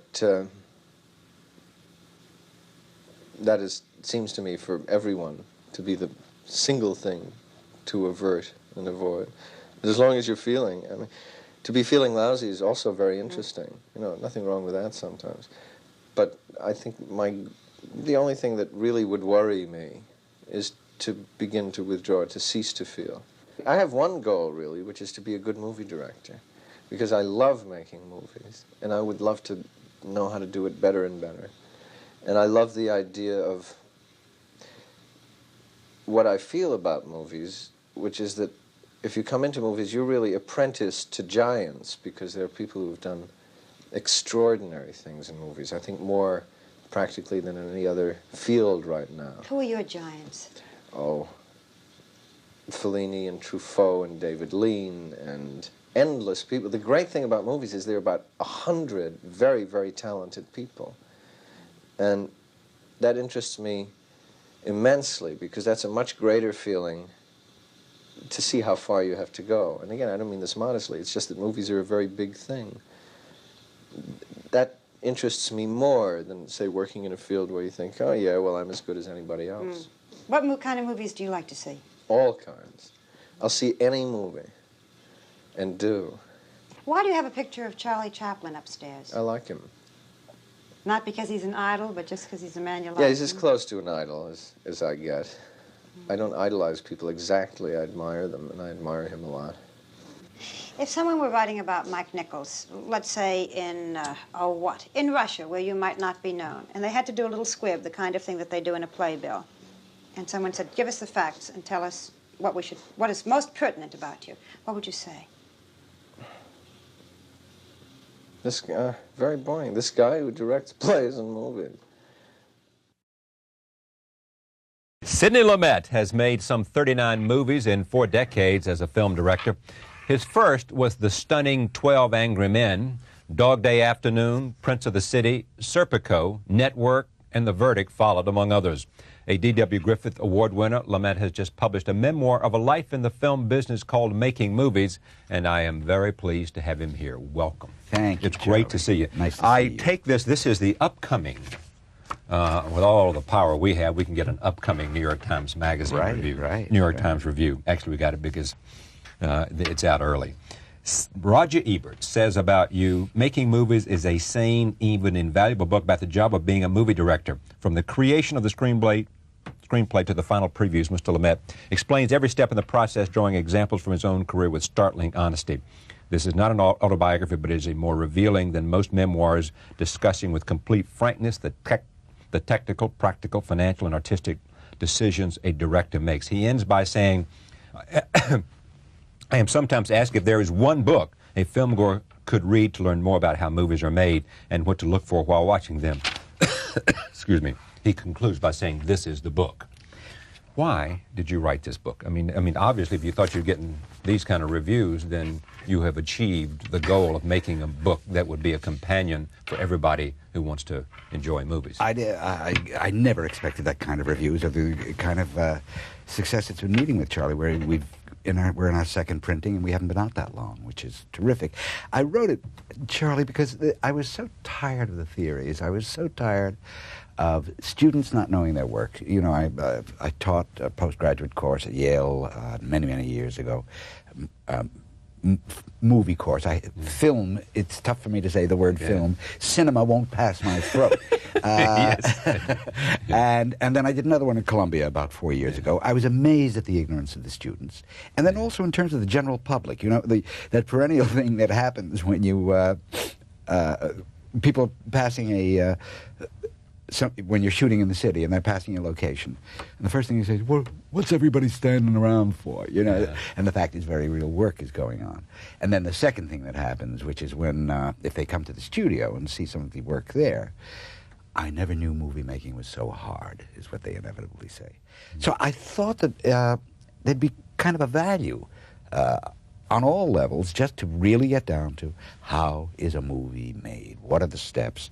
Who's involved? What are their jobs? On both a creative level and a technical level. Okay. I want to talk about all of that and also talk later about some of the actors you've worked with, whether it's Brando, Faye Dunaway, many others, and in terms of what they bring to Al Pacino, what they bring to the table when you work with them. But let me just start off talking about, where does a movie start for you? It starts when I either have read a script that's been sent to me, and what happens, Charlie, is I just react completely instinctively. I'm not analyzing it. I have no theme. I have no idea of the kind of picture I want to do. I'm open, and a very good audience.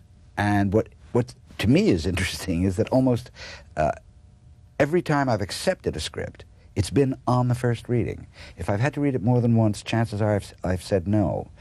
And if it doesn't grab you at first reading, then you pass. Well, you know, there are obviously deficiencies in this. I've done some very bad movies, but I've also done some very good ones. And you also say that some of the movies that you did because, A, you needed to work. Absolutely. You got tired of waiting around for the right film, so you just made one. Or because you needed the money. In some cases, those films have turned out better than the movies you made because it seemed like the best thing in the world for you. Absolutely. You know what happens? I don't think anybody good really knows when the work is going to turn out good. I'm not being falsely modest here. I think there's a reason I've gotten good results and other directors will never get good results. But it's a question of preparing the ground in such a way that the lucky accident can happen. And I know this is true of musicians. I know many writers feel that way. When you just prepare the ground so that the piece can take on a life of its own and run away with it. Let me ask something that I've always wanted to ask you and others, and it may even apply to you in some instances. I love The Verdict. You haven't made anything since The Verdict that I like as much as I love The Verdict. Francis Ford Coppola hasn't made a movie that I really liked a lot in a while. Now, he would differ and say this was really good and this was really good. But I think the majority of film goers and critics wouldn't say that. How does someone like Coppola, you or occasionally, and other people who have shown they know what it's about and they're at the top of the class, fail at making good movies? It happens, Charlie, out of two reasons. First of all, there's that very, very important area of self-deception, which is really necessary to even go to work in the first place, because the work itself is so hard. You've got to be prepared to say, I believe in this, I don't see the problem, a kind of plunging in with faith, and very often it's misdirected. I've had 2 pictures in which, around the second or third day of shooting, I realized, my God, I was wrong. I've got to go through with it, but it's never going to be what I thought. I've got to go through with it, and worst of all, I can't tell anybody because I'm the director, right? so there's that. Then there are pressures. It's a very strange marketplace out there now, and I know the rules of that jungle very well. And I always used to say I need 1 hit so I can get the money for 3 more flops. Yeah. And now it's getting even more severe, and I think, in my view, the taste level is slowly sinking in this country, not just in movies, I think generally. Let me tell you an interesting story. I interrupt you. I had lunch yesterday with a great editor in America who said to me, who are the great poets today? Who are the great novelists today? Who are the great filmmakers today? He said, I think that we are not somehow today in our producing greatness like we used to. Now, a lot of people bemoan the good old times and the golden age of Hollywood, the golden age of television, all that. But here was somebody who would be classified as an intellectual saying, I don't see it out there. I said to him, you know, you're a great editor. Why don't you go commission a book, get somebody to write a book about that? What's happened to us? What do you think has happened in movies? Television. I think basically what's happened, we are now probably on our third generation of people who did not know life before television, and that they're used to, they've been brainwashed into a state of acceptance of what television producers think is reality. Aaron Spelling's version of what reality is. And you know that wonderful line in Network when Peter Finch in his rage says to the audience, for God's sakes, you're real, I'm just a picture, you know, and which really sums it up, because people's contact with reality is completely determined by the box. And it's an isolated experience. Let's just start with that. It's not done, it's not shared in any way. And in my view, it's causing a major crisis in all aspects. You know, I just came back off this book tour, Charlie, and how can you hit cities more architecturally different than, let's say, Boston, Washington, Chicago, San Francisco, L.A. You know, they've almost got a culture. They do have a cultural difference about it. But you know what's happened? There's a homogeneity. Oh, every city has its Pizzeria Uno. You can go from Pizzeria Uno to Armani, you know, depending on how much money you want to spend. And every hotel is owned by the same people. We stayed at what is called a boutique hotel in San Francisco, a charming little place. It's owned by a chain, which is opening boutique individual hotels all over. And I think precisely, you used the word right on, that homogeneity is going to destroy us. A couple of things about movies that intrigue me. You don't believe in, speaking of this, you don't believe that these testings and preview audiences, which can cause directors and studios to force directors to change endings, are necessarily good. Right. Right? I think it's a disaster. I think because, again, it's forcing it onto a kind of homogeneity. The whole testing process, look, I'm not a fool. I know that movies have to make money. And I'd be thrilled to change the picture, not all pictures, but some pictures, to see if it can make more money. But the fact is there is no correlation.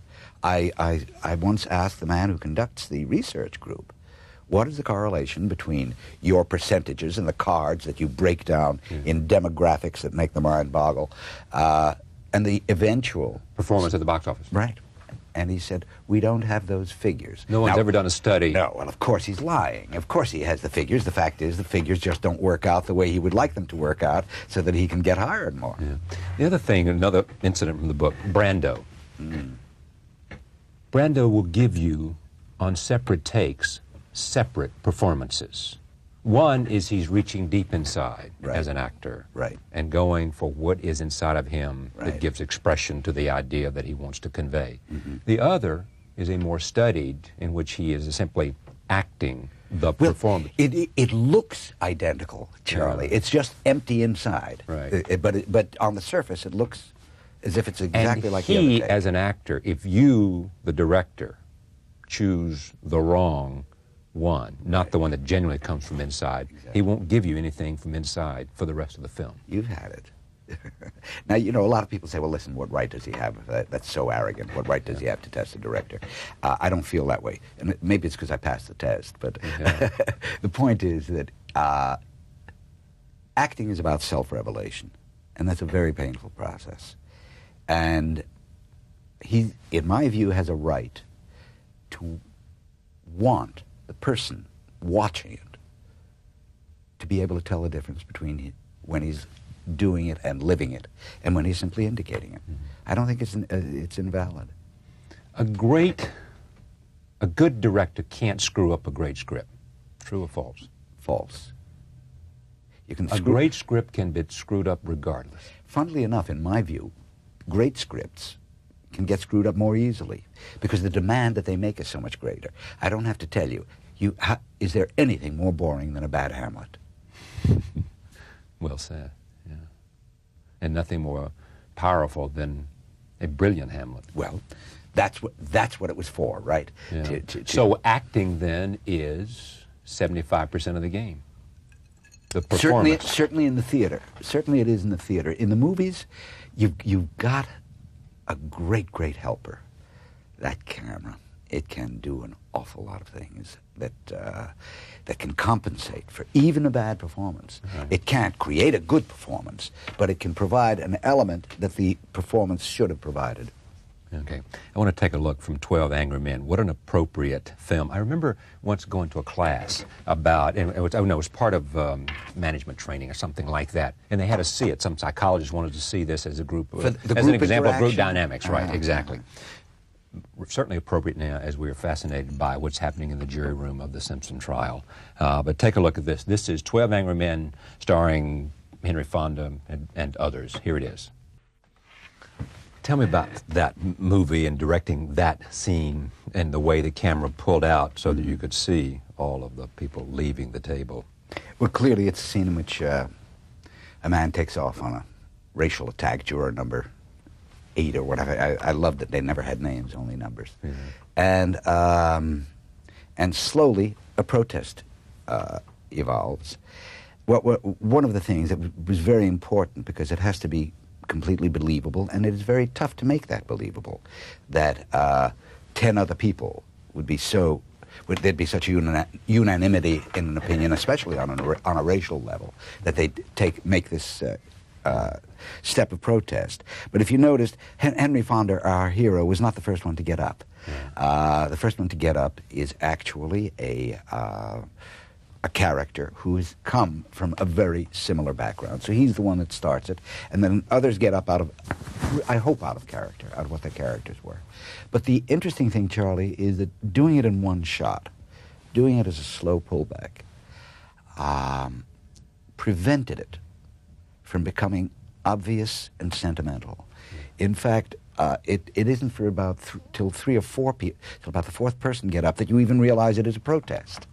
You don't know at first whether the guy isn't just go to the bathroom, right? You know, just want to shake his legs. And also, by doing it in one shot, I avoided all those silly intercuts of somebody going, glowering this way or drat, or any of those obvious reactions that would have had to have happened if it had been cut up. I also would have destroyed Ed's tempo. Ed Begley, who played the man, was a superb actor.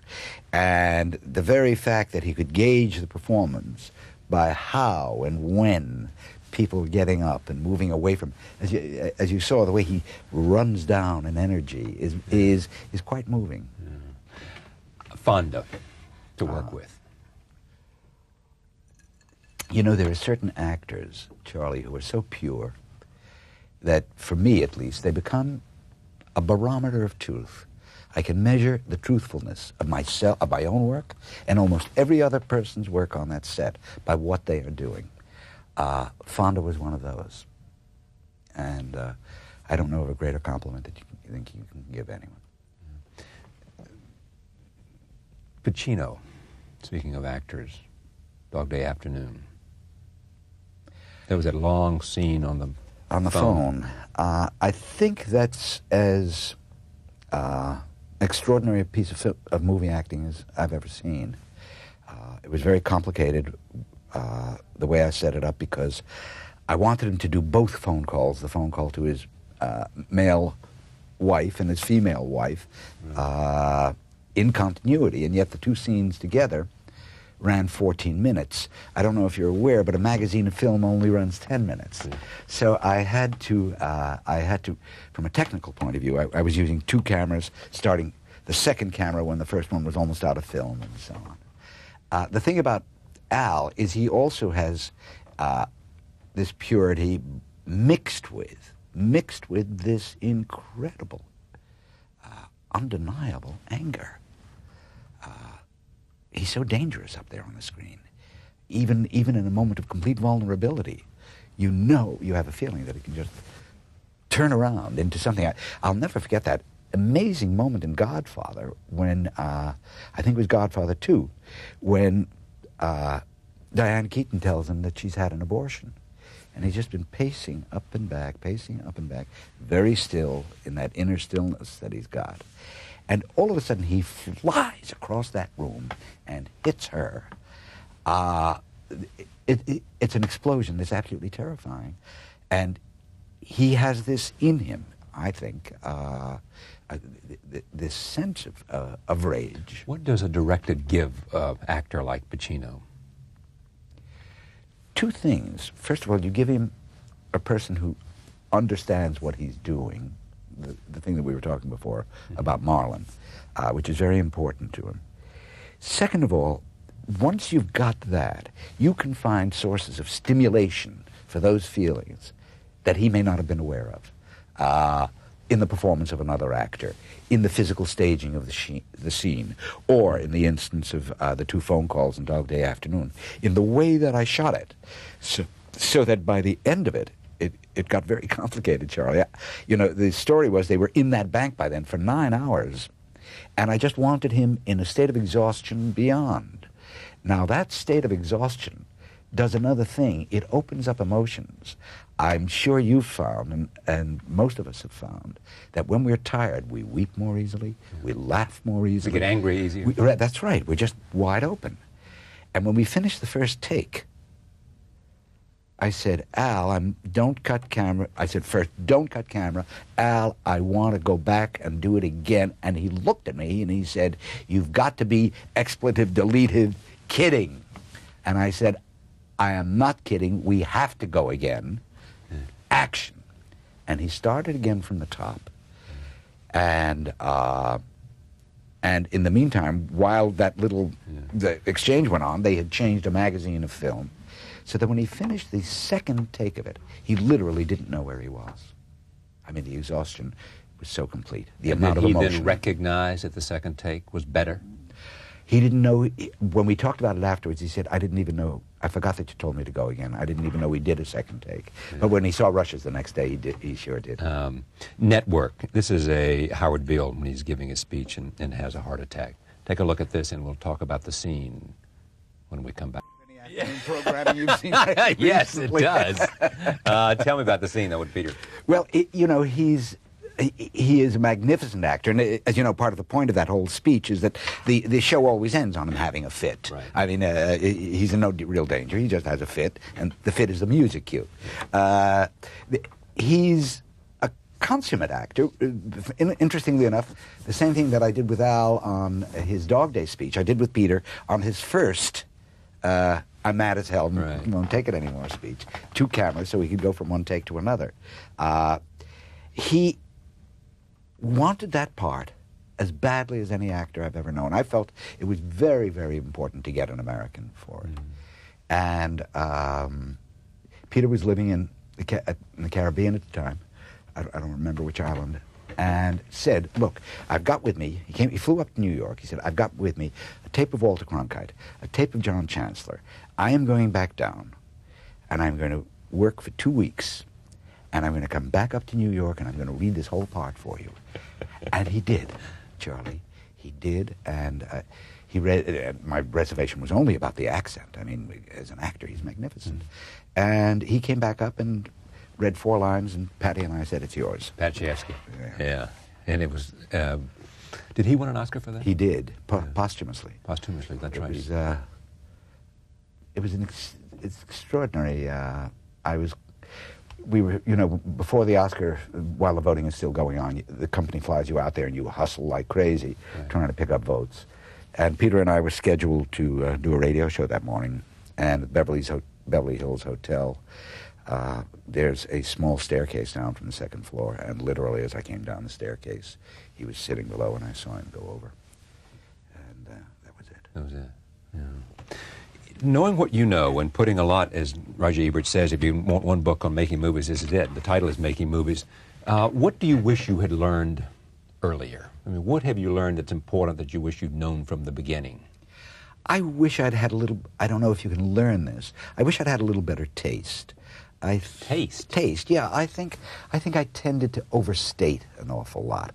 That may have been because I really wasn't used to, having come from television, I wasn't used to an image 30 or 40 feet wide, and that takes that's a whole different aesthetic, you know, because scale is critical. So making for a television screen is a very different act than making for a movie screen. Yeah, I think so.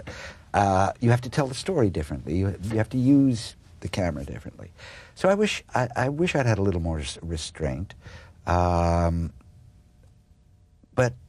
there are things I like too. I had a lot of courage, which you was were nice to noted have. for making political films that had to do with a passion about politics in the broadest sense of the word, Right. not politics and who's winning elections, but the politics of, you were passionate about that. Can you make those films today?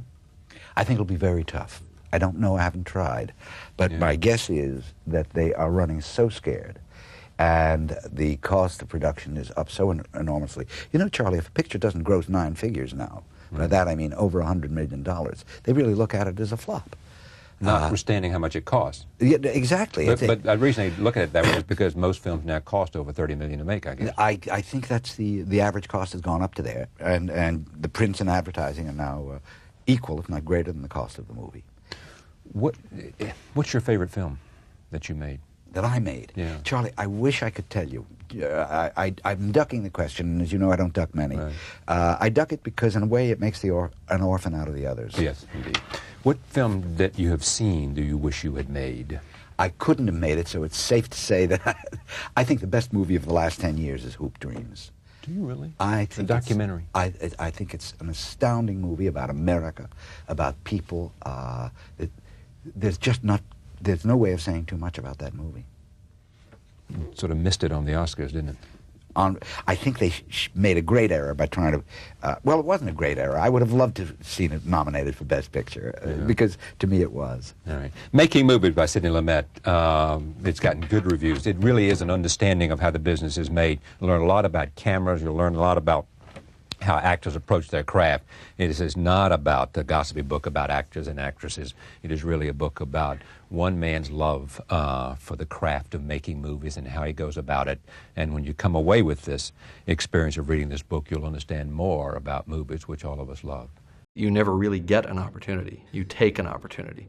In the filmmaking business, no one ever gives you anything. Nobody ever taps you on the shoulder and say, I've really admired the way you talk and the way you draw. I think you'd make a good director. It doesn't happen that way. You have to constantly be pulling on somebody's sleeve, saying, hey, I want to direct, I want to direct, I want to direct, and you have to be willing to make sacrifices to do that. The mistake a lot of people, I think, make in Hollywood is that they think, well, I'll get to the top of my field as a whatever, editor, production designer, writer, and then I'll just move laterally into directing and I'll be more respected and I'll have more power. It doesn't work that way because you drop right to the bottom of the pack as a director. You have to work your way up in that. I'm not saying it's not done, but so the way I did it was I came in through production design, which is good because you're thinking visually. And you're very aware of the director's problems in trying to tell a story and how the environment is, a manifestation of the narrative in some way. And I sort of proved myself as a production designer in the scrappy, stay up all night for 15 days in a row kind of independent filmmaking that was done at Roger Corman's place. This was in the early '80s.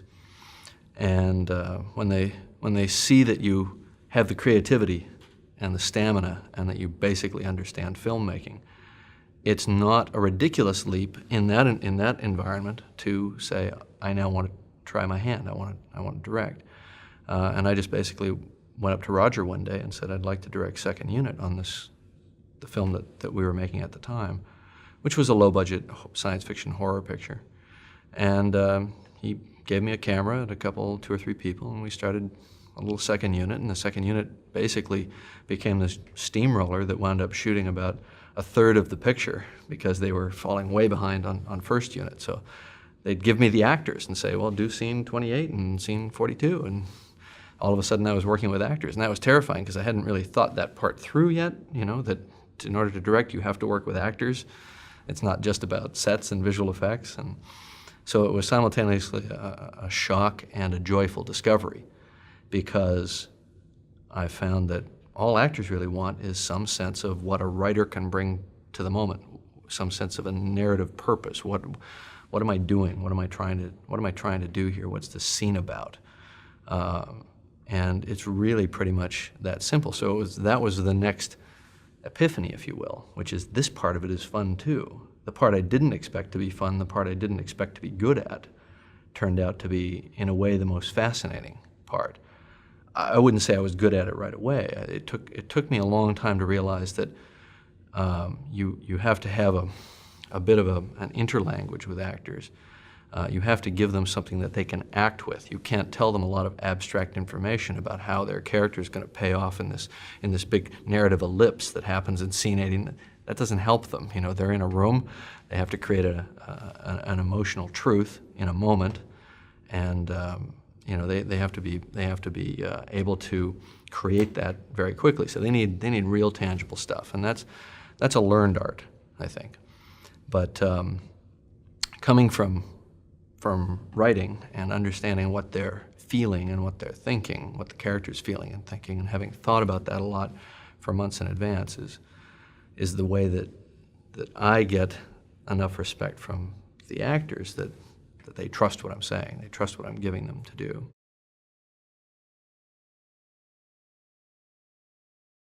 I was hired to direct a film called Piranha 2. I was hired by a very unscrupulous producer who worked out of Italy, and he put me with an Italian crew who spoke no English, even though I was assured that they would all speak English.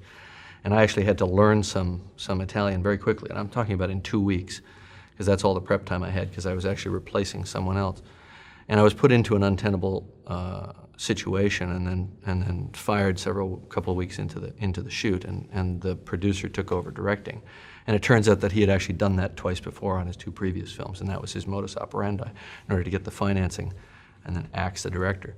And in the course of throwing me off the movie, he never showed me a foot of the film that I had shot. He held on to the dailies. We were shooting in Jamaica, and I would shoot in Jamaica, the dailies would go to New York, be processed. He'd fly to New York and look at them and not send them back for me to see. So I wasn't even seeing my own film. So he basically came in and said, your stuff doesn't work, doesn't cut together, it's a pile of junk, and you're off the movie. And then he took over the film. And I thought, you know, I really don't, I mean, okay, maybe I'm just bad. Maybe I'm just not good. So I went to, a couple of months later, I went to Rome to find out sort of the truth, like what really happened. And he wouldn't show me any of the film. And I had been in Rome prepping the film for a couple of weeks before we went, and I remembered the code to get in, and so I went in and I just ran the film for myself. And it wasn't that bad. Because all I wanted to know was just one simple fact. Could I or could I not do this job? And I made a few changes, before I flew back, which I don't know if they ever caught. I don't know if the editor ever noticed that I actually fixed a couple things. But I had to know whether what they had said was true. So here's a case where everyone around me had basically said, you stink, you suck, you don't know what you're doing. And I accepted it. But then a little voice kept saying, I don't think so. I don't think it could be that bad. I remember doing some pretty cool stuff with the actors in this moment and that moment. And I looked at it, and it was fine. So then I thought, you know what, I actually can do this. And I just fell in with a pack of thieves and wackos here. But I also realized that I was going to have to get busy and create my own thing, that nobody would hire me after that experience. Nobody would hire me and just put me on a film. I'd have to create my own thing and hang on tenaciously to that in order to be able to direct again. And that's why I wrote The Terminator, and I had many, many people trying to buy that script, but I wouldn't sell them. I wouldn't sell the script to them unless I went with it as the director. And of course, that was a turnoff for almost everybody. But we did find one low-budget producer who was willing to make the film, and that was John Daly at Hemdale, and that's how I got my real start.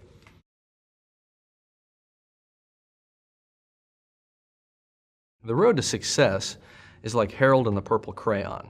You draw it for yourself. You have to imagine it first, and then you have to draw it, and then you have to walk it. But I think many people draw many lines that don't necessarily lead there, but the ones that do lead there are done by that process. Not for everybody. Some people can fall into good luck. Some people can have it handed to them, but I think the great majority map it out for themselves. But you always have self-doubts, and when you're working in a public art form like filmmaking, you don't really need self-doubt, because if it's bad, you're going to hear about it, exactly what's wrong with it, and if it's good, you'll hear what's good about it. So there are plenty of other people who will inform you. So self-doubt is not really necessary. You can sort of just set that one aside, just drop it at the door. What you need is a lot of confidence to stand up to the slings and arrows, the barrage of negativity. Because what basically it boils down to is that we exist in a peer environment. And when we're sort of on the fringe or on the outside and we're trying to get in, all our peers are like us. And just a bunch of friends or people with similar interests. And none of them think you're special. They think they're special. So no one's going to give you encouragement, or very few people will give you encouragement. It's like that old adage, it's not enough to succeed, your friends must also fail. You know. So you're not going to get a lot of tremendous encouragement from your peer group, and you can't feed on that energy. You can actually support each other in very tangible ways, but I think that thing of, dude, you got it, you're going all the way, you're not going to hear that. And you're certainly going to face rejection after rejection. You're going to knock on a lot of doors, and you're going to have to prove yourself. But I think, you kind of know that going in. If you're going into the filmmaking process, I think you have to go in with your eyes open, that's what it's going to be like. And here's an interesting thing, that there's a tremendous temptation to do a workaround, or to do a moral or ethical workaround or shortcut in a lot of situations, because it's easier, and it's just, you're so needy to get those little breaks and so on. And I think a lot of people get sort of ethically short-circuited at that stage, and they never recover. Because I think a lot of people would say, well, I'll do what I have to do now, but then later I'll be good. It doesn't work that way. You are who you are. And fortunately I've managed to get where I am with the occasional burglary aside, without having to really hurt anybody or go against my word. I think ultimately your word becomes the most important thing that you have. It's the most important currency that you have. Having a successful film is very important currency as well, but in the long run, your word is the most important thing. And if you say you're going to do something, you have to do it. And I think that's what saw me through on Titanic. Titanic was in some ways the roughest project that I've ever been involved with. And what saw me through on that was that I had a relationship with the people who were quite rightly panicking, but they never completely panicked because they knew who I was. And we always treated each other with a kind of a respect. And I always did what I think was the right or ethical thing throughout that. Even though it was costing me millions of dollars, personally, right out of my pocket. To do it, I felt I had to do it, or they would never trust me again on another film. And I think that's ultimately the most important currency that you reap from any situation.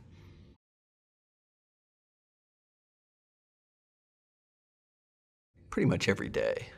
But the thing is that when you're in a leadership position, you can never, ever manifest that. You can never manifest the panic that you feel inside. And Titanic was a situation where I felt, I think, pretty much like the officer felt on the bridge of the ship. I could see the iceberg coming far away. But as hard as I turned that wheel, there was just too much mass, too much inertia, and there was nothing I could do. But I still had to play it through. There was no way to get off. And so then, you're in this kind of situation where you feel quite doomed, and yet you still have to play by your own ethical standards, no matter where it takes you, And ultimately, that was the salvation, because I think if I hadn't done that, they might have panicked, they might have pulled the plug, things might have been very different, the whole thing might have crashed and burned, but it didn't. We held on, we missed the iceberg by that much.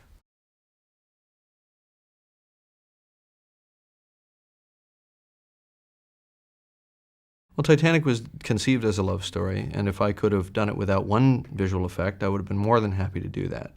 The fact is that, you know, the ship hasn't existed since 1912, at least not at the surface. So we had to create it somehow. I visualized making a lot of big sets and so on and keeping the visual effects to a minimum. But it turned out that obviously it was a big visual effects show before we were all said and done. But that wasn't really my motivation to make the film. And I don't think that should ever be the motivation to make a film, that it should be a means to an end. You know, certainly there's an aspect of me that likes big challenges, big stuff, you know, whether it's big physical construction or visual effects or whatever. I think that's what I do best, and I think there are other people that work at a much more intimate level and do that solely that are better at that, you know.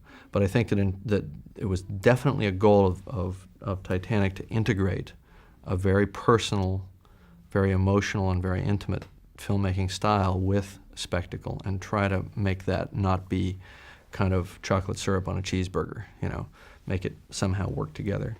I think the spectacle got people's attention, got them to the theaters, and then the emotional, cathartic experience of watching the film is what made the film work. Because I think also, I think the spectacle served it, but was not the defining factor in its success. Once again, I think it's a question of balance. It's sort of like looking at a painting and saying what part of the painting is the part that makes you like it. It's sort of all of it, and it's all of it working together that makes you like the painting.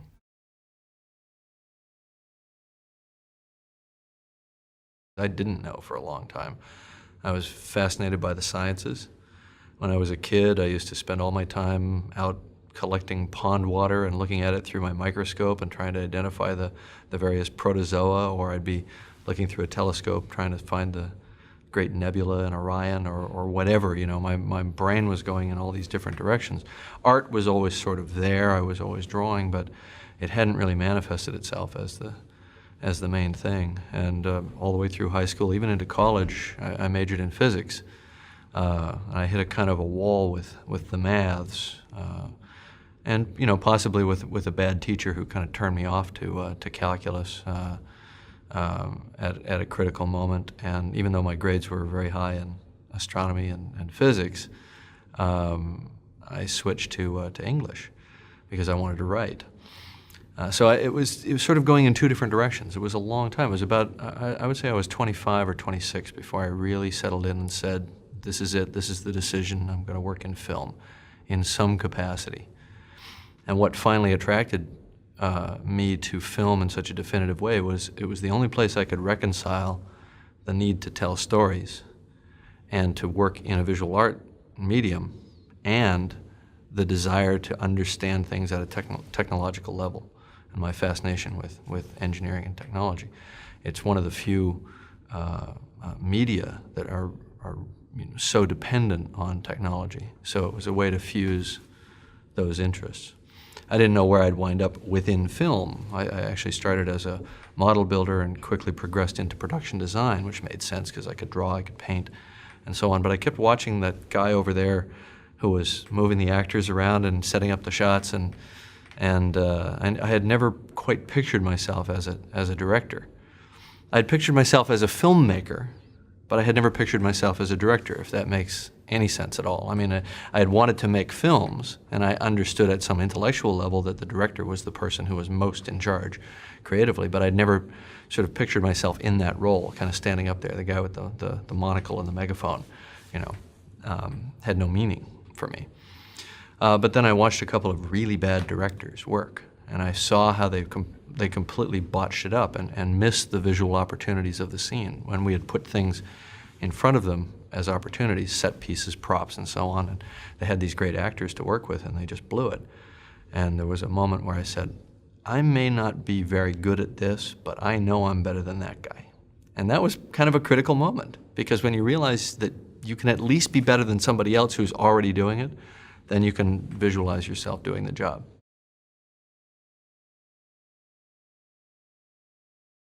There were several light bulbs at several different times, and the first one was when I saw 2001: A Space Odyssey for the first time.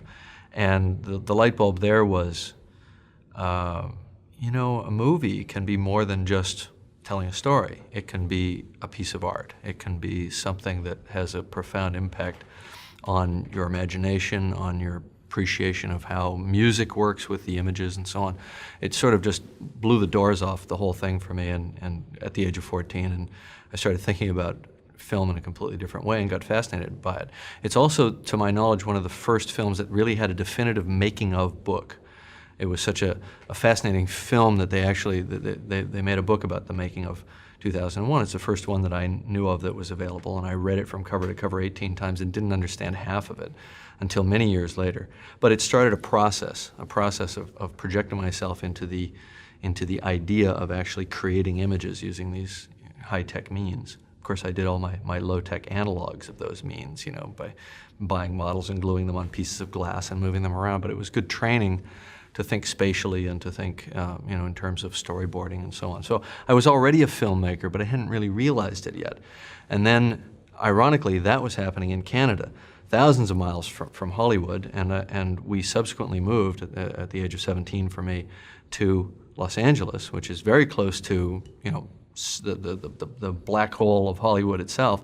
And yet at that point, I sort of said, well, I don't know if I can get there from here. I don't know if, you know, who am I to say that I could be a filmmaker? Didn't make any sense. So I abandoned it for grown-up things, and I decided to be a scientist. And it wasn't until, you know, many years later that I realized that this is really where my heart lay, you know. And then the next light bulb was really just the one that says, just do it. Just pick up a camera and start shooting something. Don't wait to be asked, because nobody's going to ask you. And don't wait for the perfect conditions, because they'll never be perfect. It's a little bit like having a child. If you wait until the right time to have a child, you'll die childless. And I think filmmaking is very much the same thing. You just have to take the plunge and just start shooting something. Even if it's bad, you can always hide it, but you will have learned something, you know.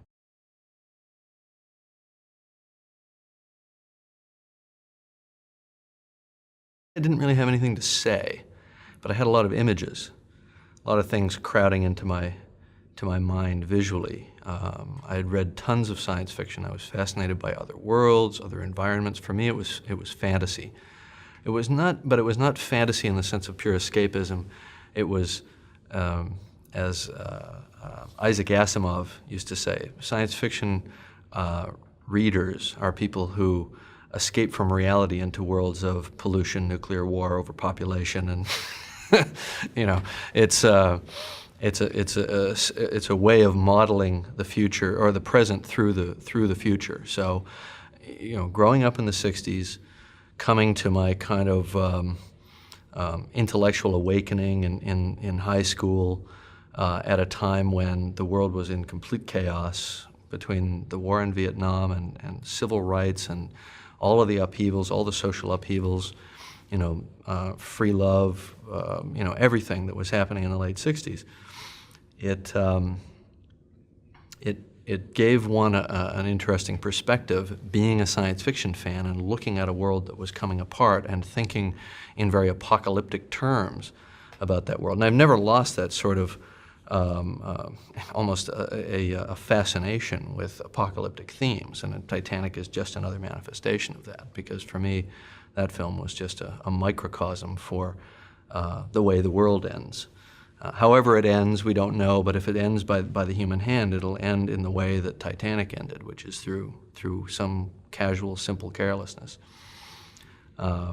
So, you know, being a child of the '60s in that way, I think very much influenced the way I looked at what could be done with film. It was also a very interesting time in filmmaking, in the history of filmmaking, because it was the time when the paradigm of studio film production was completely deconstructed, and the independent films emerged, and all of a sudden the filmmaking world was turned on its head, and a film called Easy Rider came out that was made for $40,000 and made more money than any other film of that year, including all of the big studio films. And so the big smokestack industry of Hollywood was suddenly threatened from within by these auteurs, these punks, these young, you know, George Lucases and Martin Scorseses. And, you know, so was a fascinating time, and that's the time at which I came into my awareness of what film was and what film could be, so I was definitely informed by that. But I would say I didn't really have anything to say yet. You know, I just had a lot of images and ideas, but I hadn't you know, found my themes. It took time for that to happen. It took another few years.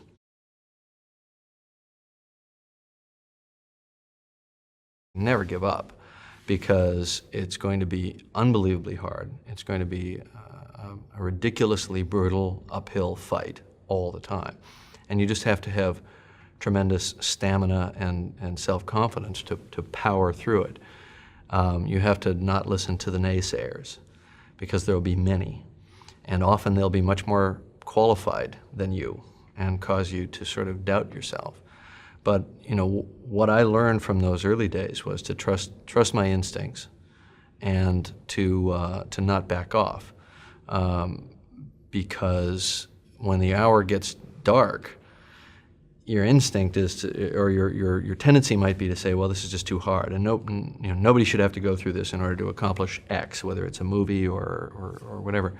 But in the pursuit of excellence, and I think you can be in the pursuit of excellence when you're working on a low-budget science fiction horror film. If it's how you define it, you have to go all the way.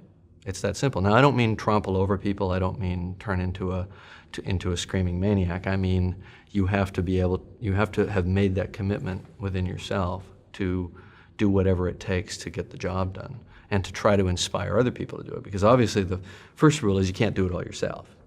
Even though you may know how to do many of these different tasks, you physically can't do it. And you need a team, and you need the respect and the trust of that team. So that was a lesson that took me a while to figure out, because at first I just wanted to do it all myself. I was like, you're doing it wrong, you know. And that doesn't work. That doesn't ultimately achieve the vision, whatever the vision is, whether it's, you know, someone else's vision, or when you know, in my case, when I started directing, it was my vision. I couldn't push people out of the way. I had to learn to inspire people to give me their best work. And I also had to learn to accept what they brought, even if it was either A, not as good, or B, good but just different from what I had imagined, and say that the end result of our collective efforts will be exactly that. It'll be all of our efforts together. It won't ever be exactly the way I imagined it. And that's, I think, an important lesson as well, is that in any group enterprise, it's going to be the sum total of the group. So choose your group well, and go in with that little voice in the back of your mind that says, be zen about it, be philosophical. It's ultimately going to be the best that these people can do. And you know, that's an interesting thing, because it a little bit flies in the face of the auteur theory. And I was sort of raised aesthetically on that auteur theory, you know, and looking at, you know, the much vaunted Hitchcock films that were planned down to every frame and every molecule through storyboarding, and it all you know, flowed from the forehead of Zeus. It's not that way. You know, you're a band leader. When you're doing your job best, you're a band leader. It's tough, and I'm still learning it, but I've learned it well enough, I think, to do some of my best work as a result of that lesson. You know, by inspiring the actors on Titanic, and in fact everyone on that film, the production designers, the people that were, you know, there were several thousand people working on that film, by somehow inspiring them to do their very, very best. They brought me, I think, all of the elements, all of the moments that eventually became that film.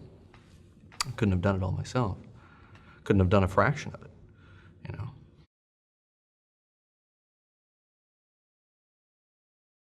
I had dark hours on Titanic that were just as dire, if not more dire, than on Piranha 2 when I got fired, on Terminator when we had, you know, all these problems. I think that there's just I think that you have to find some kind of inner strength that says what I'm doing is right. It may not seem right to other people, and I may not be able to please them right now, and I'm going to have to proceed on this path for a while until I can demonstrate to them that what we're doing is probably the right thing, at least the best that I know how to do. And ultimately, you reach a point where people will hire you because you have the strength, or some people call it vision. I don't know. That's a bit of a lofty word, because I don't think it's something that comes to you necessarily in the night. I think it's something that's the process of a very rigorous mental processing of the data on a day-by-day basis, and the possibilities, what you can do and what you can't do. And over time, people will realize that you have what it takes to be in that situation where nobody really knows the answer, although a lot of them think they do or say they do. And you've come up with the right formula. And to have come out of these battle situations a number of times with the right formula on a consistent basis, they tend to trust you more as you go along. They'll never trust you completely. The they, whoever the they is. In my business, it's you know, the studio that's putting up the money, the completion bond company, whatever, the bankers, the people that don't really understand the day-to-day sweat, blood, and tears of the creative process. Because that's another lofty term, the creative process. When you're on a set, the creative process consists of, oh my God, how are we going to do that? You're going to have to move the wall back 3 feet, and then you're going to have to pile up some boxes over here and put the camera on it. It's all nuts and bolts things, and then you have to be able to switch that off in a heartbeat and think about what's the actor feeling, you know, what's the character feeling at that moment, and it might be some really important, very pivotal scene for them. So. I would say there's a certain tenacity that's required, and that tenacity manifests itself sometimes in unpleasant ways, and other times it can manifest itself in very noble ways when you can get other people to go with you that extra mile. And I think a lot about of what is misunderstood about my particular filmmaking process is that I get people to go that extra mile that they've never done before, and they go into new territory. They go beyond what they previously thought were their limits, and then afterwards they talk about it like it was a big adventure. Oh man, we worked around the clock, and you know, we all almost died. And it sounds like an indictment of the production as a bunch of wackos, but when in fact they're actually they want to share the fact that they did this, that they did go beyond. They went beyond in their creative capacity as well. And that's why they always all come back and want to do it again. Maybe just not right away. But I don't make films back to back anyway, so that I usually give them a year to go out and see what it's like on all those other boring movies, and then they all want to come back.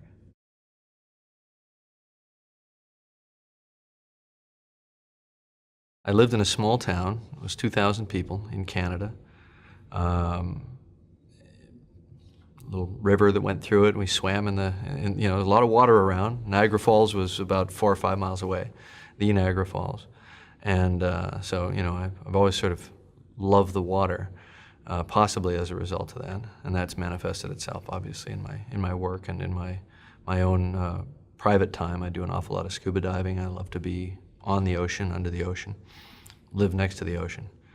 But you know, in terms of you know, some wild family dynamics or anything like that, nothing that would necessarily indicate anything. I would say my mother was an artist. She was actually a housewife, but she was an amateur artist.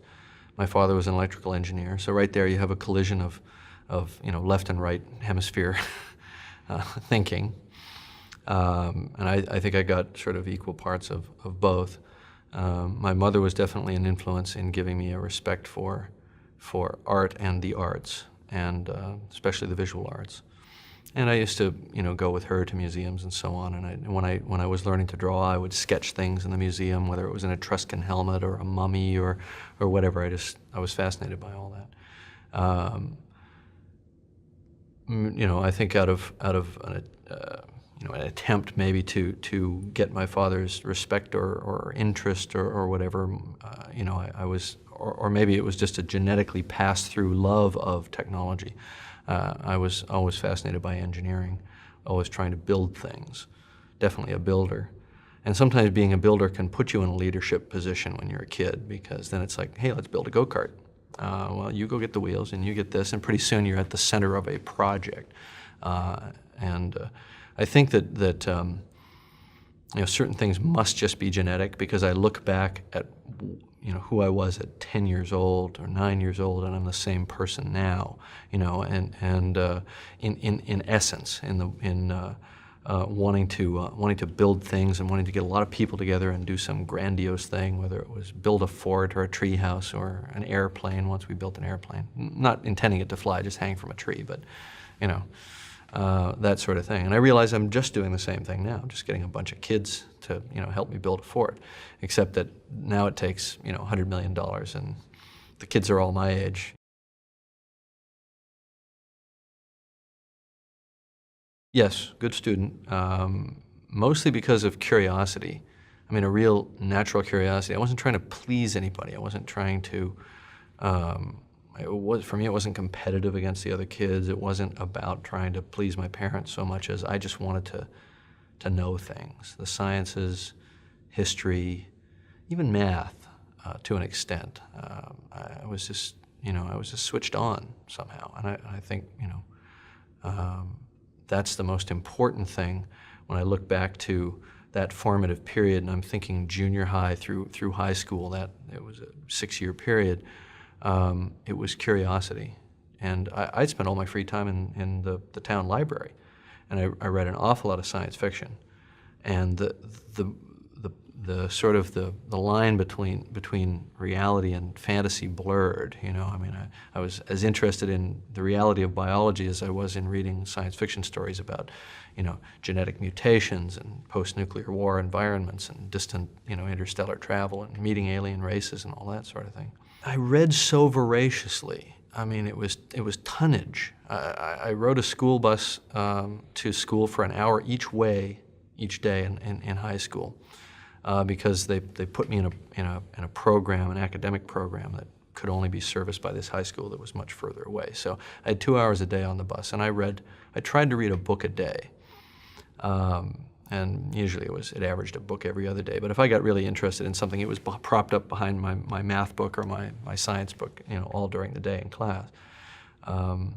So it was really more by authors. It would have been Arthur Clarke and A.E. Van Vogt, all the kind of the mainstream old guard of science fiction at that time. And then in the latter years of high school, then you get into the newer guys at that time, Harlan Ellison, Larry Niven, people like that. But it was pretty much a steady diet of science fiction.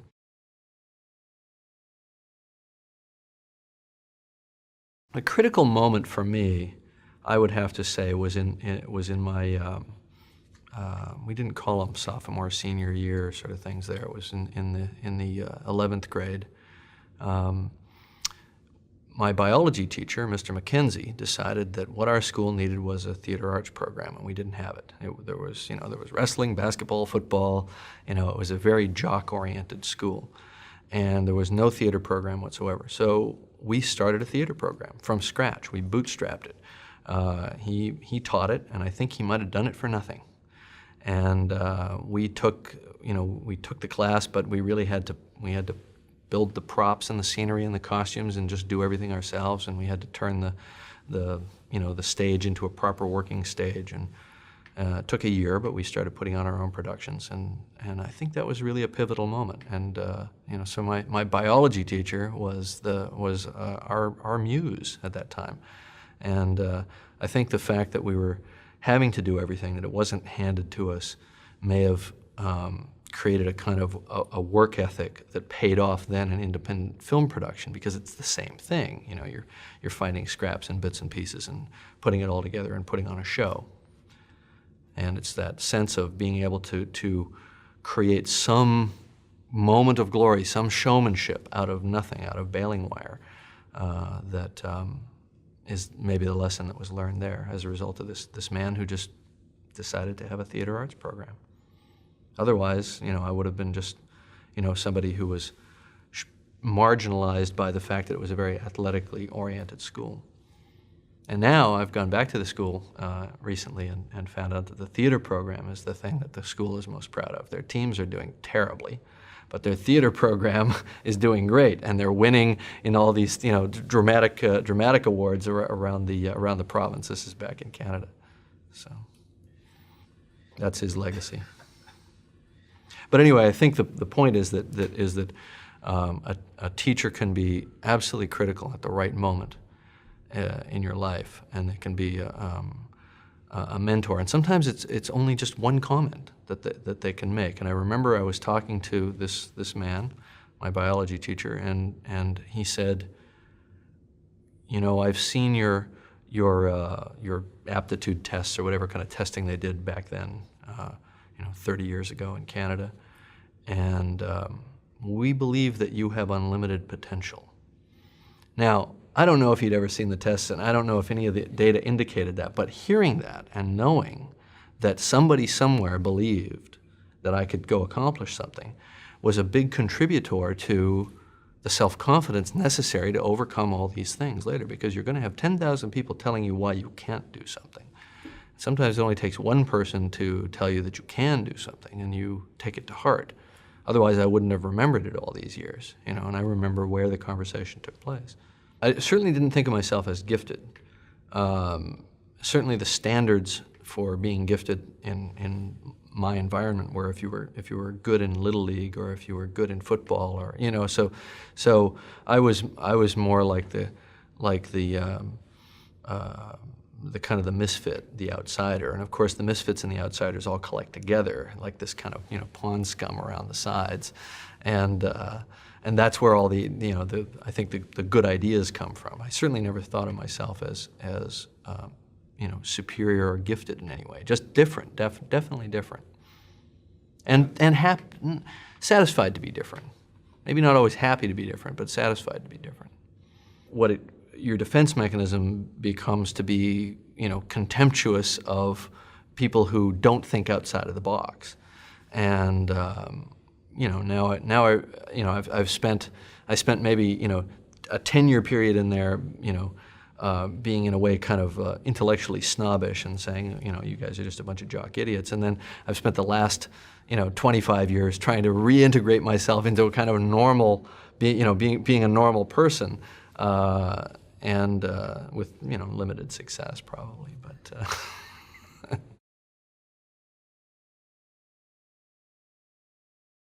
I would say that my father was completely unsupportive in any way, shape, or form, and was really sort of just sharpening his knives, waiting for me to fail so that he could say, aha, I was right, you should have gone into engineering.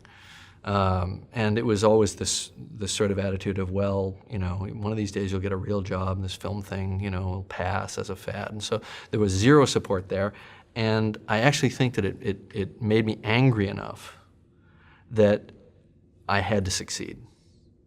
I think if I had a soft, rosy, supportive kind of, it's good if you do it, but if it doesn't work out sort of thing, it would have been different. But it kind of made me mad, and I had to prove that I was right, that this was the right thing to be doing. And I think it made me mad enough to get good, My mother, of course, at an earlier time was very supportive of the art, and the visual aspect of it. So it was an interesting kind of dynamic there that probably actually served me in the long run, although it's hard to see it at the time. It was certainly difficult financially, but you learn to survive. You learn to prioritize, and you learn, I think, also that if you're going to do something, you have to do it all the way, and you have to just put it before all other things.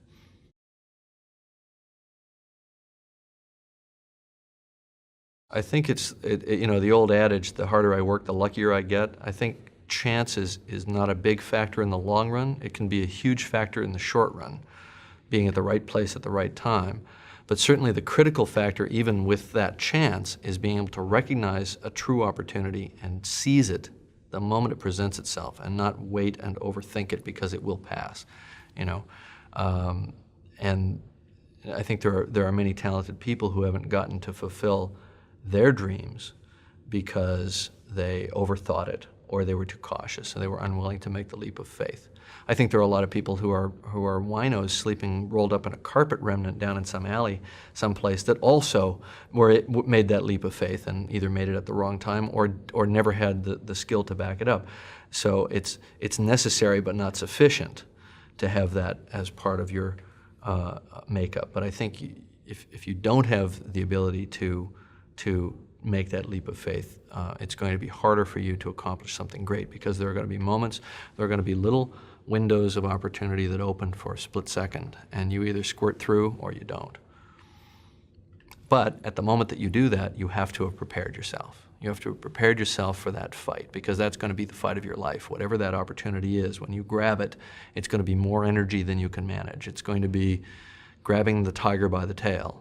And if you have not prepared yourself mentally for it, through study, through knowing and hypothesizing what it will be like when you're in that position, you won't be able to deal with it. And half of what you've concluded before the fact in your theoretical projections is going to be wrong, but half of it will be right, and that's the part you're gonna prevail with.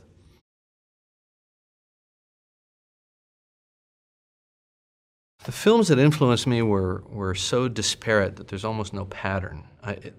Stanley Kubrick was an influence because I loved 2001: A Space Odyssey, and the more I learned about him and his methodology, the more I realized what a rigorous. I don't even want to use the word perfectionist, because that has a kind of a fussy connotation of unnecessary work, of unnecessary complication of the process. I think that his process was everything he did was necessary. But it was a rigorous intellectual exercise for him, and I was inspired by that. I've since come to learn that for myself it doesn't work that well. That there has to be some chaos. There has to be some looseness, so that the actors are given the opportunities that they need to give you their best, and that you have to not have preconceived it in such crystallinely perfect form that you don't leave the door open for the magic, because the magic doesn't come from within the director's mind. It comes from within the hearts of the actors, I believe, and so you just have to be there to kind of seize it at the right moment.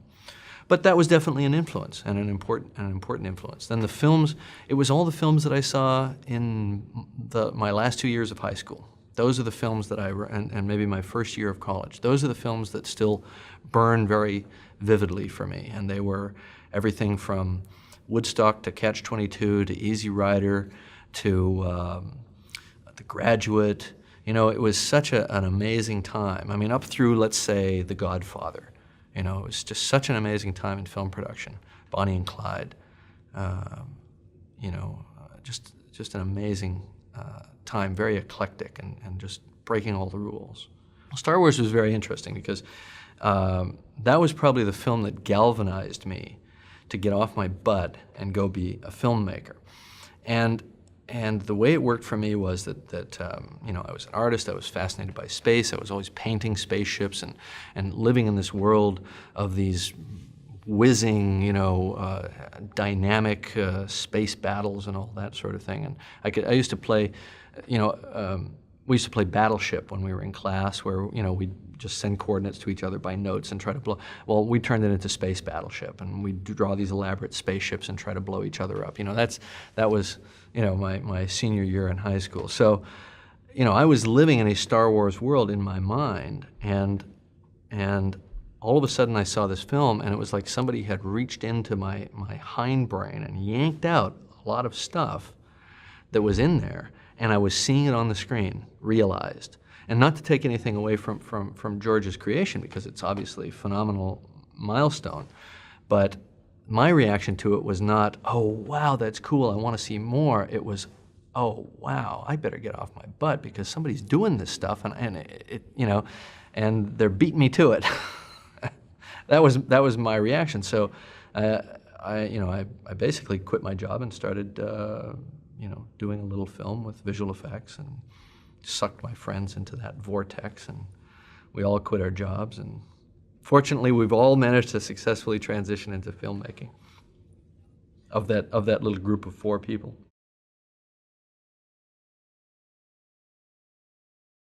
The thing that is exciting about filmmaking is to think back to the moment in time right before you had the idea, and think about that at the moment that you're sitting or standing on the set, and there are thousands of people around, and they've built this huge set, and there are all these actors, and there's all this energy and all this focus, and realize that it's all in the service of something that was made up out of whole cloth. You know, I mean, that's fun. I mean, that's what an architect must feel like when they drive down the street and they look up and see a building that they designed.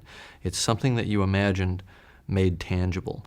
And I get that rush much more on the set than I do when the film is done, because for some reason when the film is done, you've lived with it for so long that it's not new anymore, and it almost seems like just destiny. That's just what it is. But there's a time on the set when it's new and you can walk into it and you can see it, and it's this physical, tangible manifestation of pure imagination. Now, as much fun as that is, it becomes a curse the next time you sit down and face the blank CRT and you have to come up with something, because you know that there's going to be a moment in time when everybody's going to be standing around having built this and having gathered to do it, and this huge human enterprise, and you better think of something good, you know. So it's sort of the rush that you get out of it, but it's also the thing that haunts you before you start. I think that characterizing whatever I've brought to filmmaking is probably best left to others. I know what I've tried to do, which is tell stories that excite the imagination and maybe say something at a thematic level, maybe something about the human condition with respect to our human relationship with technology, because ultimately I think all my stories have been about that to one degree or another. And to allow people to step through that screen into that world, whatever it is, you know, whether it's the world of The Abyss or the world of the Terminator or Titanic, to let people live in that, create that space for them, and let them live in the shoes of those characters for a while. That's what I set out to do. I think it's really up to others to sort of sort it out, what it ultimately means. The thing is that I see my things that I've done that I know were inspired by other things. I see then other filmmakers picking up on my leads, taking it further, and I realize that it's part of an ongoing creative process that is kind of self-perpetuating. And so I think of myself as part of as a link in a chain of cinematic ideas, and it's fun. It's fun to have that place.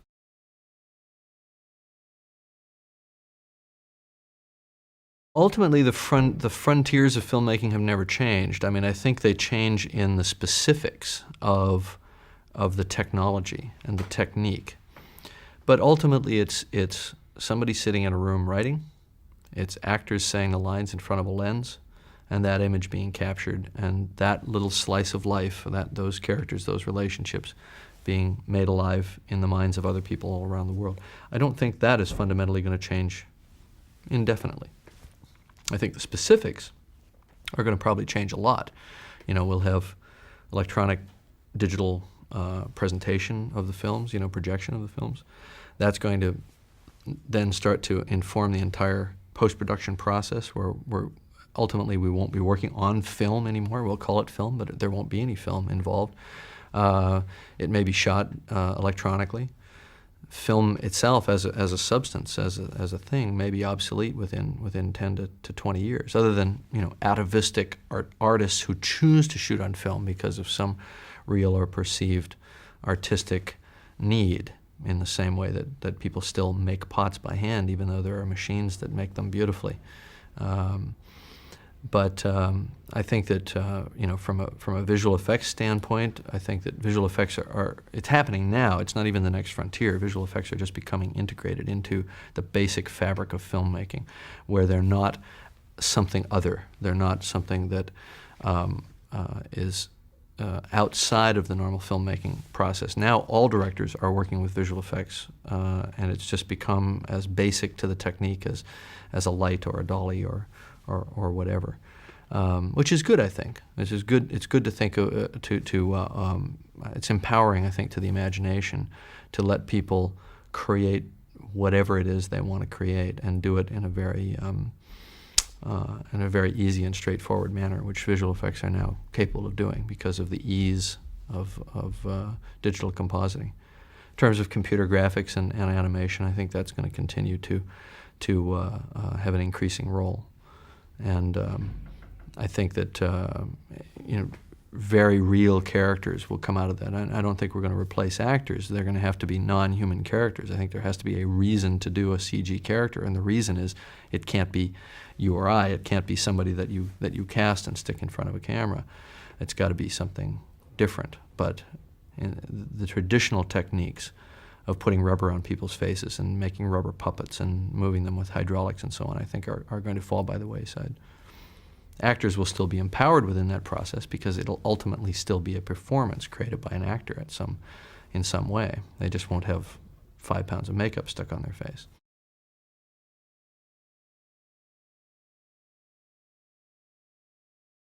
There are many things that I'd love to do. There are still a lot of stories that I want to tell. I get very excited by all kinds of different stories. I'd love to do a film with a scientist as a main character, and really try to communicate to people the passion of science, because our culture thinks science is kind of unhip.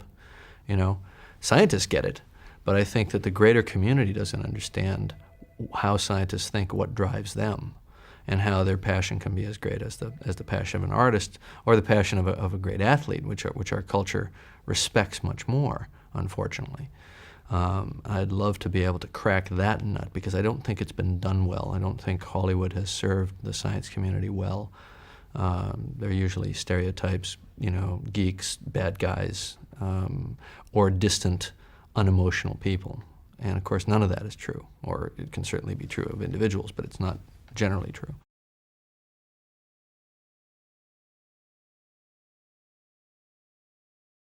I used to think that the great films that I saw, the great works of art, were just something that somebody imagined in every detail and then went and did. I didn't realize that the creative process is the end result of a lot of different people bringing a lot of different things to the table, and it's impossible to predict, and it's a real-time monitoring, shaping, molding process that goes along, and the end result may be quite different than what you imagined when you started out. But that's how it works. That's what it is. In terms of achievement, I'm at an interesting point right now, because I've just having done this film, it's definitely a high watermark, and I have to evaluate what that means. Do I let the success of that overpower my artistic instincts? Because there's a lot of things I want to do, and some of them I know for certain are going to be disappointments to people who think that I'm going to come out and try to kick Titanic's butt, because it might be some little intimate thing, or it might be something that's a little off center. And I think that what I find, interestingly enough, is that sometimes success brings with it a tremendous amount of scrutiny and anticipation of what's going to happen next, and that's not a good thing necessarily. That you want to have the freedom to just react instinctively as an artist and not second guess yourself. So when I've been speaking to young people, which I've been doing a lot lately, that are right at the cusp of sort of deciding their path, I relate to where I am right now. I relate where I am right now a little bit to where I was when I was 17, 18 years old, and thinking, I've got to make this big decision. I've got to make this big decision what I'm going to be, and if I mess it up, I mess up my whole life. And it's just not like that.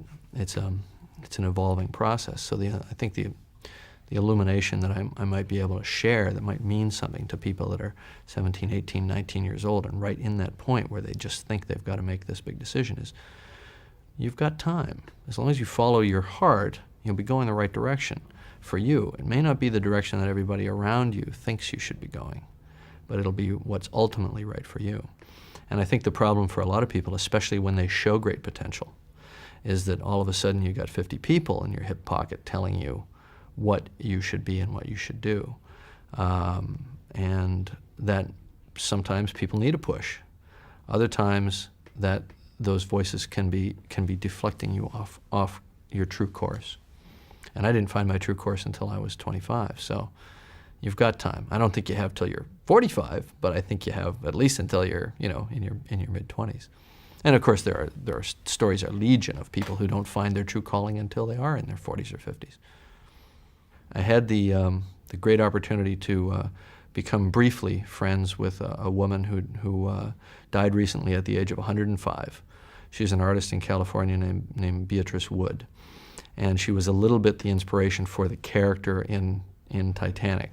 In fact, I called her up and asked her permission to use her a little bit, to interview her and use her as a kind of a model for this character, even though Beatrice had no connection to Titanic itself. And she said, "Oh, I couldn't possibly do that because I'm only 35." She was 102 at the time. She was an artist who none of her significant work was done before she was 90. She kind of switched on when she hit 90. And I think that's an interesting thing to remember.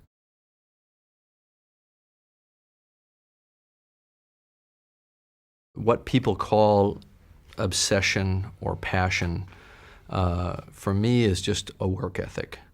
And I think it comes a little bit from an insecurity that I'm not good enough, you know, that I have to, that there are other people out there that I admire, that I grew up admiring, that are still, you know, that are still making movies, and those movies are great.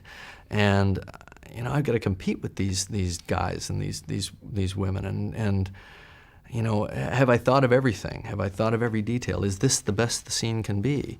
You know, so that it comes a little bit from a healthy insecurity, the healthy insecurity that makes you better as an artist. And just from a kind of gonzo intensity, you know, I mean, it's just, I just like to do it full bore. For me, it's not about being comfortable. I want to be in there. I want to help the guys move the dolly. I'm at my best when I'm neck deep in ice water, trying to work out how we're going to, you know, keep the lights turned on when the water hits the bulbs. You know, I mean, the more the challenge is, the more I enjoy it, and the more I can lead other people into these situations where they all think they're going to die, the more fun I'm having. So needless to say, we have a few washouts. We have a few people that don't like my version of day camp. But I would say that 80 or 90% of them feel like they've been through something. They've done the best that they've done in their professional careers, and they're usually pretty eager to re-up for another one.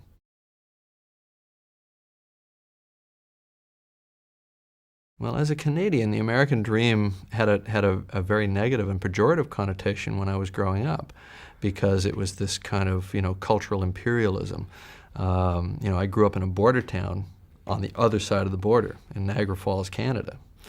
And but you know, since I moved to the United States at the age of 17, I actually feel very much like I'm probably, in my basic genetic nature, much more American than Canadian, because I really believe in a lot of the, I believe strongly in a lot of the traditional values of this country in terms of respecting individuals' rights, the rights to, you know, the freedom of speech, and a lot of the things that are in the basic fabric of this country. And I think that, you know, Americans and Canadians even to a large extent they come from frontiersman stock. So they're people who hewed their civilization out of the wilderness. It wasn't given to them. You know, it's not like people growing up in Italy or France in the shadow of past glories from thousands of years before. You know, we made what we have, and we don't have a great cultural depth like they do, but what we have is ours, by God. And you know, I like that. I like that about it. You know, it sort of puts your hand on the tiller of destiny in a way, and America definitely has its hand on the tiller of destiny for this planet. For good or bad, doesn't mean you know what you're doing necessarily. But the other thing is that Americans are very, very happy to argue like crazy about everything and just hold things up to ridicule and challenge that other countries just take for granted. And I think that that's a good thing. I mean, the whole Monica Lewinsky thing is the dark side of that. You know, it just goes on and on forever, and the other countries all think we're a bunch of idiots.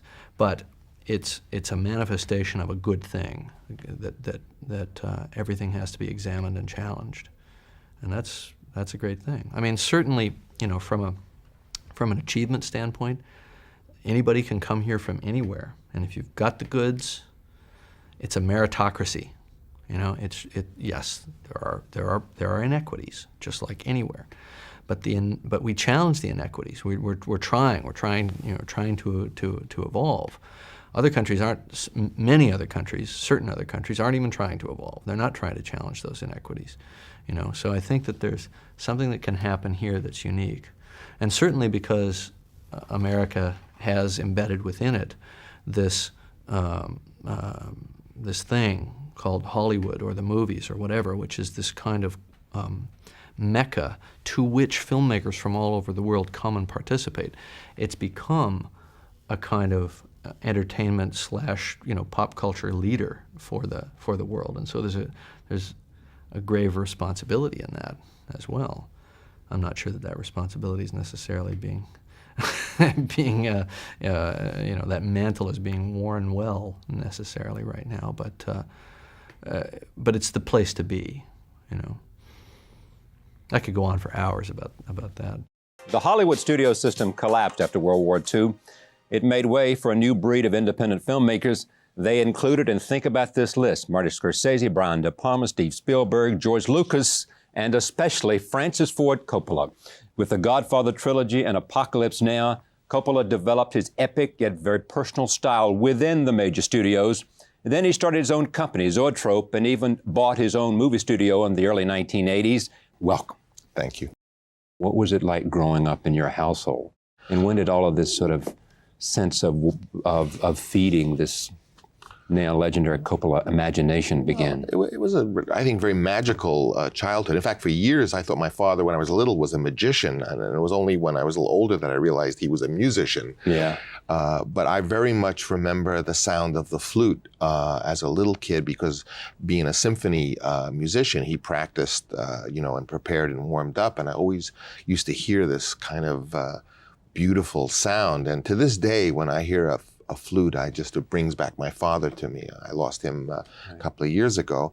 And I had an older brother who was extremely important to me, 5 years older, and always leading me into exciting new areas, literature when I was young, and it was just a very magical family, I think. And we had the Italian American influence. My dad always, although my grandparents and my parents really loved America as the Italian America does, they always made me feel as though our Italian culture was something to be proud of. And we ate pizza when no one ate pizza, and we had wine at the table.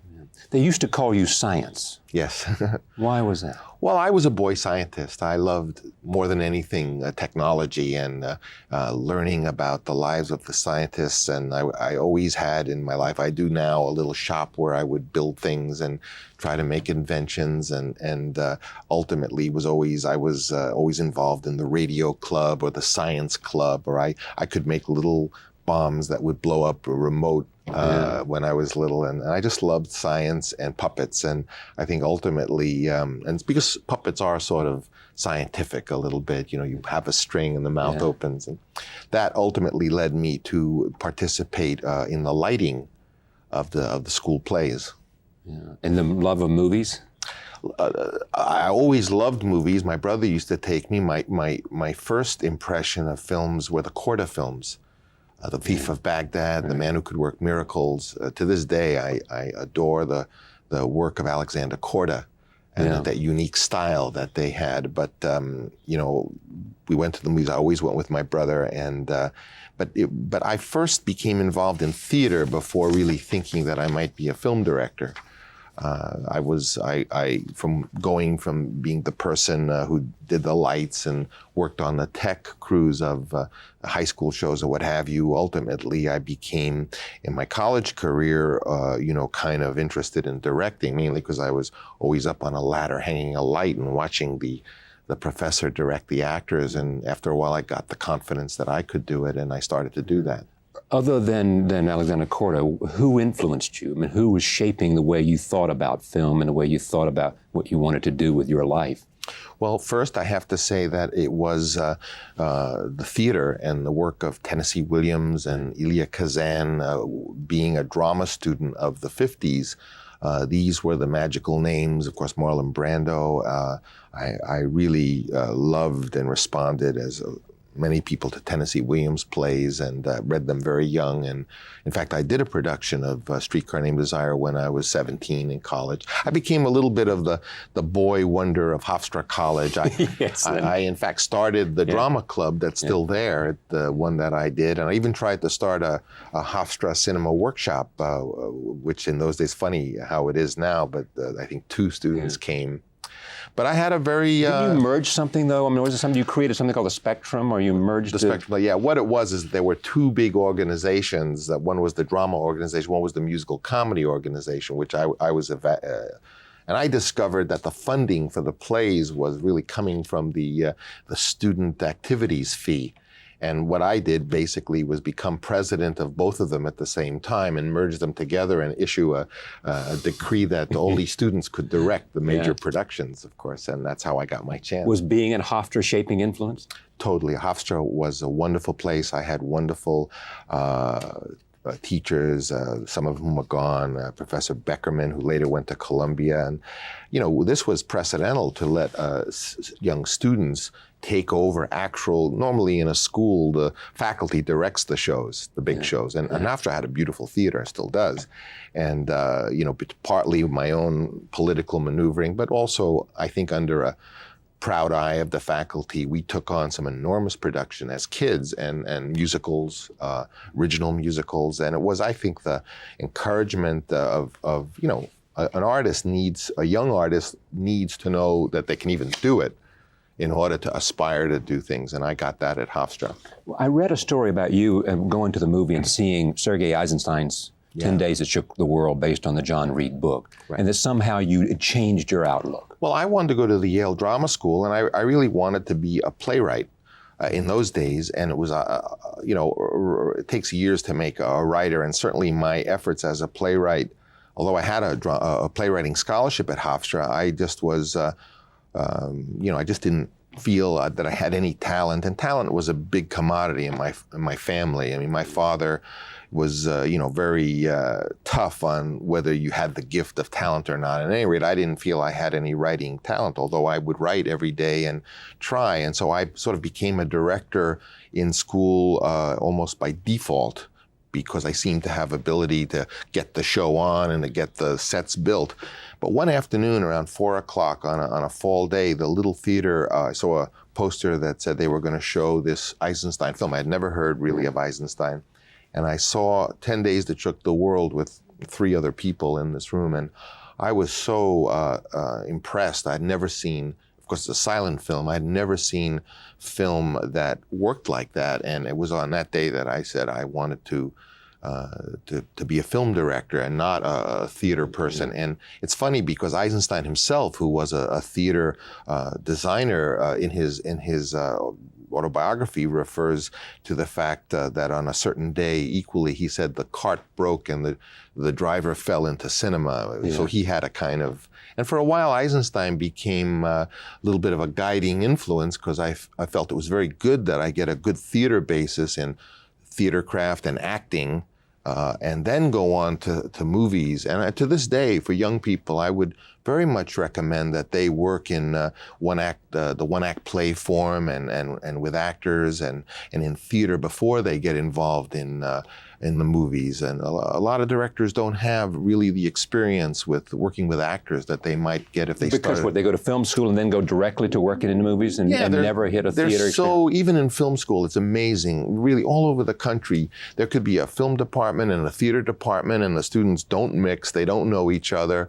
The directing students in the film department will never go and do one-act plays, which is the best thing a film director could do. To first work with the performances and the content without the burden or the obligation of the camera.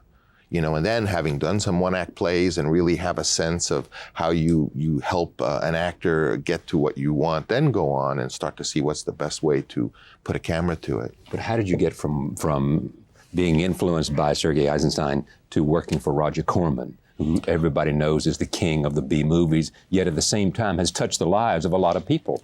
Well, I went to the UCLA Film School in 1960, and the first thing they told you at UCLA was, well, 10% of you are going to even stay in this program, much less become movie makers. Yeah, and it was very much what we felt was, our wildest hopes were that we could maybe make an industrial film, or whatever kind of film, a U.S. Agency film or something. But the feature film directors didn't seem, they were older, and they didn't. No one from a film school had ever directed a feature film, so it wasn't as it is now, where young people have the model of Steven Spielberg and they want to go in his footsteps. It seemed like a closed thing, and of course I having a lot of theater experience, I was dying to work with a camera, and I was and I was a writer, and I was a writer who had put in a lot of years trying to be a writer, whether I thought I had talent or not. At least I did it a lot, and there was an ad for Roger Corman, and we all knew that one thing about Roger is he made a lot of films, and if you would work cheap, you could work in films and be around a set, and I hadn't even been on a movie set in my life. So I remember that the day I was waiting for the callback of whether I could go in for the interview was also the day that the phone company was going to cut off my phone because I didn't have any money to pay the bill, and I was just sitting there saying, please don't cut off the phone. Because I'll never get a job. Yeah, because and then sure enough, I did get the call, and they did cut off the phone about an hour later. And I went, was interviewed, and I got this job, which was a funny job. Roger's assistant interviewed me, and that led to a relationship where I sort of became his assistant, because I would do everything. I would wash his car, I would move the sod of his lawn, I would rewrite scripts, I'd be the dialogue director on the Vincent Price movie, and I would edit all night. In fact, I even used to slump over the moviola and even be sure that when he came in at 9, there I was with my arm over the moviola. And as you were taking care of. Yeah, and he would see that I had been there all night, which I had. Yeah. What led to the first film? Well, Roger in his closet had, sort of these rolls of old film, really even, they weren't even little trims, it was whole cans of films that he had left over, and there was a perfect tone recorder, which was a sort of movie sound recorder. And I mean, equipment to a young film student is such a scarce and difficult thing to come by, especially in those days before video, that I heard that Roger was going to go to Europe and make a film called The Young Racers. And he asked me, he says, Francis, well, you're at UCLA. Do you know any young guy who could be a sound mixer? I said, I can. And I went home and I read the manual. And sure enough, Roger brought me to Europe as the sound man for a film he was making, and I did that, and I was also second unit photographer shooting the Grand Prix races. This is a wonderful period for a guy 21, and then miraculously, just before we left, I won the first prize in the Samuel Goldwyn Writing Award, which had never been given to a film script. So I had $2,000, which was the prize, and I bought myself an Alfa Romeo sports car. That's what they cost. Yeah. And I mean, times have changed. I was 21. I was working on a movie around a set, and I knew that Roger always made a second film wherever he went, because he would have the company pay for the first one. It was AIP, and since everyone was there and the equipment was there, he'd always do one on his own. To, kind of average out the cost. Moonlighting film. Yeah, but he had to go back to do The Raven, a movie that became The Raven, with a wonderful film that he directed with Vincent Price and I think Boris Karloff and Peter Lorre. Really a nice little film. And so I said to him, let me make the second film. And stayed up all night and wrote a script and got Roger to give me $20,000 to go off to Ireland, which was an English-speaking country, so that I could get actors and stuff and make my first film, and that's how I did it. Did you remain close As you became famous and yeah, no, important and had your own studio? Yeah, well, Roger appeared inside as in the cast of Godfather 2. He was on the Senate Investigating Committee. Yeah. Roger loves to act. And Roger told me once, says, Francis, if you stay thin, keep your hair, and have a lot of money, you'll be young forever. Yeah. He's pretty... harder to do than to say. Most people say, well, I have 2 of those. Talk about Apocalypse Now first, because I've got that here. And it is so central, it seems to me, to your life. And if you look at Godfather and then Apocalypse Now, look back on it and tell me what your hopes were and your expectations. I mean, your wife has made a documentary that a lot of people thought was an incredibly good documentary. Gene Siskel thought it was the best movie he'd seen that year. It was an extraordinary story in itself.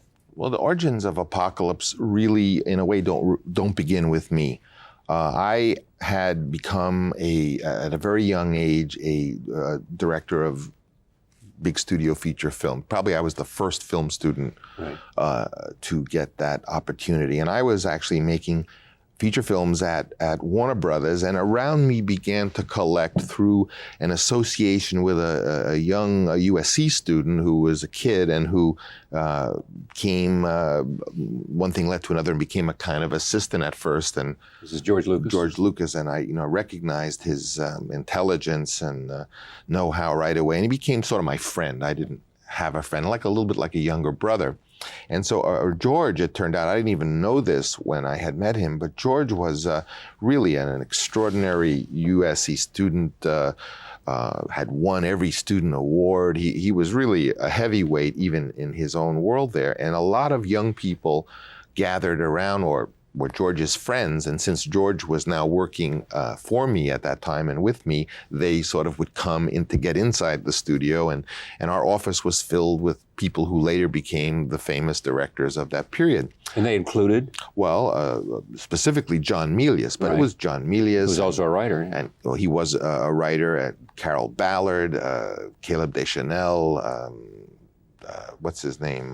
Brian De Palma was around. And of course, it was like we were the Trojan horse. We were in the studio and we could get in through the gate. And so they were around and we were always talking. And the idea, I think even Carol Ballard had always been the one to say that he would like to do the classic Heart of Darkness, the Joseph Conrad novel, which, of course, Wells had wanted to do and prepared but never made.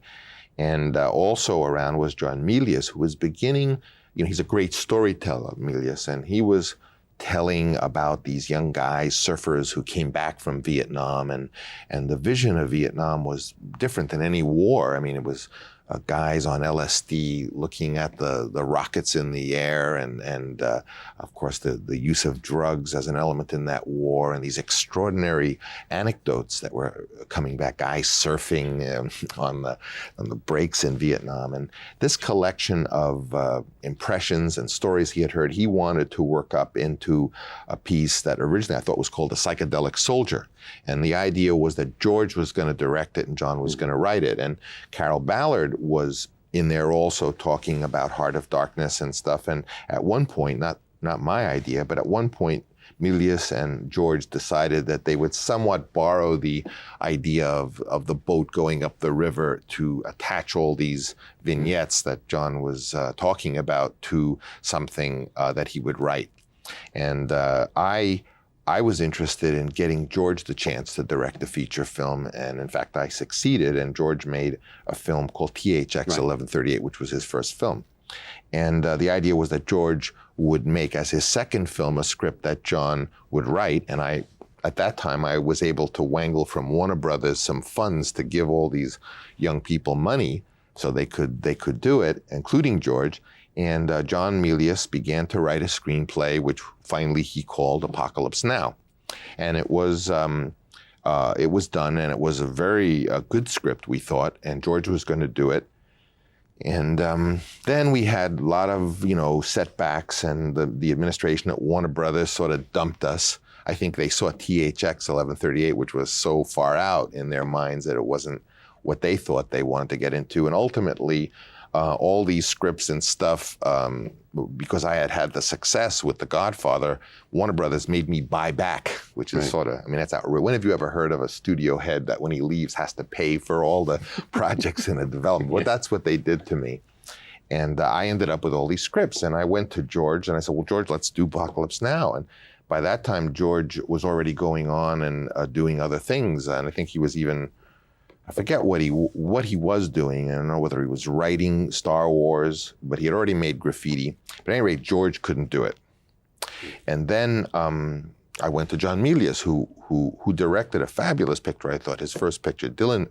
Dillinger, right. And really one of his best pictures as a director. And I certainly was impressed with John. And I said, why don't you do Apocalypse Now? It's his kind of movie to do. Yeah, and he, they wanted to do it, in 16 millimeter and, maybe do it in much more in a newsreel style, which was George's concept. And I wanted to do something else. I was writing The Conversation. I wanted to do The Conversation.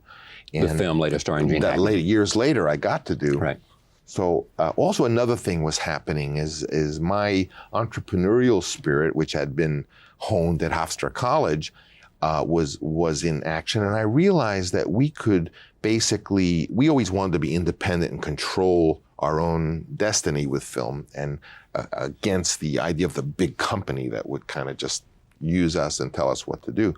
So I developed with some of my friends the idea that we would go around the world and we would make a film that we would finance by getting each country to put up an amount of money as partners in advance. In other words, Italy would put up so much money, France, et cetera, and we would get the money by getting distribution advances, and therefore we would own the picture. And I knew we could do this, but the question is, John Milius wasn't able to do Apocalypse, turned it down, or said, I can't do it. So it sort of fell to me, and I was the head of the company, and I believed that I could finance it this unique way, which I thought might be a precedent, that we could maybe go on and continue to do that. And by doing that, we would basically build a real company that really could make movies and give new people chances and own the movies. So at one point I decided, well, I always liked the idea of this idea, and I liked the script, and that I would do it myself. But I had different ideas about how to do it than George and even John. Number one, I very much wanted to make it even more like Heart of Darkness, and in fact, if anything, make it be a kind of transliteration of Heart of Darkness to the Vietnam setting, which was not really what they wanted to do. The end of the original Milius script was quite different. It didn't really end in the same way as, or without any of the kind of philosophy of Heart of Darkness, but rather ended in a giant battle in which the Willard character joins with Kurtz, and together they hold off the big John Wayne battle scene. And that didn't really feel right to me. But also, I didn't want to make it in 16 millimeter. My idea was to do the opposite, to go there and make it in IMAX. Yes, right. And to kind of make it in 3D, make it in quadraphonic sound, to kind of be able to go in and rather than a documentary, to make it in the opposite of that. And so what happened was I did basically put up, again, my own money, which was in the form of my house, that by that time I had come into possession. And this is after, the extraordinary thing about this is after the enormous success of Godfather. Right, well, Godfather, and then really what was catching lightning in a bottle, Godfather and Godfather 2, and The Conversation. So I I'd won all these Oscars. Right. I had won 5 Oscars. You were the director of the decade. Right, and here I am. No one had ever touched the Vietnam subject. No one had ever made a feature film, other than John Wayne, who had made The Green Berets. And I was going to take up all the money I had made, which I had, among other things, bought the great Inglenook estate, which was the queen of the Napa Valley, and I put it all on the line to borrow the money, which, along with the advances from all the European countries, I was going to go off to the Philippines and make this film. But let me interrupt you. As we look at this now, before I even go to the clip, and before I hear a lot more about this, was it the worst decision of your life?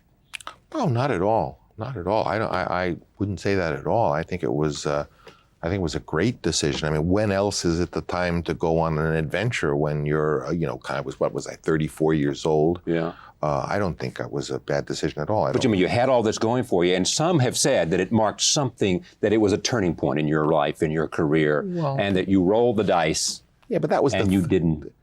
That was the thing to say. I mean, as we know, very often the story is written before the story happens. And all I had to do was to go off to the jungle in this condition and ask for a modicum of privacy, which is let me try to make this film. And already, as you know, the reports were coming back that, it was a disaster, primarily because no one knew. And it was just a mystery. And the story would to be that the guy who had made The Godfather and who, despite all odds, made a second Godfather that people thought was as good as the first and made the conversation, was out there somehow failing, because that would be more interesting than if I were out there succeeding.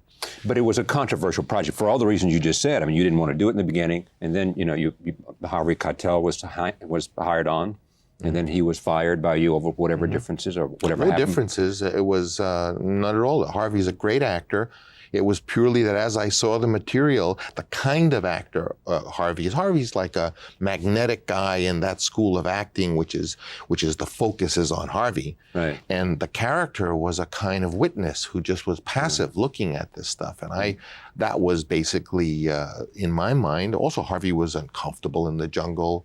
And I just, I had everything riding on it, and I just had to make a call. Still admiring Harvey, that it's not a question of Harvey. It's just a question of the kinds of things that happened to you in this film. But this is what a director does. A director makes decisions, and that's why you want to have someone who's not afraid to make a decision. And I guess I felt that, number one, first of all, also movies were at that time starting. Not just Apocalypse, but we were to see the trend that movies were going to cost more money than a movie had cost in the past. It was in those days you could make The Conversation cost under $2 million. Right. But no one had ever heard of a $20 or a $30 million movie. I mean, Cleopatra was... What did The Godfather cost? The first Godfather cost $6.5 million, and the second Godfather cost $14 million. But that index was continuing to go, had nothing to do with Apocalypse. Apocalypse, being an ambitious production, was going to be another milestone on the index of cost. Today, they talk in terms of films costing $80 million. This is a phenomenon of timing, and the cinema has nothing to do with... What's interesting about this, you think that we've come full circle and that the new wave of films are going to be small, interpersonal, about relationships, do you? What I feel in a nutshell, to get off Apocalypse now, I'll come back to it, is that we live in a world right now that, if anything, needs a cinema that sheds light on life and on relationships of men and women and family and ideals, but in a new form and a new content. Whereas the film industry basically is such an important industry that it, by nature, must keep manufacturing a product, because it has to have the people go back every day like you do at a fast food thing. So they're into, and when I say the cinema, it's the whole hub of it, the criticism, the studios, everyone wants there just to be basically old content done well. And I feel suddenly, there are all these young people writing scripts, hoping to be discovered, to make their fortune.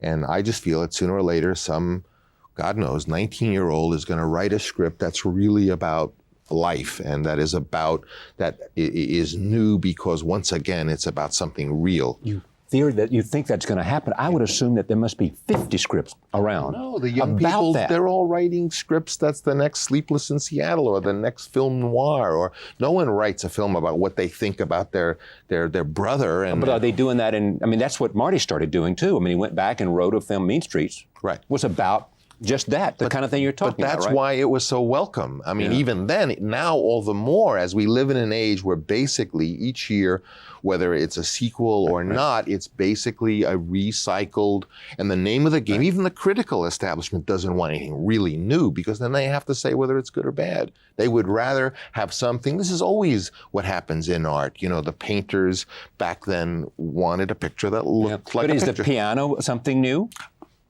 I haven't seen the piano yet, because I've been sort of away. It but seems to me to my fit hunch that. is it's probably not.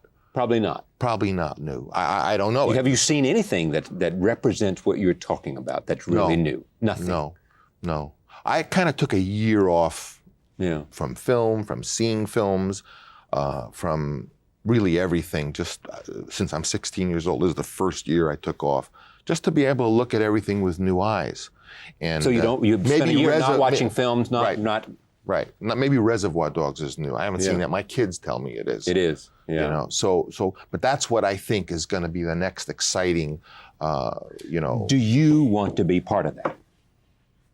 Sure, to the extent that my weird personality and abilities can be part of that. I think all the time about life and about the big picture of life, which is spirituality and philosophy and politics and what a new society could be like and how it could be beautiful, how we can retain the great traditions of the past, which is to say, a book, and at the same time have one foot in the past and have yet one foot in the future, and somehow, this is all I think about. What have you learned? I'm going to come back to Apocalypse and Godfather because everybody wants me to talk about that with you because it's so much a part of cinema history. But what have you learned in this year? What have I learned? What have those fresh eyes seen? It's inappropriate me to try to give you a sentence. All right, I'm not looking for a summary, but just give me some sense of what... I basically feel that there are going to be some opportunities that happen that perhaps can give me what I'm looking for, which is once again the adventure. I think that once again there could be live cinema, there could be live television that is writer-driven, that the whole quality of writing and the thinking and content that is really the most essential part of the cinema could once again get out of this outrageous kind of what they call developmental process and once again have authors who bring their views, which is their views of life and their views of people, to be at the center of then whatever the cinematic or television product is, and that ultimately perhaps live television.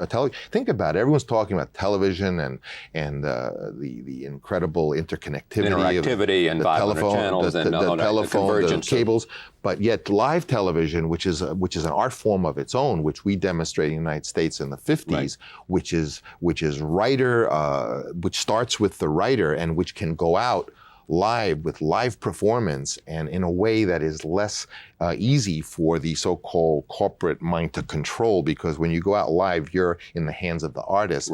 This to me is one of the most exciting new fields, and I say new field knowing it's an old field, where the whole world is going to be able to connect with some actors and some writers and some directors, and yet you don't hear a peep about this, in the world. But on the other hand, think of this. We hear about what the well-worn ideas of what's wrong with the world and the destruction of the rainforests and the extraordinary problems, yet no one will ever even say what the real problem is, which is overpopulation.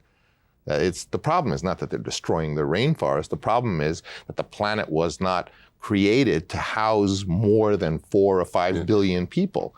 So very often the things that are at the root and the most interesting is the thing that no one will talk about. So for me, live cinema or performance cinema could be one of the new areas for a person like myself or anyone who's serious about really interpreting life for the world, which is what art does. Let me test this on you, and I'm not a psychiatrist, but listening to you and having read a lot about you, I see this, and that's why I was interested in what had shaped you and how you came to get involved in movies.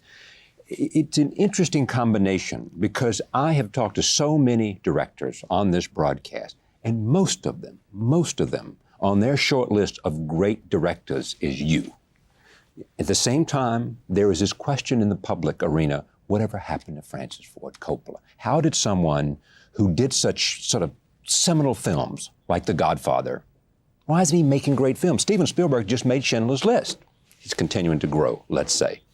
We wonder if you're continuing to grow, and we wonder if the reason is you were so driven by so many passions. Family, entrepreneurship, building empires and institutions, that you didn't have a whole lot of time left for doing what you really did, which is make great movies? Well, my first response would be, number one, my films were not greeted as great films when they came out. Even Godfather, which is the only film I ever made that had what we will call a great success, was very controversial and critically was really, at the time, it was a mixed reaction critical hit. My films are unusual, partly because I look at art as an adventure. And I mean, what other film director, if you took his first film and his seventh film, are so dissimilar? My styles are always different. I'm very willing to go in different directions. I don't just basically make the same kind of film. I hear you, and people can say... So right from the beginning, in time, and I lived through it, so I know my work was always greeted, even Godfather 2. I mean, if you remember back, the reviews and the buzz, to use a contemporary word, was that Godfather 2 was not as good as Godfather 1. Yeah. I know it because I was crushed, because I knew that if that happened, and I couldn't live up to the promise of Godfather 1, which at the time I spent my time defending that I hadn't romanticized the mafia and that it had value as a piece of art. So that since in those days, the films that I made, which are today considered classics, were not considered classics, equally so the films that I've made more recently have the same reception. Yeah, but that does not mean that they were as good. But just because they're now saying... Did I say whether they were good? I didn't say the first ones. All I'm saying is that the judgment of these films in their time was always that Francis Coppola is promising, but the reaction is mixed. And that's the same thing that they've said about films, just to pull one out of the hat, the Cotton Club. Right. But look at the Cotton Club and then consider how it was received. And yourself see what you think of the picture. Or, my theory is that when a film is unusual and tries to break new ground, that when it's like a new food that you put in front of a person, I eat that, I don't like that. Because I have no...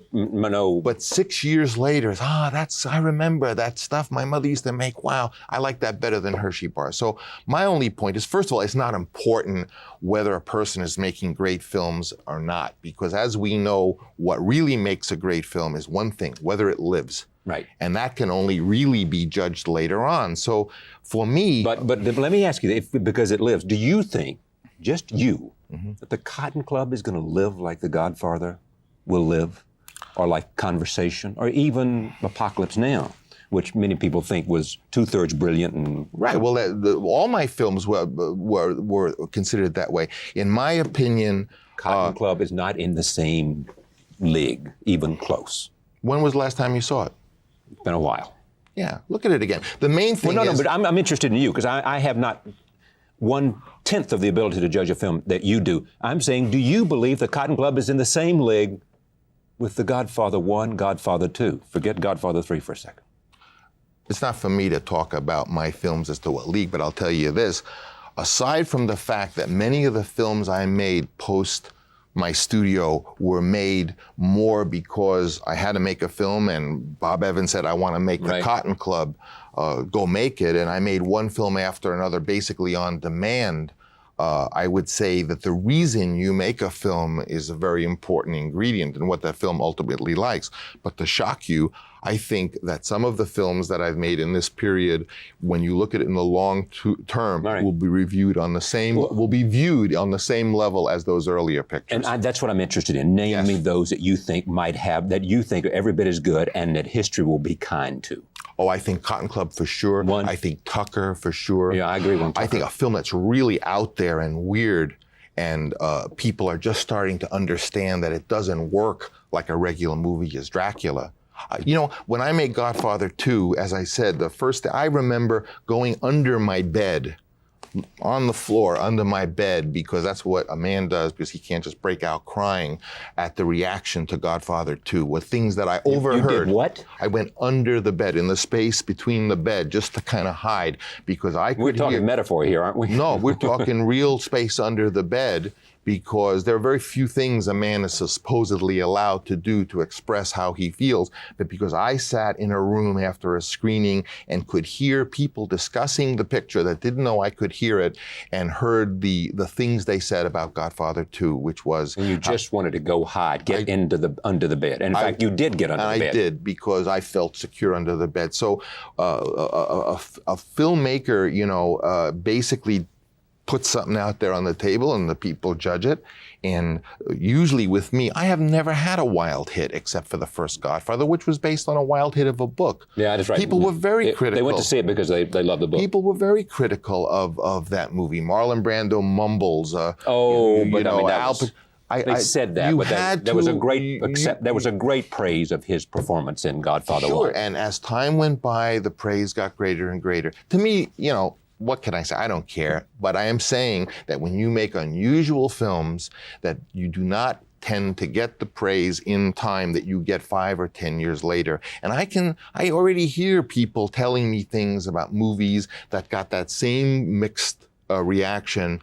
You know, I saw that again. That was really, you know, I can't get that movie But are out you of my... saying to me in your head, that you have lived up to the expectation that you had for yourself after the start that you got? I didn't live up to the expectation I had for myself with The Godfather or with with Apocalypse Now. Well, let me talk about Godfather for a second. I mean, I love Apocalypse Now, and I want to talk more about that, but we're off to somewhere else now. I'm told that when you delivered the rough cut to Evans at Paramount, Godfather 1, it was scheduled for later distribution, that he said, Bob Evans said, this is not there. You go back and make a better movie. Is that a true story? Now you'll get the real truth. Okay.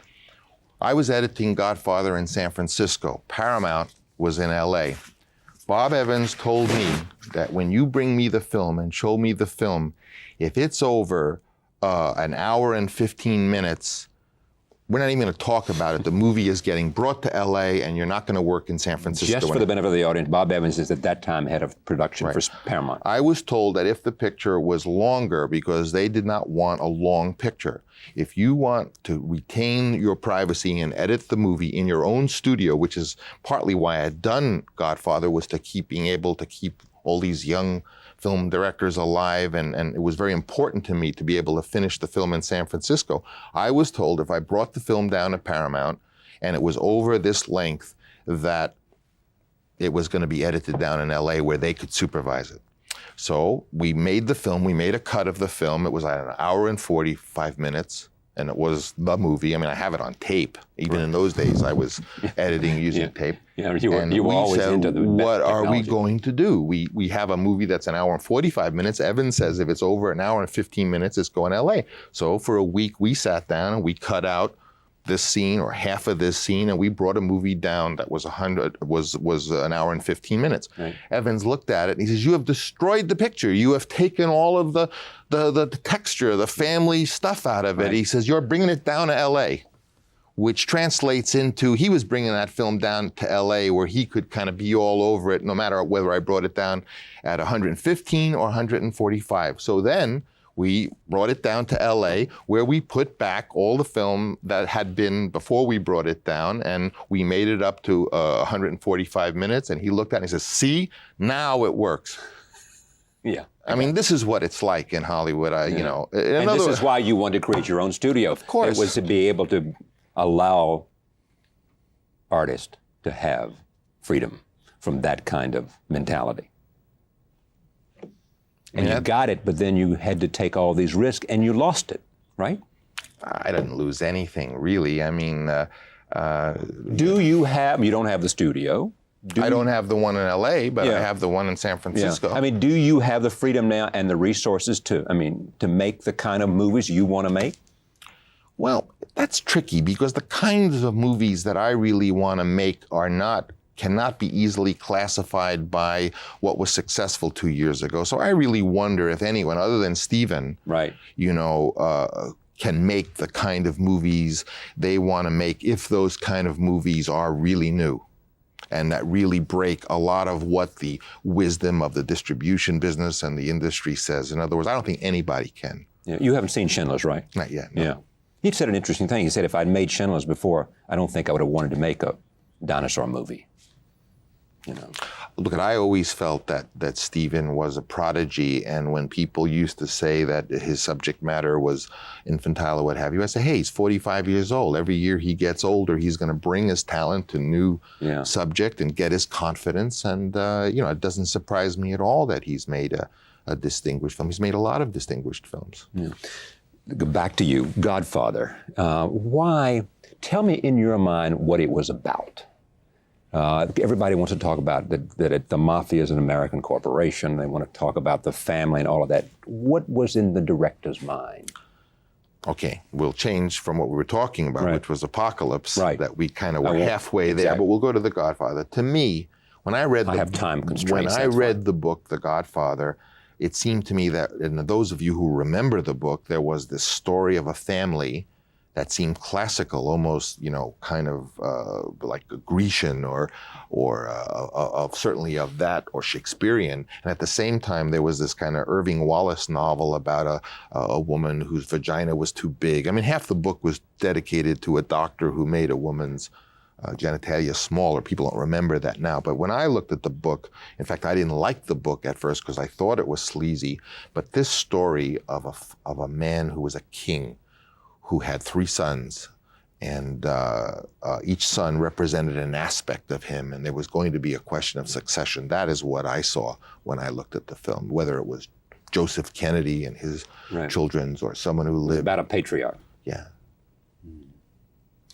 Is it, I know you hate this question, but I'll ask it anyway. Is it the film that you cherish the most? Not at all. It's not? No. What is? You know, you asked me a lot about what I thought of my work, and I said more or less, I really believe that my body of work is all about on the same level.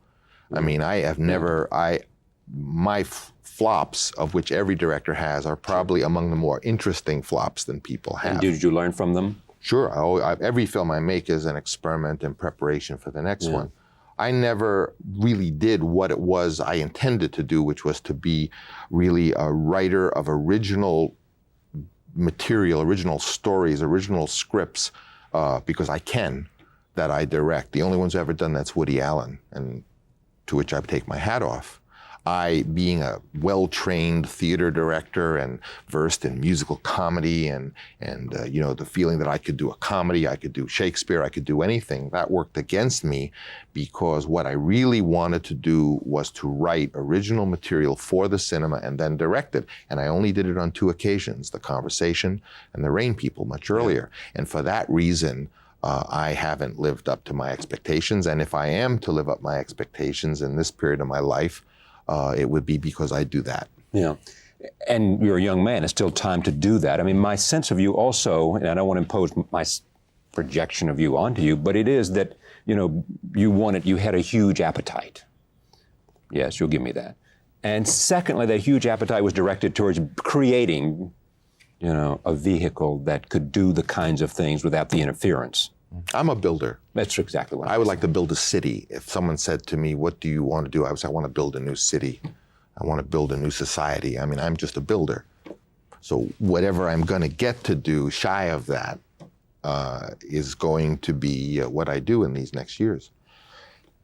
And your vision is to be the vision you have is still to be the builder.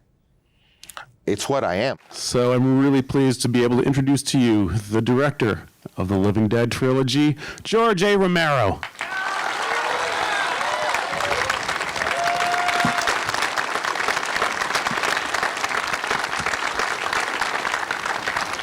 Thank you. So I'm going to ask you a couple of questions and we'll open it up to you guys. First, I can't believe people still show up to see this movie. Anyway, we'll talk about this later, but all I see are the mistakes that I made. No, I mean, that's the thing. Is like the film came out, you made in 1968, and it kind of went out on the drive-in circuit. It kind of creeped out there. It didn't really get recognized right away. Can you talk about the journey of that? Well, you know, the fact is that when the film was first released, it made money. It cost us about $117,000, and it made about $700,000 in the first year, in those drive-ins and neighborhood theaters, and blah blah blah. And we said, "Wow, this is an easy business." Then it went away. I mean, just disappeared. And then one day, somebody discovered that there was no copyright on the film, because we had our original title was Night of the Flesh Eaters.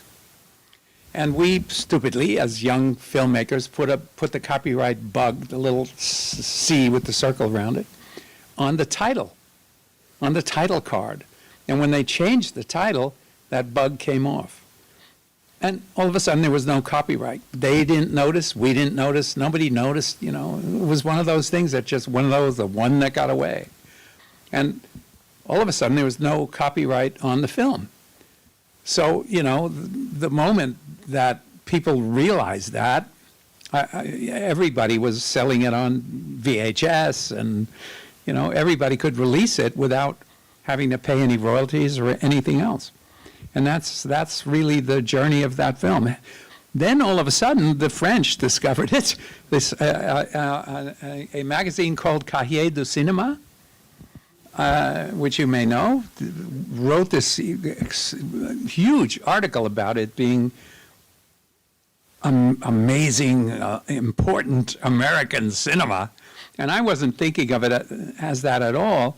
But everyone who was sort of noticing the film was talking about the racial issue. And to us, it wasn't a racial message at all.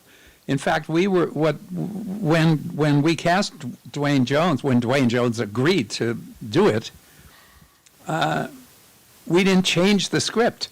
And when Jack and I were writing the script, it was the guy in our mind was Caucasian. And the same things happened to him. And people are saying, well, here come these posse with dogs and going after the black guy. They were going after the guy when he was white. And so that was not our point. Our point was more the disintegration of society, the inability to communicate, the disintegration of the family unit. And that's the stuff that we were thinking. And you just picked him because he was the best actor you could find. That's it. Dwayne was the best actor from among our friends. And And so, but before the French discovered it, so back in the 60s and the early 70s, horror films were kind of for kids. They had like the Universal Bela Lugosi Dracula and the Boris Karloff Frankenstein, and they'd have like matinees where parents could go drop off their kids. They could see these silly old horror films, but somehow Night of the Living Dead got lumped into this circuit. And so I think Roger Ebert actually wrote a piece about how he went to one of these screenings, and it was like a double bill of one of the kind of tame films and then Night of the Living Dead. And he's like, and the kids were enjoying themselves for the first film, but then as soon as Night of the Living Dead started, they were crying and running, screaming. And there was actually kind of like part of the American kind of mainstream writing, like in Writer's Digest, who just like, this, you should know what your children are watching, and just like ripped into it. Well, there is, Ebert's article was picked up by the Reader's Digest, and it became a cause célèbre.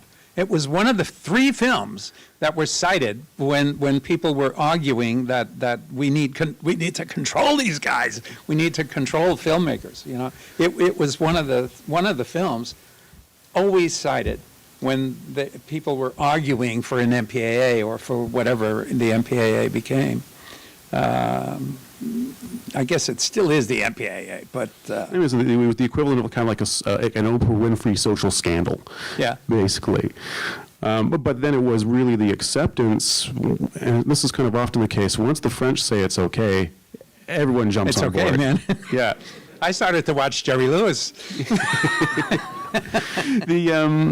So we could just talk about again the making of it, because this was, you had just a very small crew, one color films were predominant, but the film was, you chose to shoot the film in black and white. Was that a budget constraint, or? It was initially, back in the day when we made this film, cities the size of Pittsburgh, which is where we made it, had film laboratories. 1635, complete film labs, processing, work printing, doing the whole thing, because the news was on film. This is before video of any kind, before videotape, and the news was on film. And it's really where I learned to, use the pencil, hanging out with these journeyman editors in one of these labs. And so we were able to actually make the film and complete it. And that was, we were able to actually finish the movie with the title Night of the Flesh Eaters. And then the night that Russ, my partner and I, Russ Streiner and I, were driving it to New York, we had the first answer print of the film in the trunk of our car. And driving to New York, we heard on the radio that Martin Luther King had been assassinated. And that, I think, is where the whole race thing came from. Yeah. I mean, that sort of made the film that much more exotic, or that much more... Just hearing that political news, what you had in the trunk, suddenly it changed. Yeah, there was a heavier weight. We said, wonder if this is going to be good for us.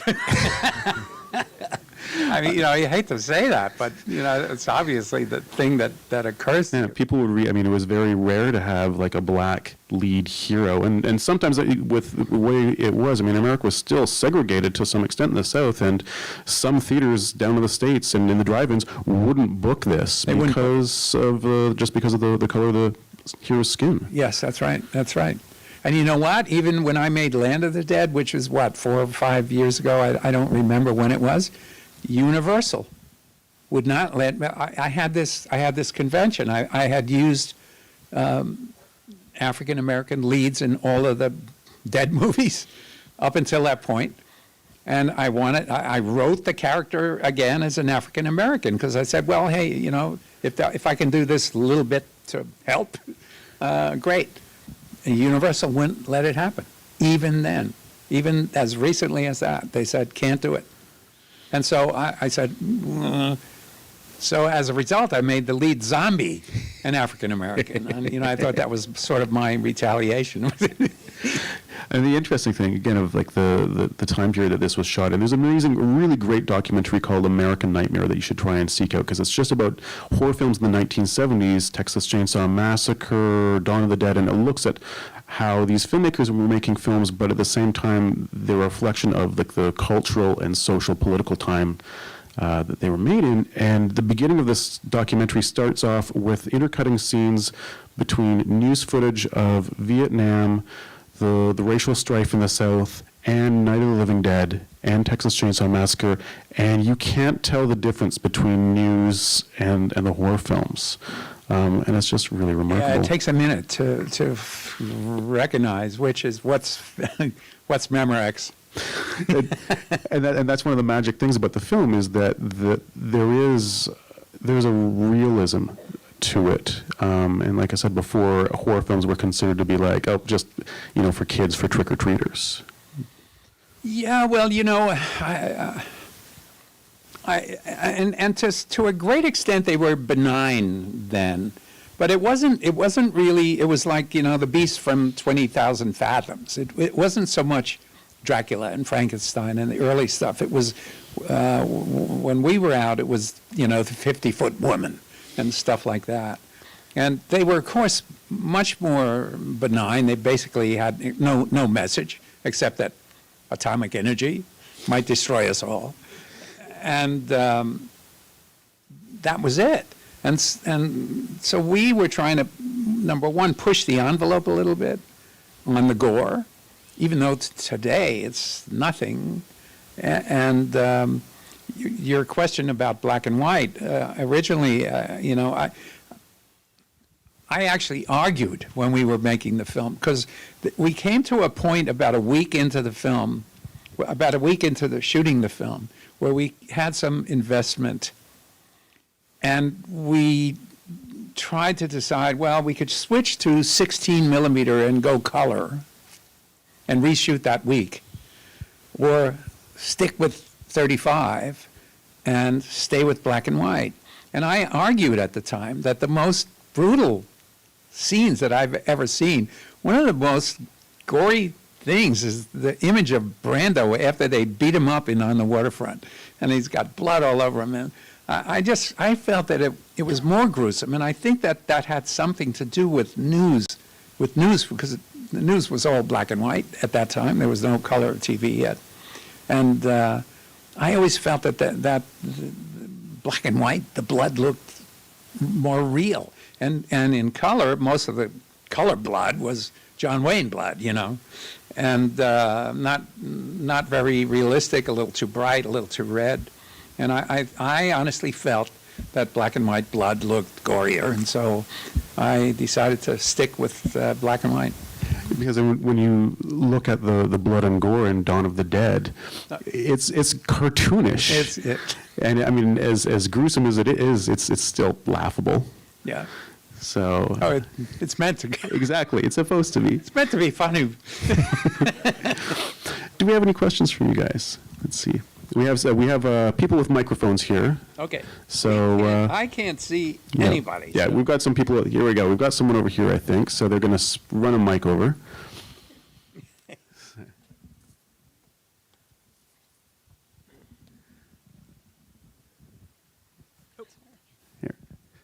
Hi, first of all, I'd like to say thank you for coming. Oh, thank you for This is having me. really an exciting moment for us. I'm a grad student at OCAD. I'm interested in knowing about your methodologies, pre and post film, and I guess during the film too. Creative process, what kind of methodologies do you use? Did you have to do interviews? What kind of research did you need to do before this film? I mean, one of the things is that pretty much throughout your whole history of all your films, you're the writer, with just a few exceptions. Right. Can you talk about the process of where you get your inspiration from? The news, I guess. I often, when I'm sitting there writing something, I will have CNN on, and it does, it's like that's my wallpaper. But I usually get the idea I get some germ of an idea, like for when we made Dawn of the Dead. I resisted for 10 years wanting to do another one, because particularly after the Cahiers du Cinéma wrote these glowing things about it, and then it was invited into the Museum of Modern Art, it became an important movie. And I'm sitting there going, wait, I didn't, as I said, all I could see was the mistakes in it, but technical mistakes. And I didn't want to do another one. I socially knew the people that were developing the shopping mall where we shot Dawn. And it was the first shopping mall that we'd ever seen, the first indoor shopping mall that anyone had ever seen in Western Pennsylvania. And I went out a few days before it opened, and I saw all these trucks coming in with everything that, Americans could ever want. And I said, wow, this is like a temple to consumerism. And that was the thought, and that's where the thought came from. And then I started to write a script that had that at its core. And I always sort of look for that in my fantasy fiction. I'm always looking for the core first, and then sort of build around it. That's part of my process. And then going through it, I used to edit my own stuff. In those days, I used to shoot my own stuff, and it's very hard to learn how to collaborate with when you're used to having that absolute hands-on control. It's hard to learn how to collaborate. And you have to have relationships. You have to have really good relationships with people. And now here I have better relationships, I think, than I ever had in the Pittsburgh days. And I'm there all the way through the edit. I'm sort of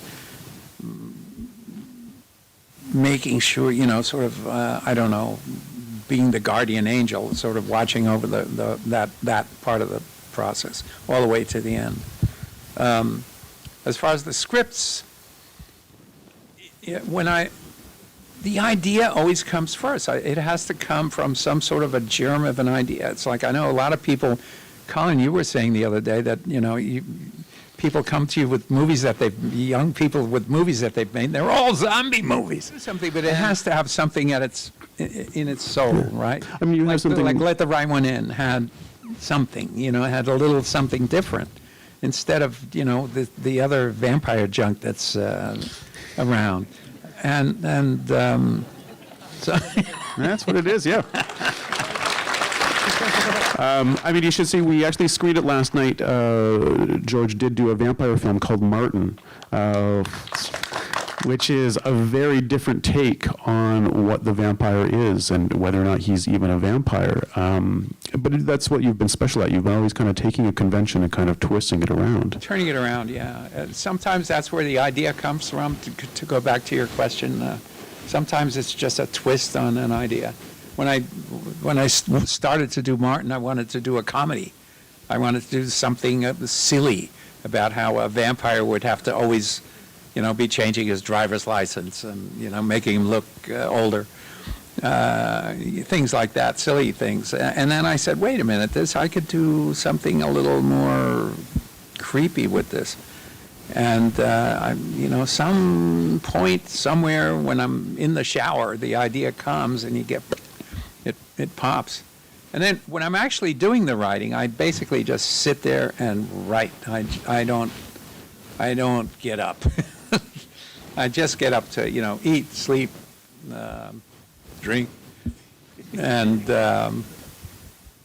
I'm basically stay there. That's the way I work. When I'm really deeply into something, I don't want to be disturbed. Do we have any other questions here? At the back? Okay. Okay, stand up so we can see you. Or wave or something. There we go, way in the back. What is your biggest challenge as a director? My age. No, I'm joking. It's always different, man. It's just always completely different. Sometimes, depending on who's holding the purse strings, sometimes you can't use the people that you want to use. I've had directors of photography forced on me by studios, and that's usually the big challenge. And so I prefer to work in an environment like here in Toronto. Since I've been here, I've been able to sort of, I gravitate towards people that I feel have the same sort of aesthetics, and we wind up becoming friends. I mean, that's the way it was in Pittsburgh all those years. I worked with the same sort of little family of technicians, and now I have a new little group here that I love working with, and it's great. Relationships are the most important thing, and if you've got those good relationships, you can shorthand your message. You say something, and the DP knows exactly what you're talking about. You don't have to repeat yourself or over-explain or whatever. I've been in situations where I shot a film called The Dark Half, where the DP was a big deal DP, a guy that worked for Merchant Ivory, Tony Pierce Roberts. And there's a scene, for example, where these people are coming home for the first time. Their house, their country house, has been closed basically for the winter. And they're driving up for the first time to this place. And Tony said, well, wouldn't it look better if there were lights in the windows? And I said, yeah, it would look better, but it doesn't make any sense. And he got his way. He was able to call the studio and insist. And this guy nearly got me fired off this film. And because he had the power. He was looking to win an Oscar, and he had the power. And he won that argument. And so if you look at The Dark Half, when they pull up to the house, the light's on in the house. And I wasn't able to say anything about it. You wind up having to fight and duke it out on every little point. And that's no fun at all. Yeah, it's a very, what a lot of people don't realize is how fickle the business is, and a film can be made or canceled just on a whim often, and that's happened to you often. Oh, yeah. And that's happened to so many other people. We have another question. There was a hand. Okay, there's one over here. Yep. Oh, I was just going to comment on Creepshow. Oh, over here. Oh. Oh, over this way. Other side. Yeah. Oh, okay. Over this way, George. Okay. See, I only hear out of one ear, so I have no stereophonic hearing. I can't tell. I was just wondering, just to get away from the zombie thing for a second, Creepshow was like an anthology. I was just wondering if you're ever going to attempt something like that again, because I thought it was pretty unique and Well, you know what? I would love to. I think they remade a Creepshow 2. I'm not even sure about that. There's Creepshow 2 and there's a Creepshow 3. Yeah, I mean, Steve, I don't think Steve had anything to do with it at all. I don't even think Richard did. Richard Rubenstein, my ex-partner, I think it did that. Somehow Warner Brothers sold it off. I don't know how it happened. I'd love to do it. The wisdom in Hollywood is that anthologies don't work. And I don't get that. I mean, one of these days, and there's going to be an anthology that'll blow the roof off again. There's a good, it's actually playing, I think, in Toronto now, but it'll be coming out on video and VOD. There's a really great horror anthology called VHS. Check it out. It is, and it's directed by around 4 of the top young horror directors and writers, and it's super fun. And it's proof that anthologies do work, but it was an independent film which was done for next to nothing. Yeah. I also saw in Lund, we didn't see the film, but there's something of the Dead with many directors. Oh, the ABCs of Death. ABCs of Death, yeah. ABCs of Death, we just had the world premiere here in September at the film festival, and it's 26 short films about death. Each one, it's like a children's book, like A is for, D is for dog, and it's 26 different directors. And some of them are strange, some of them don't work, but like half of them are just incredible. But I mean, that's the thing with an anthology. You're always going to have one which isn't as strong as the other 3, and it's just the way the mix works out. So definitely. I mean, there's no question. And then trying to decide, when we were trying to decide what order to put the stories in Creepshow, I mean, there was more arguing about that than about anything else on the production. What order should we put them in? Let's get rid of Geordie early. And let's put Leslie Nielsen in the middle somewhere. That's and here's we've got still over here. Okay, well then we'll get to you. Hi, I was at the screening last night of Martin, and I had forgotten how special that film was, and it really moved me, and I wanted to thank you for it. First of all, just for making it. It's an amazing film. I'm happy it's out there. But my question is actually about the role of women in the Dead trilogy. I really enjoy the trilogy. I'm a lifelong fan. But if you look at a character from the first film, say Barbara, for example, and then you look at Laurie from Day of the Dead, there's quite a journey there. And I was just wondering if you wanted to comment about that. Like, I think Day of the Dead's almost a feminist film if you think about the other 2 characters, the Rhodes character and the scientist character. They're kind of caricatures of masculinity. So I just wondering if you wanted to comment on that. Well, it's interesting because someone mentioned this the other night when I was doing the first talk with Colin.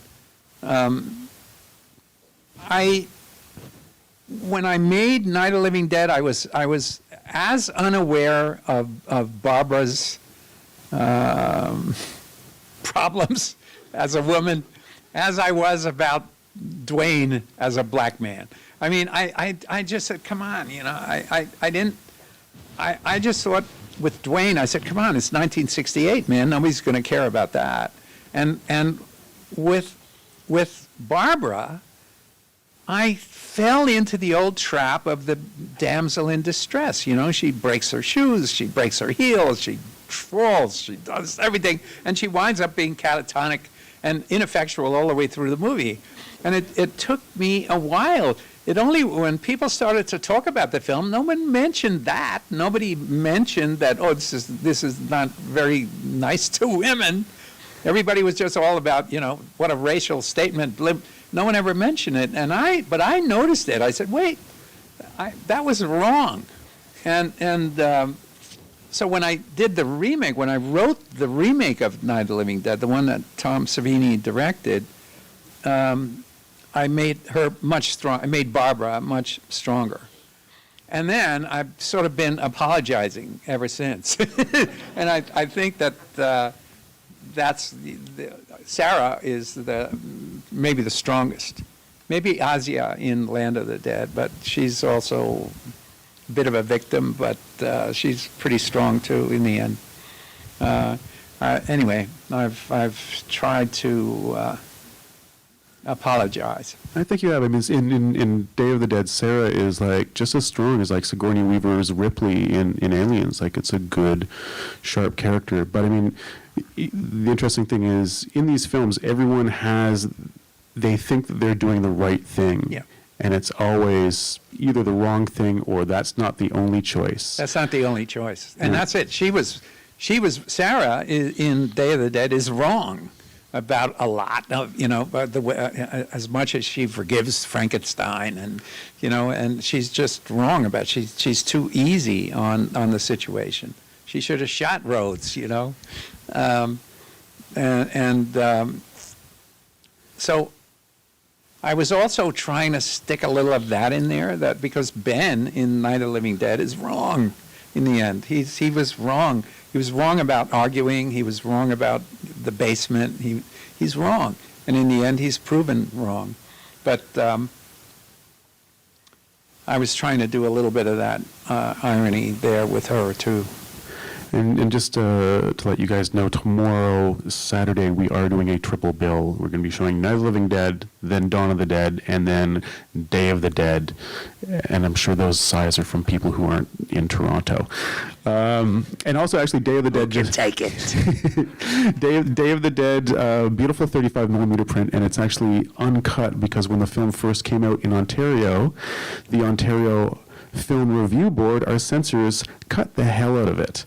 You'll be able to see it in all its 35 millimeter glory. I never knew that. I just heard that from you the other evening. Yeah, there's a scene in the film, and I remember when it came out on VHS, where there's this character who shoots himself and puts the gun to his mouth and pulls the trigger.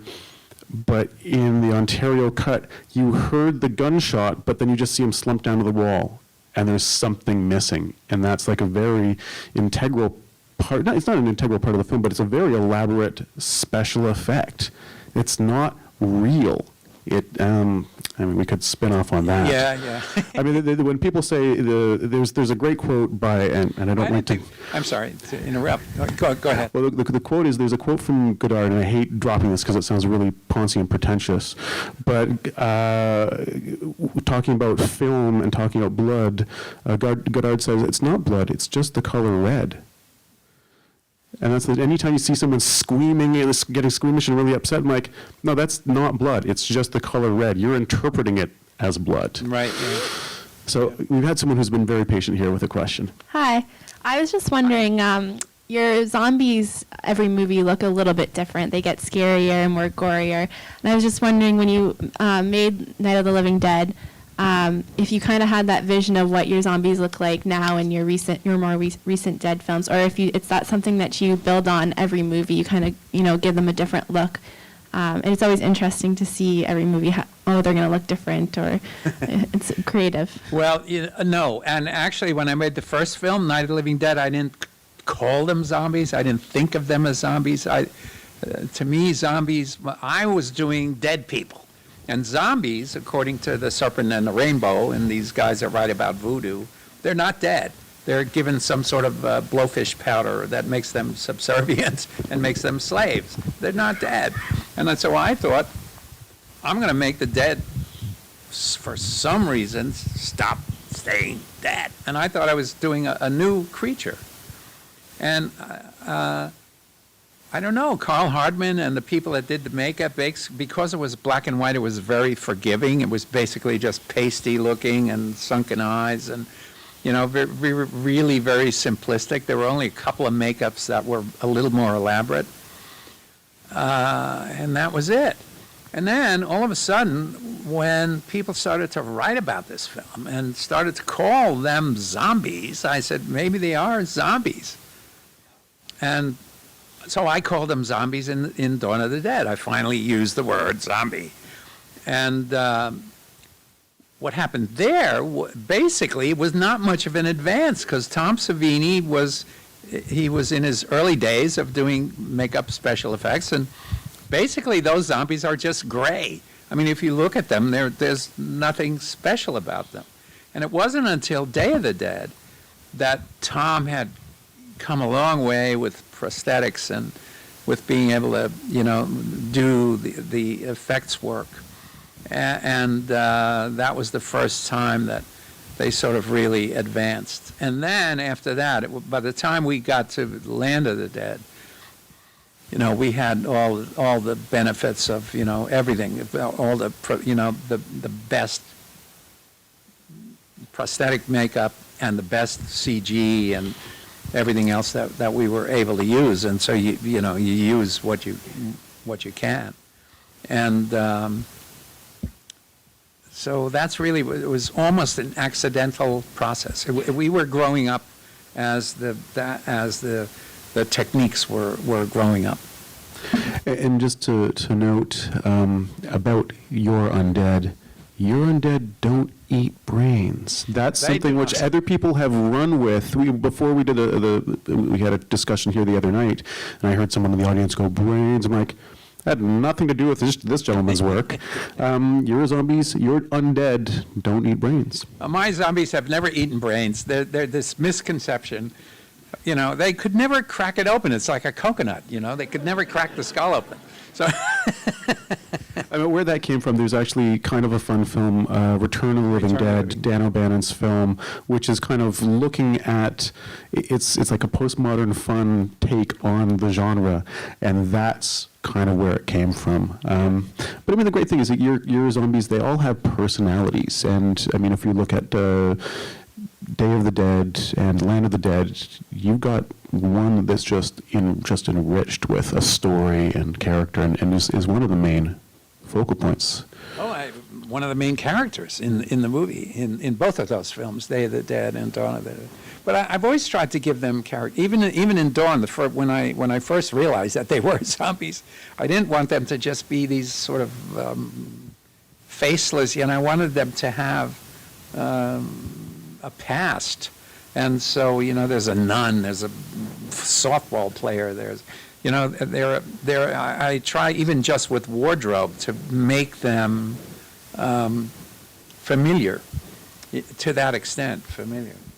And I think that's important. Instead, you look at the remake of Dawn and everybody's wearing running shoes and Nikes. And they're running. I don't get it. But talk about that. slow zombies versus fast zombies.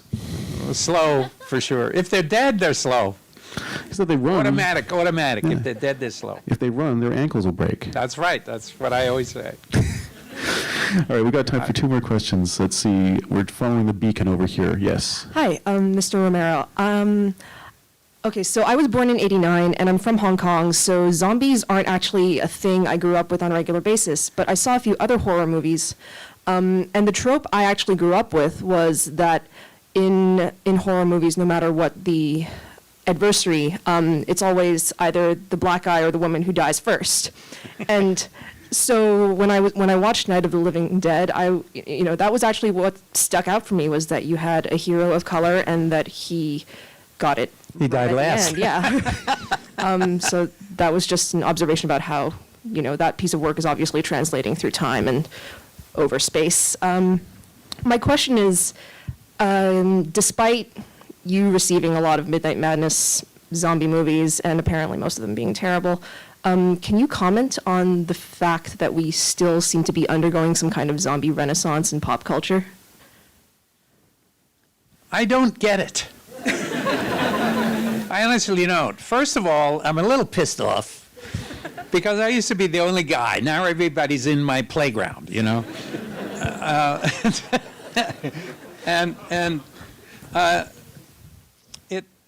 I don't get the whole thing. I don't get the zombie walks. I don't get why 4,000 people come out and, you know, Taya's a lovely person, but you know, what is she, the Pied Piper? How does she get 4,000 people come out and put that goop on? And this is our friend who runs the Toronto Zombie Walk, and every year it grows and grows, and then every cities are doing them all over.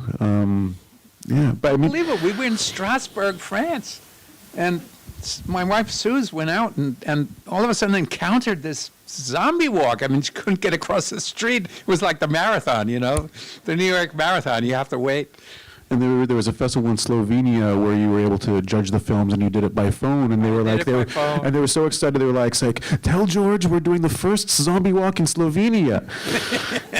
I mean, is it because, I mean, there's kind of almost kind of an end of times hysteria, and is this people kind of like gripping onto? You know, maybe somewhere way, way deep. I just think it's Halloween, man, and I don't think zombies have been supported in popular culture, popular fiction, by movies. Because if you think about it, what zombie movie has made more than $100 million? Zombieland is the only one, and they're not dead. So that's not the kind of numbers that usually interests Hollywood. Yeah, they're making a Zombieland too, but you know, no movie has gone through the roof that way. It's video games. I think it's video games. There's millions of video games on our iPads. There are probably 75 zombie games on just on the iPad, and huge video from Resident Evil through.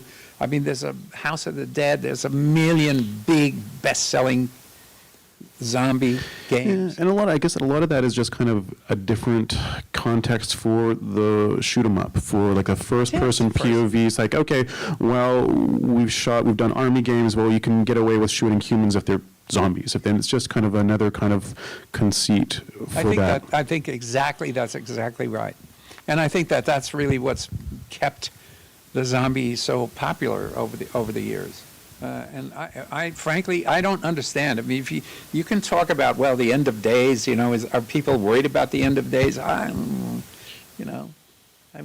just worried about the end of my days. I mean, for me, the thing which always interested me in this particular genre, it wasn't so much the fact that it's the undead, that it's zombies. What scared me was always just the last man on earth scenario, where you wake up and life has changed, life is different, your loved ones are gone, whether it's zombies or anything else, just being the last man on earth. That's what I always find scary about these things, not the threat of flesh eaters. Right, this might be the end for...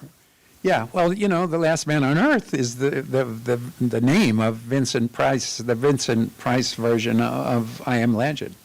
And I sort of loosely, I Am Legend is loosely responsible for Night of the Living Dead. I Am Legend, which is written by Richard Matheson, who is like a great horror kind of fantasy author.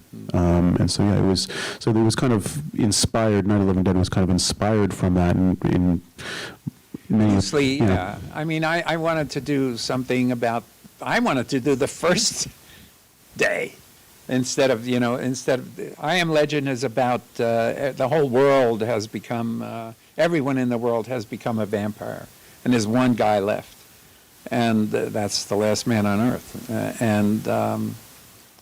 I wanted to do something about, well, how did that start?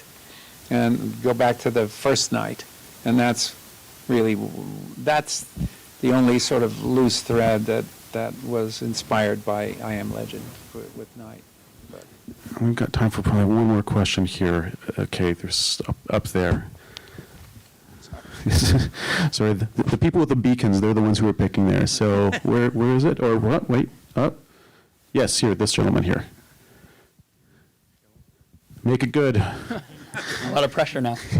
When you first came out, you said that when you saw the film, all you saw were the errors. And I'm wondering, in your process, when do you look at a piece of work or one of your films and say, I recognize there are a lot of errors, but it's time to share this? That's a very good question, particularly for aspiring filmmakers. I can't watch a movie, I can't watch one of my movies. Once you've been through the whole process and you live with it, you live with every frame of it, and you're making frame by frame decisions, and boom, boom, boom, and you finally put it to bed, you're never certain at that moment how it's going to play. And I try, except for events like these where I didn't come to watch the movie because I didn't want to see it again. I try not to watch films until, at least 2 or 3 years later. Recently, there was a screening of Land of the Dead at Deluxe. They had editors, the Canadian Editors Association of Canada screening, and Susan and I went, and it's the first time I'd seen it. The first time either of us had seen it, almost since it was made, and it played okay. I mean, I wasn't disturbed by all of these problems. When I look at Night of the Living Dead, screen direction is off. First of all, I didn't know enough about screen direction. I didn't know that conversations were supposed to go that way. They're both looking the same way, and some of the stuff I just wasn't educated enough. Even though I'd watched films, basically all of Night of the Living Dead was basically stolen. All the shot selection was stolen. But more from Orson Welles. People say it's Hitchcockian, but I think it's more from Welles. Welles is Shakespeare films, Macbeth, Othello. The lighting, particularly. I was stealing from Orson Welles and trying to do my best that I could with it. And now, once I got away from it, once I started to learn about some of these basics, that's what I mean. All I can see now are the stupid little errors. There's a jump cut in it. There's, which I didn't realize. It looked like I could cut. It's the same shot, but there's a jump cut in it. And I cut a piece out of the middle, and it looked like they were in the same position, but they're not. And it's just stupid little things like that. And that's really it. But now, man, I've been over the last only maybe 5 years or so really comfortable with the process, and I can actually. I used to cover my ass by shooting single shots of everybody in the room, and so I could cut the script, edit the script any way I wanted. And now I'm happy and comfortable with sort of choreographing moments, and thankfully, because that's the best way to economize when you're on the set. It's also a good way to keep people from cutting shit out of your movie. All right, on that note, let's hear it for George A. Romero. These two elements are the most important of everything, Everything is dominated by these two. All the world, whatever happens, is dominated by sex and violence. We're going to go back further in time first to 1973, and I thought, it's still quite early on Sunday. We want to ease you in gently. So we're going to show the opening 3 minutes of Turkish Delight. That opening, with the exception of the badly translated lines, is pretty faithful to the opening line of Jan Wolker's novel, upon which the film is adapted. I'm just curious, by the film's staggering success, do you think at that moment in 1973 this was something that people were just waiting for?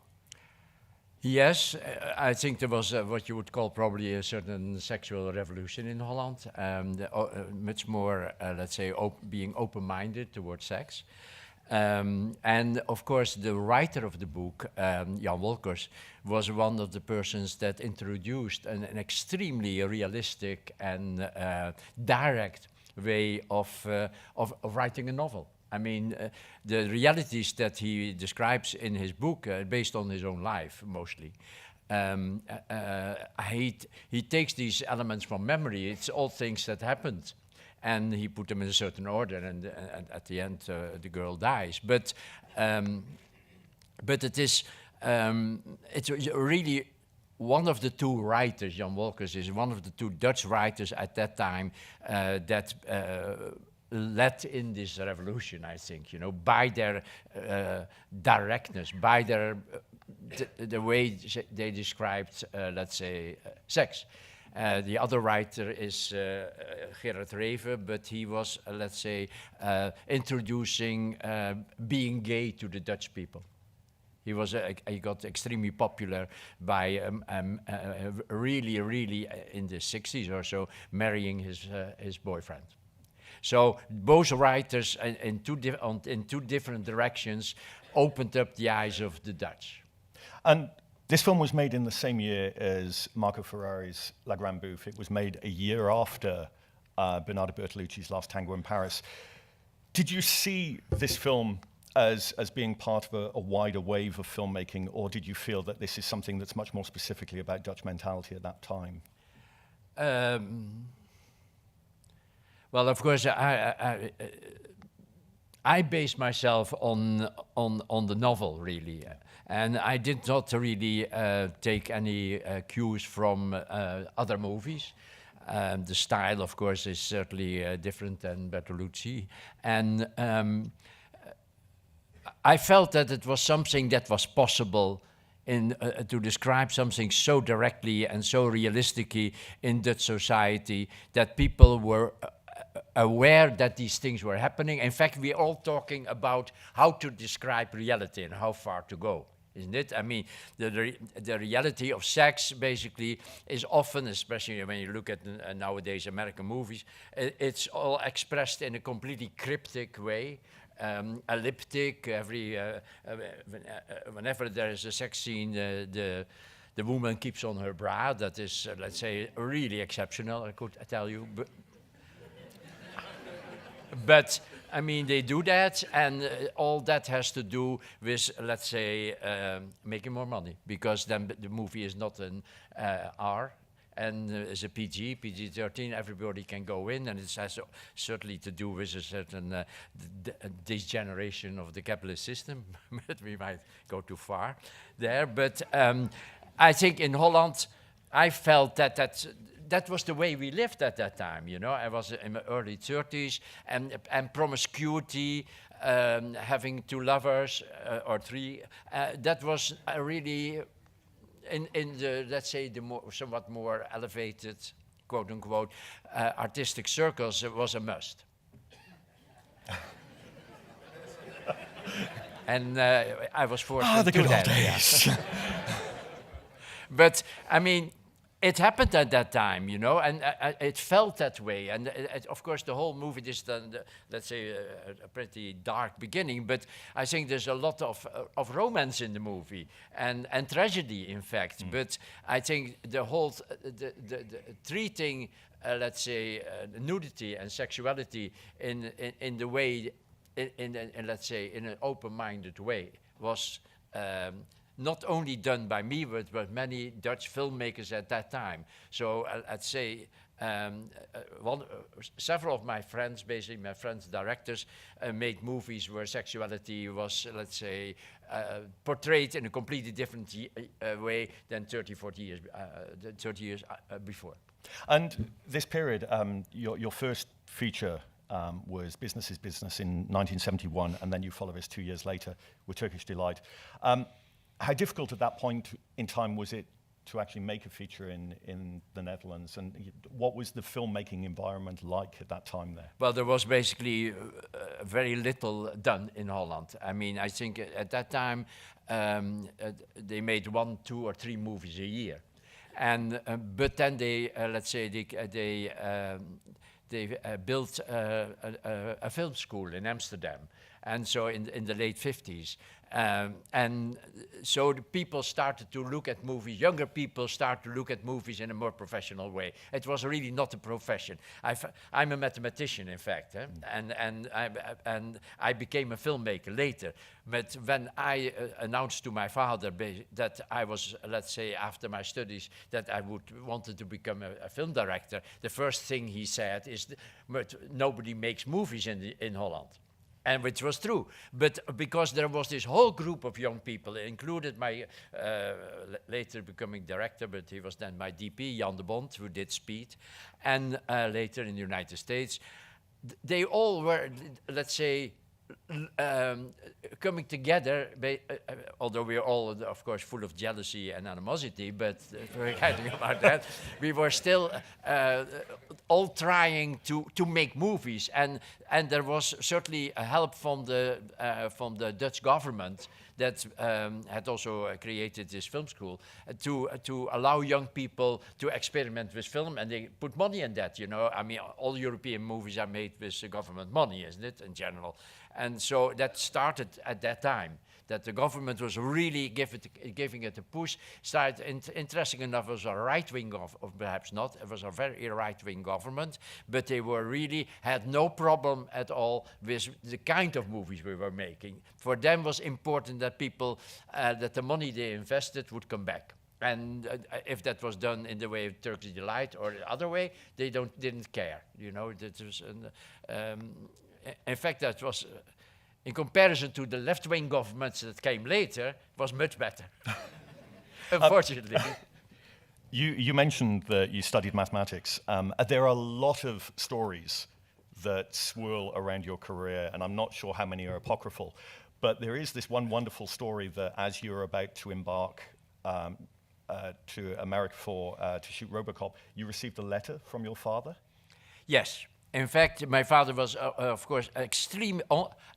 After me making Turkish Delight and other movies that were really very successful, my father was, and my mother too, were extremely disappointed that I didn't become a professor like my friends at the university. They all became professors, and that I had chosen this profession of director. And on the day, nearly in the week at least, that I was going to the United States to make RoboCop, my father gave me let's say an advertisement in the newspaper where they were looking for a part-time mathematician teacher. And then when I said, but I make movies, he said, you can do that. There's time as a teacher, basically at high school, there's time, you can do that as a hobby. But this was real, eh? I mean, I'm not exaggerating one word here. I mean, I was flabbergasted, you know, that he basically, that they looked at it. They were so disappointed, and I read later some papers that my mother wrote before she died, and this disappointed was there till the end of their lives. And of course, by then, they had been going to my movies, and they had basically everybody, the environment was extremely positive about them, but they could never adapt to the fact that they had become this kind of film director. With regards to the content of your films, one New York Times critic described the Turkish Delight author, Jan Rolke, as writing without sparing our morality or senses. And I thought that's a very good description of you. Say that again? They wrote of Rolke's that he writes without sparing our morality or our senses. Yeah, sure, he did. And your films? Well, I took it from him, huh? No, it's true. I mean, I didn't invent it. No. I mean, the honor should go to Jan Wolkers, really, for daring to write that. And then our movies were basically based on that. But, you know, I'm really coming, there is something else there. I mean, if you look at Dutch painting, and the painting, say, in the 17th century, and compare that with painting in Italy, France, and England, then you see an enormous sense of reality in these paintings, these Dutch paintings. You know, Jeroen Bosch, for example, is very famous. That's the prodigal son. It's not so small, but there is basically the prodigal son leaves the bordello, and on the side of the bordello, there's a guy is peeing against the wall. I mean, that's basically, Dutch painters did that. I mean, you would not expect that in an Italian Renaissance painting in any way, isn't it? Or Rembrandt that basically has been etching scenes, let's say, copulation with his wife, or a woman pooping or peeing. And in fact, Picasso used one of these etchings basically to make a painting about that. But I mean, that was there. That we grew up. I mean, if you at elementary school or even in high school, the 17th century is called the golden age of Holland, and that was you grow up in that atmosphere of reality. That basically, yes, people are peeing and pooping, and yes, that why do we hide that? Why would so they did? They painted it, and I think what Wolkers did really, and especially after what I said about the translation, Wolkers grew up in that kind of atmosphere, and me too. And I thought basically that reality should be taken seriously, you know, and that we should not hide that there is a representation of reality that basically wipes out all these kind of what people call extreme, but it is. This is not true, eh? The truth is really that these things happen, yes, of course. And that there should not be a problem in portraying them. I mean, that's what I feel. So I never felt any restriction. With sex, for example, what I try not to do is to imagine sex scenes. To do something that out of my imagination. I always feel if I do a sex scene that it should be based on sex that I know. Otherwise, I think you easily drift off in pornography.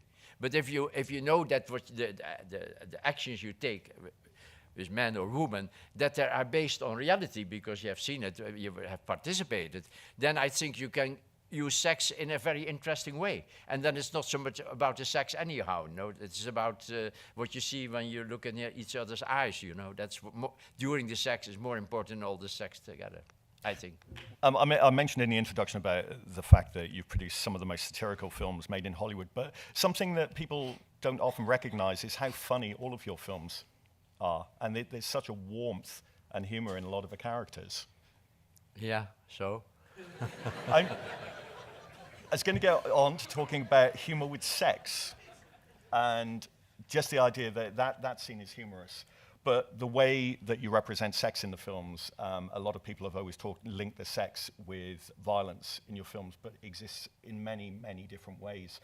And I just wonder, over the years, has it annoyed you that people see just a two-dimensional attitude towards sex, and also perhaps bring too much of their own moral compass with them? No, that's, yeah, that happens, but I think there's nothing you can do about it. And sometimes after 10, 20 years, people start to look at it in a different way. So you have to hope for that, you know. But I like sex, of course. I mean, I represent sex because I think it's something wonderful. I mean, that doesn't mean that sex cannot be abused in a terrible way, you know. I mean, the amount of rapes in the United States is about 1,800 a day. So that is one every minute. So a sex can be completely abused. But in general, I think what happens in sex is something that you cannot really express in any other way, you know. What you see in each other, like we said it before. But during sex, if you look into the eyes of the other, I think there is something that you feel there that exists, but that you could not basically find words to describe it. So I think that mystery, or whatever you want to call it, is why I think sexuality gives you the possibility to express things that you cannot say with words, and very difficult, but somewhat better with images. And it's quite interesting as well that I know years ago Orson Welles said that sex is something that shouldn't necessarily be represented on the screen because it stalls the narrative, it doesn't move the film forward at all. But looking particularly at the films you made in the Netherlands in the 1970s, it's so integral. It comes back to this idea of realism, that it's just accepted. It's not everything has to stop so we have the big sex scene. it's just something that No, develops. the clear. character No, and but move on. sex is also can be used very easily as a plot point, of course. And I think I strongly disagree with Orson Welles, but Orson Welles is American, isn't it? So they are not too open-minded about that in the first place, and so I think that.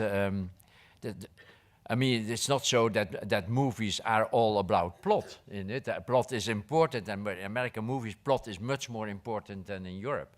I mean, that whole system of making a movie in 3 acts, that is really this plotting, structural plotting, is very American. And I think the movies I did in Europe, and many other people did in Europe, be it Truffaut or Fellini or whoever. I mean, if you look at La Dolce Vita or 8½, which is fantastic movies, and there is really not much of a plot than seeing Marcello going down and down and down and down, isn't it? So, but that's not nearly not plot. That's just kind of tragedy. And I think there is too much insistence, basically, in the United States on plot. So I think, on the other hand, we all know that if you have a plot, if something doesn't work very well as a scene or whatever, then the plot takes you over that, you know, because you still want to know how this, let's say, what's hidden and what should be revealed. So it helps you when you make, let's say, mistakes. That if you don't have a plot and the scene is not good, then you basically lose your audience. But with plot, it's more difficult to lose your audience. So I think there is an advantage and pragmatic advantage to having a plot. But in fact, if you overplot and really think that it's about plot alone, then I think there's a problem. With Katie Tipple, I read somewhere that at one point in time you said that you would like to remake it. And I wonder if Showgirls ended up, in a way, kind of being that remake. Well, I never thought about that. I mean, it's possible, you know. I felt that, especially the last part of Katie Tipple, you haven't seen that, doesn't work when she goes, then she becomes a kind of a revolutionary or whatever. I don't believe it. And so I would like to remake it, but in fact I had an American project that I wanted to use for that, which was to make a movie about one of the first real feminists in the United States. It was Victoria Woodhull, and at the end, immediately after the Civil War, and basically I had Nicole Kidman wanted to play that, but we never got it from the ground, you know. And it was very interesting. Victoria Woodhull comes out of a very low class. She was a prostitute, but let's say when she was 45 or whatever, she tried to become the first female American president. It's a very interesting career, isn't it? But she didn't succeed. I mean, perhaps it happens now, you know, finally, but not for Victoria. So, no, yeah, this would be my answer, more or less. It's not a real answer, but... There's a quote by Renee Sutendeck where she says, "Most women in Paul's films will not rest until they've got what they want. They usually win, and they let no one stand in their way." Could you talk about your attraction to these really strong female characters, but also the way that in the film we see them so often through a male gaze, but it feels like the women are actually controlling the scene and the way things unfold? Well, perhaps that has been lately the case with the 2 movies I did, which is Elle and Black Book. But of course, there are many other movies basically where the males are dominant, you know. So it's not that I only do female strong women. Basically, I do also interesting strong male characters. But if somebody gives me a script about a strong woman, that is, then in general I would be attracted to that. Yeah. But you cannot explain why, isn't it? I mean, because perhaps I'm married to a strong woman, my daughters are strong women, so I'm really surrounded by women in my life. Yeah. And so so that I choose that, let's say, yeah, it's really a choice. I read the script or the book or the whatever, and I like the character of the woman. But if it would be a man, then probably it would be the same. But lately my interest has been apparently more towards women. Yeah, sure. But I cannot explain these things, you know. I think, yeah, I can give you explanations and stuff, but I think they're all not true, you know. So it's really that I don't know. I mean, I like women and I like to be with women.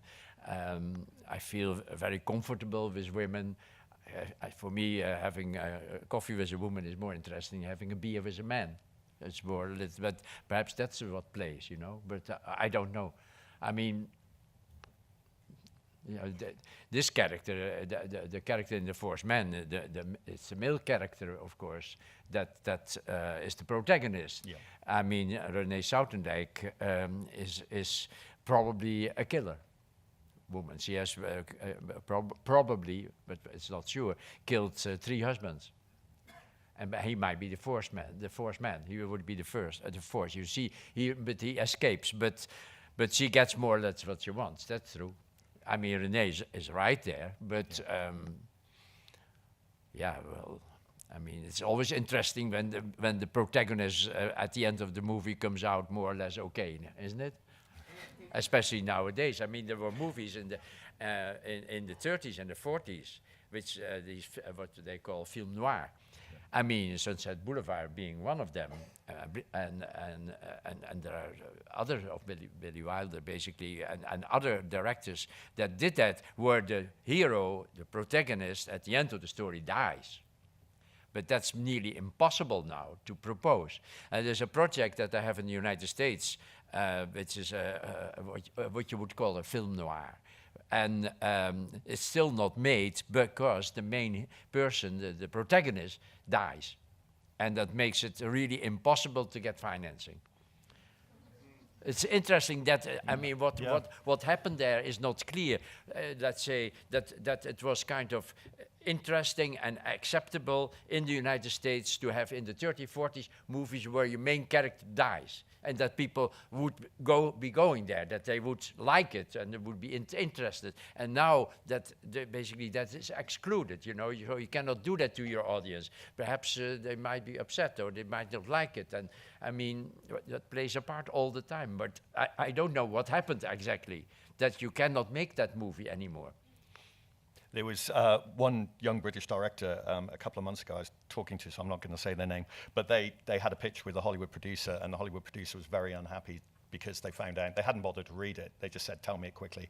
And they said, but did they die at the end? And they said, yes. And they said, well, I'm not really interested. How did they die? It was old age. What can I do? Let's actually talk while we're here about Hollywood and your move to Hollywood, and how easy was the move? Yeah, I got lucky. I mean, I got in the hands of a very good producer, John Davidson. One of the 2 scriptwriters was always with me on the set. They prevented me to make terrible mistakes against American culture because I didn't know that very well. But it was realizing that I didn't know the actors, that I didn't know the country, didn't know the locations, didn't know the crew. It was like a very successful transformation of myself. I mean, it worked, you know. I mean, it could have perhaps been, many European directors have, of course, have tried to make movies in the United States, and some of them worked. But I think because I accepted that I had to go with the flow. The flow really is what they want anyhow. I mean, then still in that perspective, you can still give it your own spin. That's what I did with RoboCop. Certainly, I made it mine, and I used my interest in comic books when I was young. I used that to overlay it, and let's say pushing the irony or satirical elements of the movie. But it was, yeah. you don't know these things. In fact, you can the transition to France, basically now this year, last year, was similar. Of course, you go to a country. You don't, my knowledge of French was limited at that time. You don't know the crew, you don't know the cast, you don't know any locations really, and you jump in. And then if you're surrounded by good people that are French, you become French. And I have the feeling that by surrounding myself with American people in RoboCop, I became kind of American. Interesting enough, the movie I made before that, which is Flesh and Blood, that was basically a medieval story. Rutger Hauer was the main character. We did that. That was the first movie I did in English. And I didn't want to go to the United States. I mean, so I made Flesh and Blood for Orion, basically the company that later did RoboCop. And that was, let's say, that was a failure. I was trying. I didn't want to become really American. I made, let's say, a half step and not the full step. I tried to think, okay, I use American movie, but I'll stay in Europe. And that did not work because I was surrounded by Europeans. There were a couple of American actors. Jennifer Jason Leigh was in that movie for the female protagonist. But I think the fact that I was surrounded by Spanish people, Dutch people, some English people, German people, and it failed really because I was not aware of American thinking.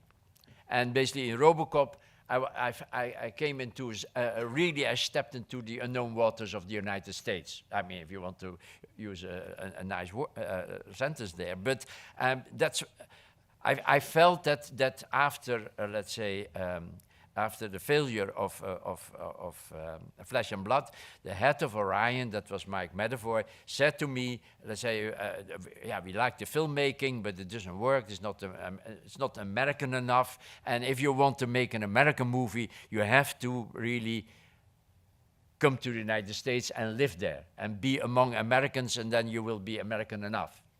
And that's what happened, you know.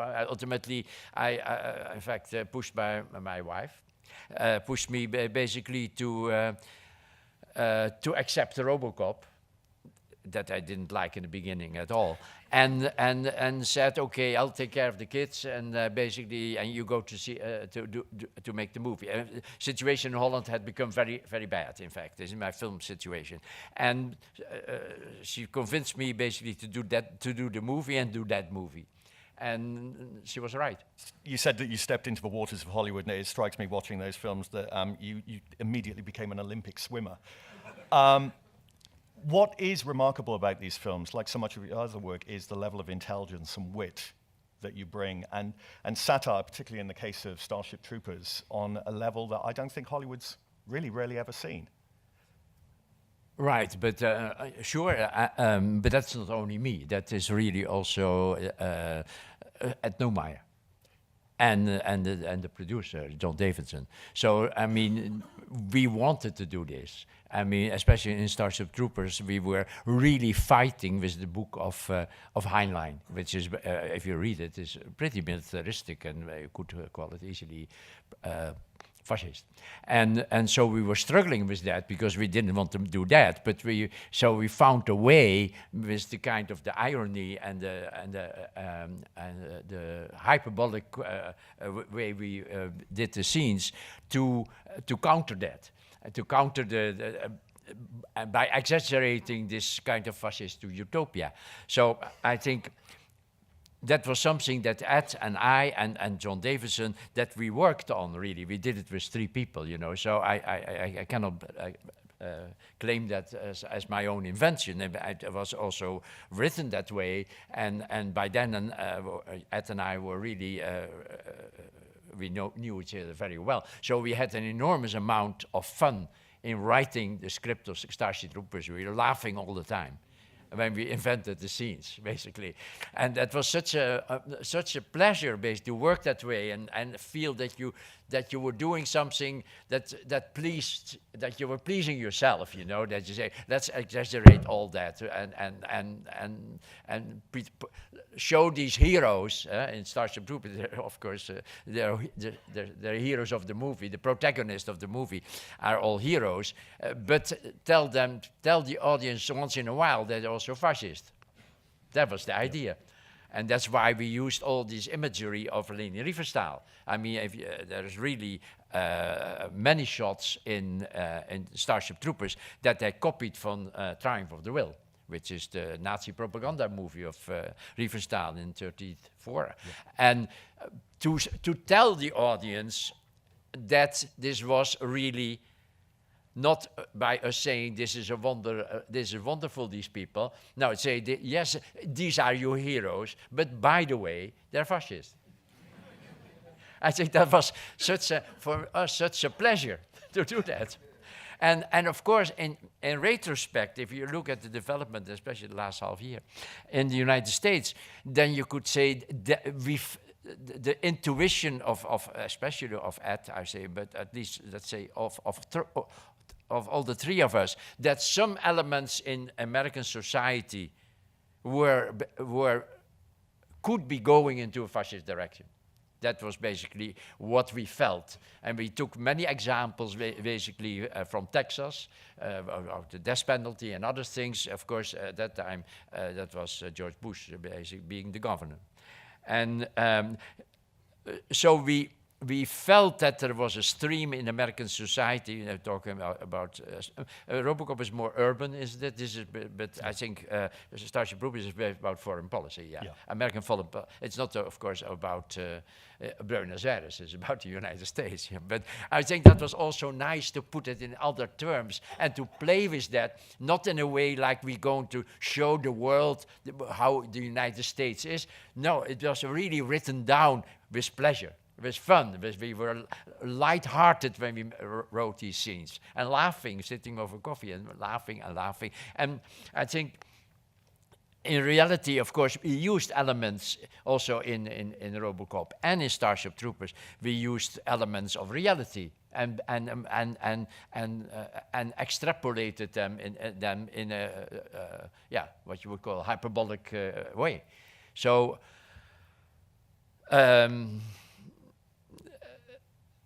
Yeah, it's just an explanation, basically, how we did this, you know, that we didn't do it. I mean, in retrospect, you're sitting here and you're talking, and you can say, well, we had this goal and this goal. But to me, it was amazing, thinking back about the movie, that we did it in such a nonchalant way.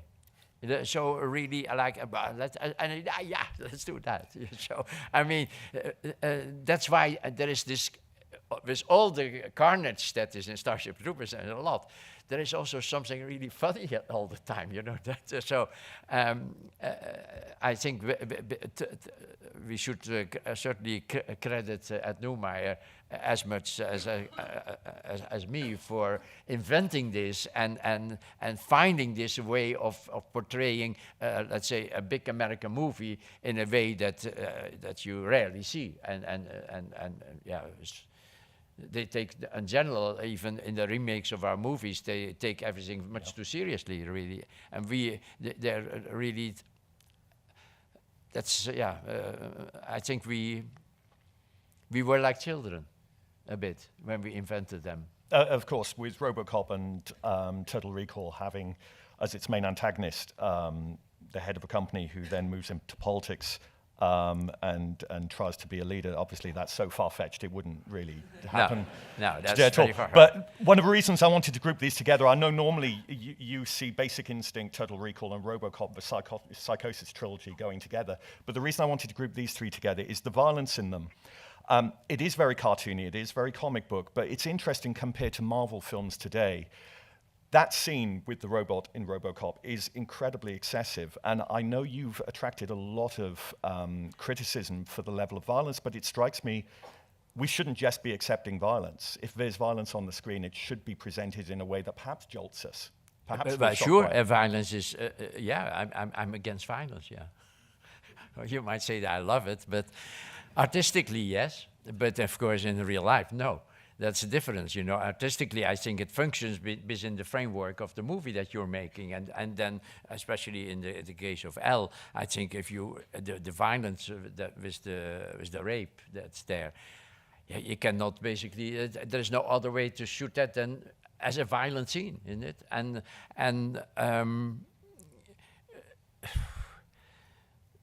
I'm not afraid of violence in movies. Yeah. In real life, it's a completely different situation, but in movies, I think, I mean, we know that violence is part of the world. It's not even part of the world. Violence is part of the universe. I mean, the whole universe is one violent creation of whatever it is, or a space-time accident or whatever. If you really study, I mean, nowadays it's so fantastic if you look at the photographs that are made by these telescopes that are now all around us, basically, yeah, in space, and the photos they make of the cosmos, of the universe, and you see as big books like this, you open them up and you see millions of stars in it, and then basically very small stars that are a bit, let's say, hazy. These are all galaxies, like the Milky Way. And to realize that these elements basically come together and are destroying each other. There are galaxies, there's photographs of two galaxies that you see that basically are entering each other. And you know that all the planets and all the life that is there will be destroyed. You know, planets will be taken out of their orbit, and basically people, whatever is there, animal life or very far, let's say, much more intelligent life than we have at the moment, is all destroyed. You know, I mean, it's like, for me, I think, having perhaps also grown up in World War II, isn't it? I was a child, so 6, 7, when basically the war ended. But living in The Hague, it was continuously bombed, in fact, by English and Americans, because they were trying to hit V2 rockets, isn't it? That were sent to London, in fact. But they made some mistakes, so they basically, total quarters of The Hague were ruined. To live in that and to see the dead bodies on the street and the blood and the ruins and that, if you as a child of 5, 6, think, for me, that is kind of what life partially is. And basically, if you go into Syria, whatever, that's how it is. That violence, that destruction is there on this earth, and that's what we do to each other. And so I think you have to really pay attention to violence, I think, because it's let's say, as sex is then, of course, the positive thing, isn't it? Sex is then, sex is, of course, only for babies, not, of course, but of course. Yeah, sure. I mean, no, that's the point, you know. Evolution has created that trick, yeah. It's a trick, huh? It's an evolutionary trick, basically, that you basically are so happy to put yourself on top of another. But because we need the babies, huh? That's evolution that wants babies. And so you could say that's a positive thing. But the other side is the negative, the destruction factor. And these two are dominant in in the world. Yeah, destruction and let's say regeneration and going on with evolution. That you could call that probably positive. You know, at least yeah, I would say that's probably positive. And then the other side is the negative. And these two elements are the most important of everything, you know. Everything is dominated by these two. All the world, whatever happens, is dominated by sex and violence. And so I think you cannot deny that, and that I'm attracted to it is because it's so important.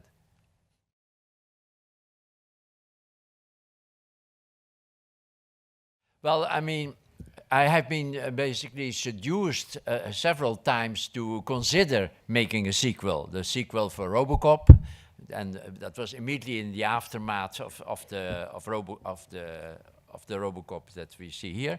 The same applies to Total Recall. The same applies to Basic Instinct. But ultimately, I've never done it because I felt that it was always less than what I had done.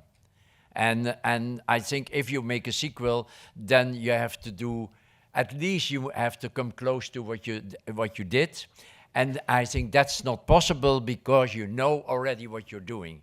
And when I did RoboCop and all these movies, I didn't know what was going to happen. I stepped into an adventure, and that adventure inspires you. But if you know already the trick, then basically you're not inspired anymore because you know it and you do it. So it's very difficult to make a very good sequel. The only one I know is Star Wars 2. That I think is a good sequel. But that's rare, you know, even Godfather 2 is not at the level of number 1 at all, I think. But yes, thank you. And I gather we were talking outside about after Soldier of Orange was released, that Steven Spielberg was a fan of the film and you talked to him. I gather Steven Spielberg was considering putting your name forward for Return of a Jedi until he That's saw... what I heard, basically, and it came, I think, from it could be gossip, but it came through his producer, Kennedy. Spielberg was really an admirer of Soldier of Orange, yeah. And he called me and said, you have to come to the United States, Holland is too small, and I know, and I'll introduce you to the studio, so that he did. And then at that time, I was working on Spatters, and at a certain moment I thought, okay, that's interesting to give him Spatters. Well, that was the end. That was the end of the relationship. Yeah.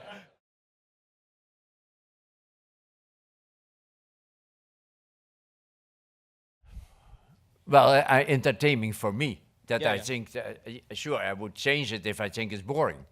Yeah, or change the scene, or take it out the scene.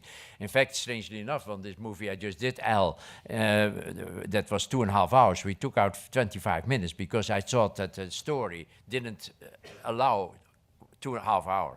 And so basically, yes, I would change it, but in general, I would accept it, you know. I read it, and this kind of shock of recognition is that you think, okay, this is good, this is me, I can do this. He wrote it for me, but he didn't write it for me, but I feel that he wrote it for me. And then you do it. I would not study that too much, you know. I think intuition there is extremely important, and even if your intuition is not always right. There was an interesting interview a long time ago with Ingmar Bergman, and they asked him how he did all these things, and he said, it's all intuition. And for 80%, I'm right, my intuition is right. 20%, I'm wrong, but then I take the 80%, and I trust my intuition, even if there are 20% wrong. So I feel the same. You have to use intuition. If we don't, I mean, what is intuition? That is probably something that is behind the consciousness, but it's still part of the brain. I'm not talking about mystery or let's say of God or whatever, you know. I'm really talking about this. And I think there's something there, and that functions basically without us knowing really, and then it sends, at a certain moment, if you're lucky, it sends back information. That is what you call intuition, because you don't know the process that's happened here. It's this computer, let's say, the conscious computer, we are close, with our computers coming close to that. The unconsciousness is also there. It's also, but that's a computer that is basically, we are very far away of that, you know. I mean, that's something that I trust, that there is something else there. And sometimes you're working and you can't find it, and then you think about, I mean, if you don't think, it doesn't come, you know. You have to activate this other areas by trying, and then at a certain moment, it's given to you. And it's fantastic when it's given to you. And then suddenly you see, oh yeah, oh, I have to do this.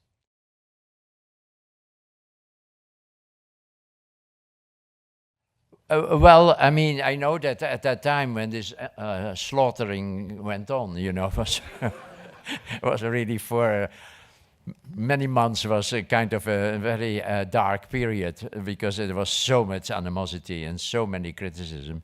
But I remember that in these couple of months that I said to one journalist, well, let's see how it is in 15 years. Yeah, I said that, but I don't know if I really believe that. Of course, the movie was partially not perceived in exactly in the way I wanted, but it has, I think the way that people look at the movie now feels to me a bit more in the direction that I thought that we had been working. But of course, after when the film came out, I couldn't even believe that basically that I had been working towards something, you know, because it was so destructive that you think, okay, this is horrible what I have made. But I thought I had made an interesting movie. It happened that was the second time that happened. Happened once also in Holland when this movie Spetters that you saw with the two boys, with the girls when they are basically having so-called sex. That was the same. That was basically so much animosity on television, radio, newspapers, everything for months and months and months were people pissed off in Holland completely. I mean, so, I mean, of course, Showgirl was a bit déjà vu, but the situation in Holland was, they accused me of being against women, against homosexuals, against, let's say, handicapped people. I mean, there were groups, and they had, let's say, they formed a group, the Anti-Spetters Committee. Yeah, right. And in the front of the cinema with big boards and all that stuff, you know. So, I mean, they hated Spetters. Not even so the audience went there, but to a certain degree, but from the, let's say, the level of intellectual, cultural elite, they hated it, yeah. And the Showgirls was the same. So now in Holland, Spetters is seen as an interesting movie about young people.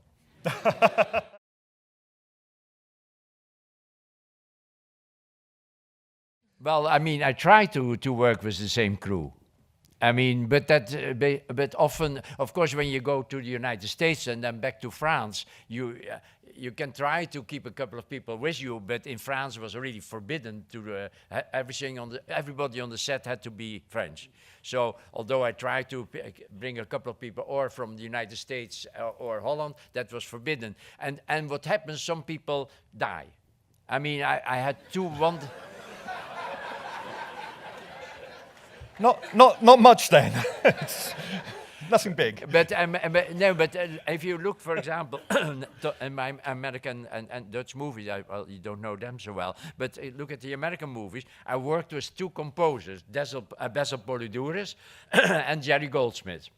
And basically, I would, one movie, the RoboCop is Basil, Total Recall is Jerry, and it's on and on.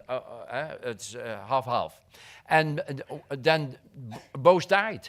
And then you have to find somebody, so they both died. And when I was working on Black Book, ultimately, because of the financial deal that was with England and Germany and whatever, we decided that we had to take an English composer.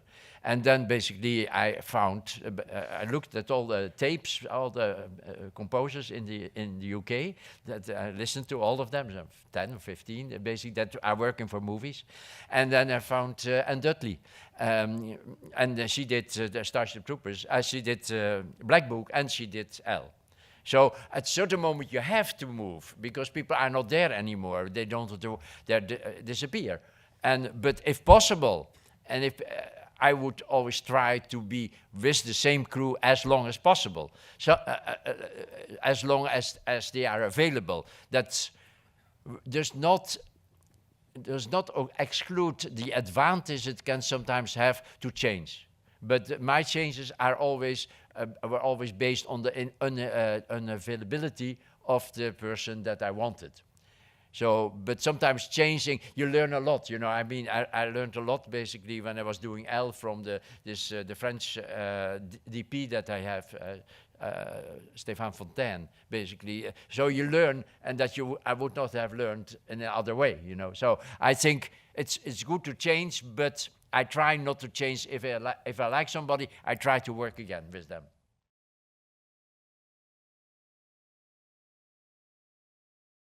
Yes, in fact, I wrote that book after going to a Jesus seminar, it's called, in the United States, in San Francisco, for about 15 years. I attended that because I wanted to make a movie about Jesus from the very beginning. And basically, I wanted to know what was really in the New Testament, what was authentic and what not. And so I attended that seminar that was looking and giving colors to the Gospels in it. So one to the actions of Jesus and the words of Jesus. And so in 4 colors. So red would be, yes, that's Jesus. And then pink would be, well, that sounds like Jesus. And gray would be, no, could be everything, you know. And black would be not Jesus. It was so 3/4 was black. Most of the Gospels are not true, I have to tell you. And Jesus didn't come back. No. It would be great, huh? I would be a fan. I'm a big fan of Jesus, but so after that, doing that, I of course, nobody wanted to make this Jesus that I basically had in my head, basically, which was more perhaps in the direction of Che Guevara or whatever. But then I decided, okay, in the meantime, I'll write a book. But I'm still trying. I have now tried again with three writers to at least make an outline, and I've failed till now. I have not been able to make my book into a movie yet, but I'm certainly still trying. Yeah, so I hope I succeed. It would be sensational.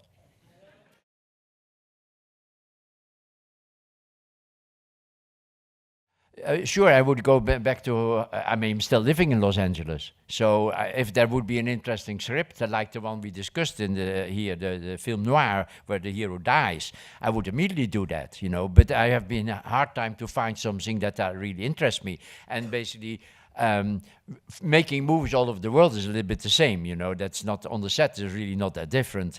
But in the case of Elle recently, I felt that I had an excellent producer, Said Ben Said, who worked also with, did Carnage with Polanski and Cronenberg, Maps of the Stars, and some other. He just did something with Walter Hill.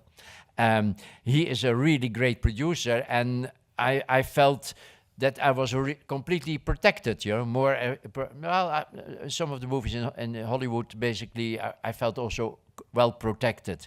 But of course, with going into the direction of Hollow Man, I felt that I was drifting towards cliché.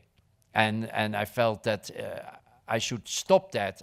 After 2 years reflecting on what I had done with Hollow Man, I really felt, with all the interesting special effects or whatever, that there was no meaning to the movie. I felt the meaning would have been really about how far would somebody go being invisible, you know, which is Plato, in fact, and they didn't want that, in fact. That was most too brutal, because, of course, then you would go much further than you ever see in the movie, you know. So it was like, I should stop. And then I started to look back at Europe, and then we did Black Book. We'll see a clip now from Elle, but I want to refer back to a quote from quite some time ago by you. To me, an actor is someone who walks from A to B, and when I snap my fingers, they turn. I thought it came from Hitchcock. I thought that was a line that you actually said in an interview with someone. I think I thought that I quoted Alfred Hitchcock. With that in mind, though, working with someone like Isabelle Huppert, I wouldn't say anything. I really let her go. She amazed me completely. Sometimes I knew that the scene had ended and that I should say cut, yeah. But I was so fascinated that she continued the scene. Sometimes she continued in such a way that the next scene that was supposed to be adjacent in an adjacent room was already done. She integrated it, and we said, oh, next scene we can is done. We don't have to do that. You know, she is. There is something that you cannot describe with Isabelle Huppert. She takes it really in directions that are not in the book, not in the script, not in my head, and basically and adds that to the movie. And I've used it all because I felt that's her intuition, of course, also because she's a woman, of course, was better than mine. And I let her go because I said, okay, she is such an artist that if she can go that way and go so far into orgasm or whatever things you will see in the movie, that she knows what she's doing, and she believes in it, and the authenticity makes everything possible. So I think I've never seen that in my life. Yeah, it is an exceptional level, Isabelle Huppert, and yeah, she's perhaps one of the greatest actors in my eyes in the world at this moment. Yeah. I believe there is one more screening of Elle during the festival, so try and catch it if you can. If not, Picture House are releasing the film in January. It is an absolutely extraordinary film by a brilliant filmmaker. Thank you so much to the LFF for organising this event, but most of all, can you please join me in thanking Paul Verhoeven? Thank you. Thank you. Thank you. I'm going to just come back to, it was a great introduction that you gave. I just wanted to ask like maybe a few kind of follow-up questions about some things that you touched on, and then we'll open it up to the audience. You talked about how your Dutch films were really sort of rooted and invested in reality, and then moving to the States and working in the sort of science fiction blockbuster idiom, a totally new kind of language. But watching RoboCop again today, I think it's really striking how much the film actually relates to the political and social reality of 1980s America. Sure, but I think that we have to thank really the two writers, Michael Miner and Ed Neumeyer, who basically presented a lot of these things already in the script. I mean, I came to the United States, it was 85, 86, and yeah, I jumped into this movie, but I was not so much aware of the political situations that were around. So I'm very, I'm absolutely sure that none of these political observations were coming from me. They were really there. A lot of that was already in the script, and I'm sure I used it. And basically, having been a child during World War II and being occupied by the Germans in the 40s in Holland, I mean, I recognized a lot of stuff, and in some way, but although differently. So, but I mean, it's really Ed Neumeyer and Michael Miner who set up this kind of political level that the movie has. I mean, some of them were global things too, like just the idea of like privatization and corporatization, yeah, sure, but even that was already in the script. Yeah. So, I mean, we discussed a lot, and I added some scenes and this, but in general, I would say I was ignorant to a large degree, living in Europe in a different situation in Holland. I was really ignorant about everything, or not everything, but a lot of things that were really happening in the United States. And so I had to, I was, Ed Neumeyer was with me on the set during the whole shoot of the movie. And every time that I made mistakes culturally, mostly perhaps also in dialogue, he was there basically to help me. And on top of that, we had a wonderful producer, John Davidson, who was there with me all the time and protected me against my European mistakes. What do you mean by European mistakes? Well, that basically, I remember that basically when I was reading the script for the first time, there was a text where, what do you mean, brother? And I wrote I still have it, I wrote in this, to the side, why it's not established anywhere that it's really his brother. I mean, it's true, that shows my ignorance about certain things in the United States. I mean, I got better later when I was doing Starship Troopers, and I'm still doing better now. But I have not been able to show that to the American audiences. I mean, I'll get my chance now, perhaps. We'll talk a bit about how you made this film yours. I feel like one thing that's run throughout your careers, as you touched on, you often work with material generated that you don't write, that's sometimes based on existing material, but I think you found a way to make really personalized I would say, all your films. And I'm wondering, you mentioned a few things in relation to RoboCop, and I was struck by, you mentioned Mondrian. Can you talk a little bit about that? Yeah, I mean, again, you know, it's not something that I didn't really invent. There were this basically in the script, when I got the script, there were really this, let's say, interventions, I would say, in the main narrative. The main narrative is about RoboCop, but let's say there are the commercials and certain issues of the news and whatever, about the American presidents in space and whatever. I mean, these elements were already there. I mean, so when I got the script, I felt that they should be there as abruptly as possible, that they would not really be somebody is in a room and you see the television is on and then you see what's on the television. I felt it would be that it would be really modern and to cut it right into the main narrative, interrupt the main narrative, show this kind of commercials or newsreels, and cut back to the narrative. And I based that really on my admiration for a Dutch-American artist, painter, Mondrian, who, if you know his work, basically works with these squares of blue and red and green and whatever, but then it's, let's say, there are very sharp black lines in between, like chuck, chuck, chuck, black, and then there are these squares there. Yeah? It's all abstract art. And I felt that this movie should do the same, that it would not prepare you for television news or whatever. It would just throw it in your face. And of course, I was coming to the United States, was anyhow completely coming from a European Dutch background. I was completely taken aback by showing terrible news, basically on the level of the rocket that exploded at that time, and then basically intercut by a commercial. You know, I mean, there was a tragedy and extremely emotional news.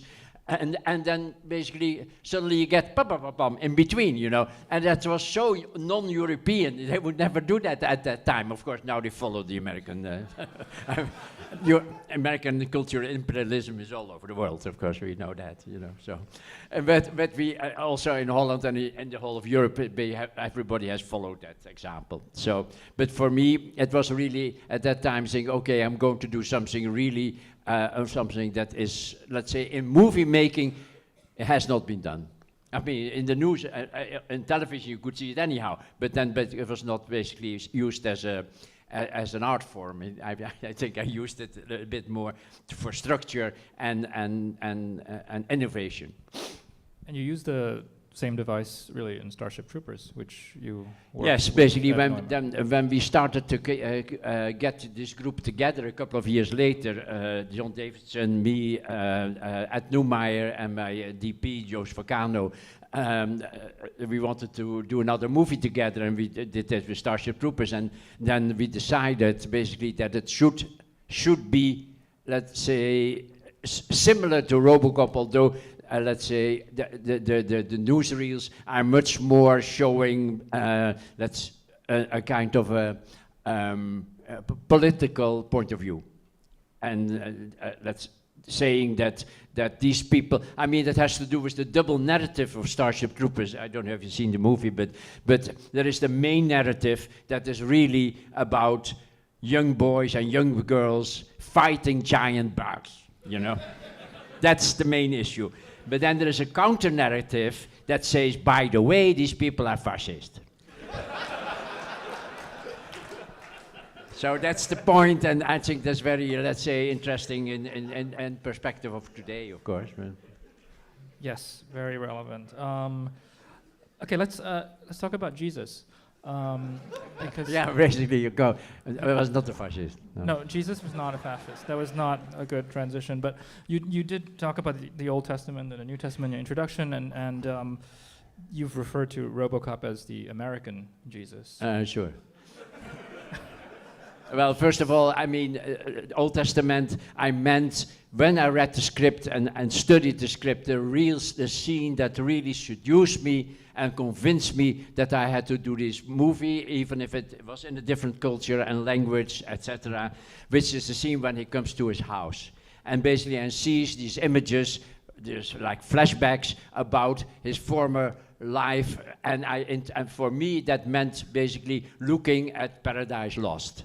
And basically that's the way I shot it. That's the way I asked Basil Polidouris to write the music, that it was really, let's say, opening the gates of Eden. And so I felt that was the scene for me, that I said, okay, I can make this movie and I can give something really new to, let's say, important for me, which is not too much on the nose really, but I can shoot it that way without anybody noticing what I'm doing. And that's basically why I said Old Testament, of course, that is Lost Paradise is beginning of Genesis, isn't it? And so the other thing, the Jesus stuff, that I felt then when I was looking at the movie, at the script further, then I started to see another metaphor, which is Murphy being crucified and resurrected.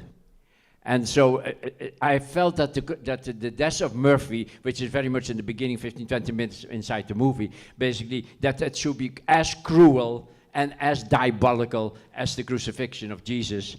And basically, as you know, in the New Testament, it says that even the people, the passing priests, basically laugh at him and say, come down from the cross.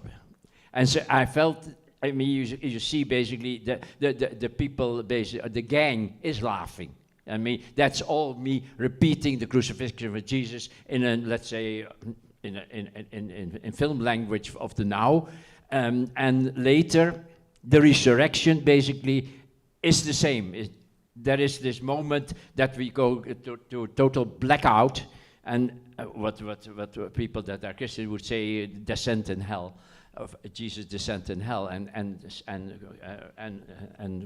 conquering Satan. But for me, it was a blackout, in fact, and then coming back step by step, and becoming reprogrammed in a different way. And if you really would take the Gospels and look at the words of Jesus after his so-called resurrection, you would see that his language has become extremely simplistic, like what Murphy says, isn't it?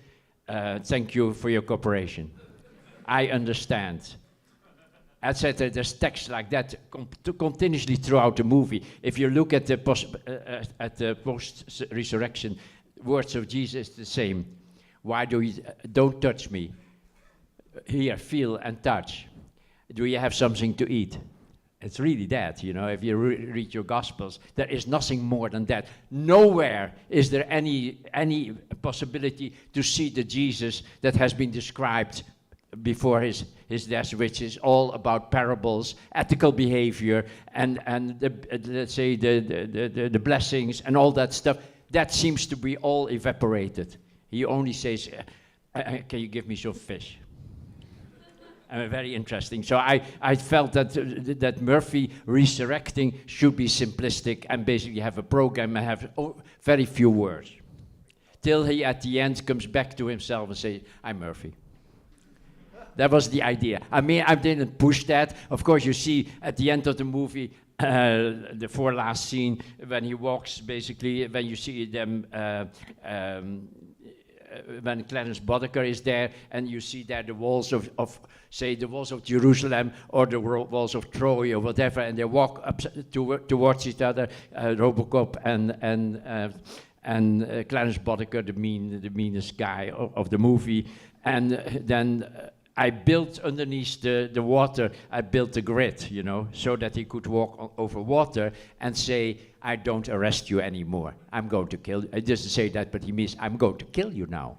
And that's why I call it the American Jesus.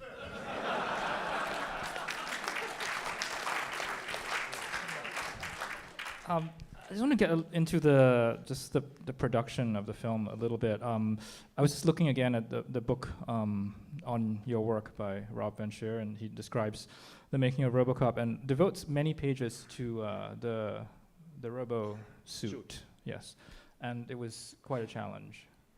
for Yeah, it was quite a challenge. That was a really mistake of Ed Newmar and me. When Rob Bottin for the first time presented to us the RoboCop suit, basically that he had made in clay, so he later had to be, of course, reproduced in other material, we started to comment on that, and we thought we had better ideas. And you can see how wrong you can be as a writer-director, because we try to push our version of RoboCop on Rob Bottin, and inspired by Japanese comic books, and which have made him much more bulkier, I would say, and that took us really, I would say, some time, and we're talking really about a couple of weeks, perhaps even more, that we didn't see our mistake. And finally we did, of course, and we apologized, but of course the production of the suit was heavily delayed, which had the consequence that when we were shooting the movie, the suit was not ready. And that Peter Weller, who had been practicing with, let's say, a football outfit to find out what you could do and how to work in a suit like that.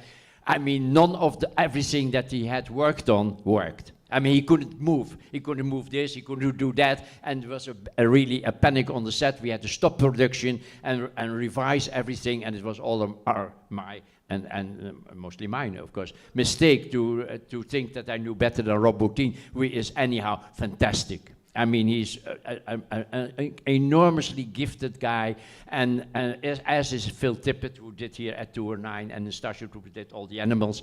I mean, I'm so lucky that I was it's all coming from John Davidson. Eh? I didn't know these people. He brought these people to me. I mean, thanks. I think this movie became so interesting and so well crafted, I think, because of John Davidson, who was, let's say, showing me the way how to do such a science fiction movie. I mean, he knew much more about science fiction and special effects than I had never.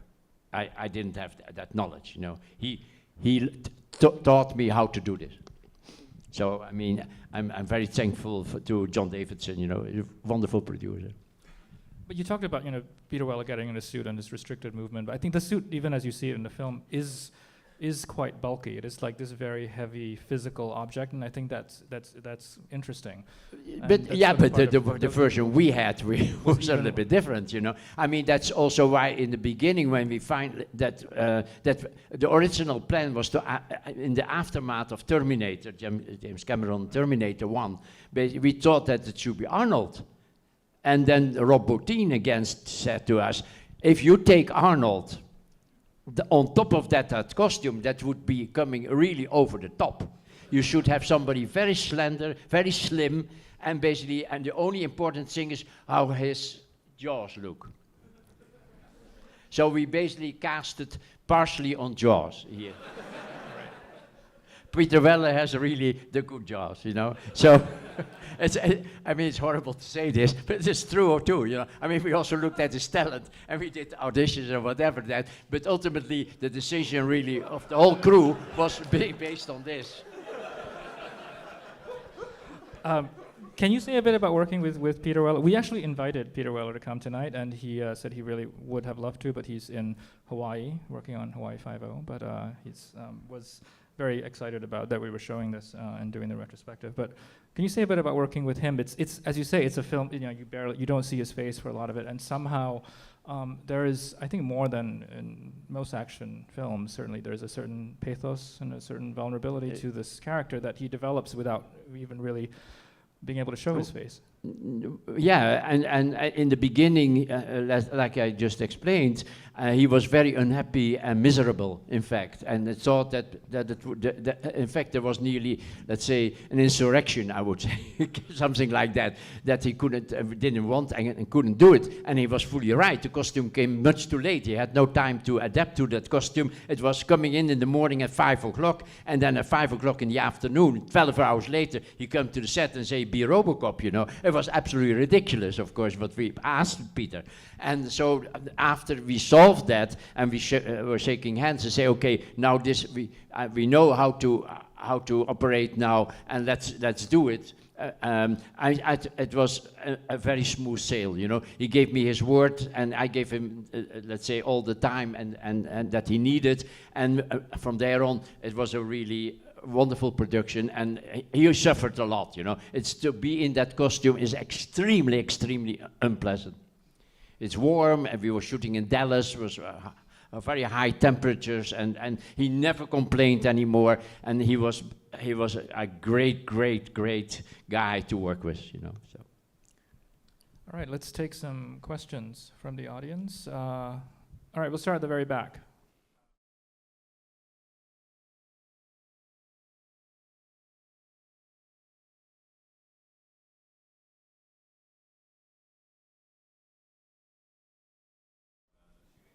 Yeah, during the whole production, the government or of the mayor, office of the mayor in Dallas promised that the lights would go on, but they never did. No, I chose it with John Davidson. We were there.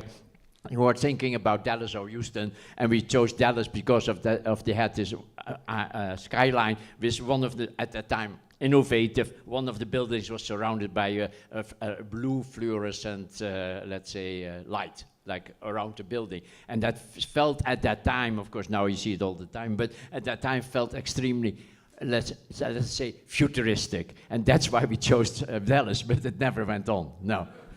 We were waiting and waiting, and finally we just shot it because it was just, I think I never came back, I think, in fact. It was too expensive. I'll just repeat in case people in the back didn't hear a question about whether you made any significant changes to the script. No, not really, no. I mean, I added one scene, basically, which was the guy, the bad guys that take the woman, try to rape the woman, and I invented that scene, sure. I mean, shooting through the legs of the woman to hit his dick, isn't it? That was me. Right. Question about how RoboCop fits into this 80s action movie and the male action hero. Yeah. Well, I mean, I have not studied that, and I'm not aware really if it had any influence. Certainly, it has been difficult also in the remakes. And even in the sequels, has been difficult to imitate the style of the movie, which is partially, of course, ironic and has a kind of a lightness about itself. It's not taking itself completely seriously, realizes that this is not happening yet, and that it is a little bit weird what's happening. But I think in all these sequels, be it that they have made of my work now, be it sequels and remakes, I mean, they always seem to I think the studios always wanted not to have a layer of lightness, a layer of irony, sarcasm, or whatever, satire. I mean, that is, now that they want to do Starship Troopers, isn't it? That was recently in the newspapers, that they go to remake the Starship Troopers. And it was said in the article, and through the production team of that movie, of the remake, that they would go back more and more towards the novel. And of course, we really tried to get away from the novel because we felt that the novel was fascistic and militaristic. I mean, it is. And we, at Newmeyer and I and John Davidson, we all felt that, yes, the adventures of these young people, as I said, against their bugs, isn't it? I mean, there's this line in the movie where it says, the only good bug is a dead bug. In fact, when you see it on screen, it's John Davidson himself who says that. But you feel that, that they're going back to the novel would really, let's say, fit very much in a Trump presidency, really. I wanted to just follow up on that. You know, the point that you made about how hard it has been to replicate the tone of this RoboCop and of actually of your other films, and I think this is kind of a signature of yours, is just this ability, this ironic tone, the way the film functions as an allegory without being too serious. I'm wondering if this is something that it's sort of a signature. Do you come by it naturally, or is it something that you work on with the material in terms of? No, it comes really naturally, I think. I mean, it comes up. I mean, even if you ever see this movie, the French movie I just did, Elle, you will see that, which is, let's say, really about rape. You will see that there is still a certain lightness, a certain kind of. You can laugh, or perhaps you don't laugh, you smile, and I think that I always felt that it was important to stick to that, but it comes to my mind in an automatic way, organically. Really, I can't. I doubt if I can do it without that, you know, unless perhaps. Well, I think every movie has that. I think so. It's something that you don't even that I don't really try to do. It happens, just happens. When I read the script, then it comes out that way in my head, you know that. All right, we can take one final question. Yes?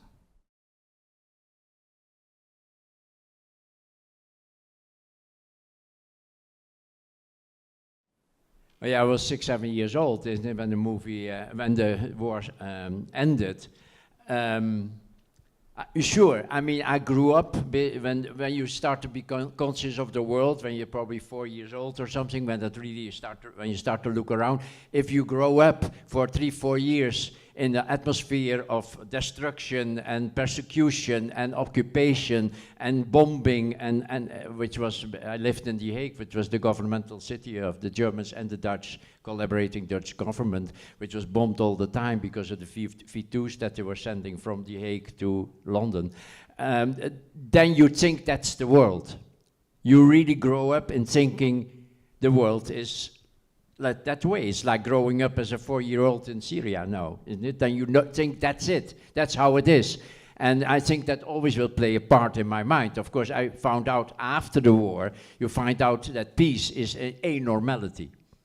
I mean, of course, Americans have never really been occupied, and neither have the English. So perhaps that is an experiment, an experience that is really at that young age that might be defining the way your brain works in the first place, you know, that I feel comfortable when I think about destruction and death and all that stuff.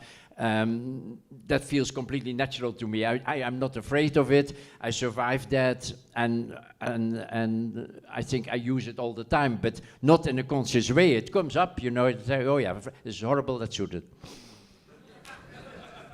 Well, you have a few more opportunities to hear Paul speak.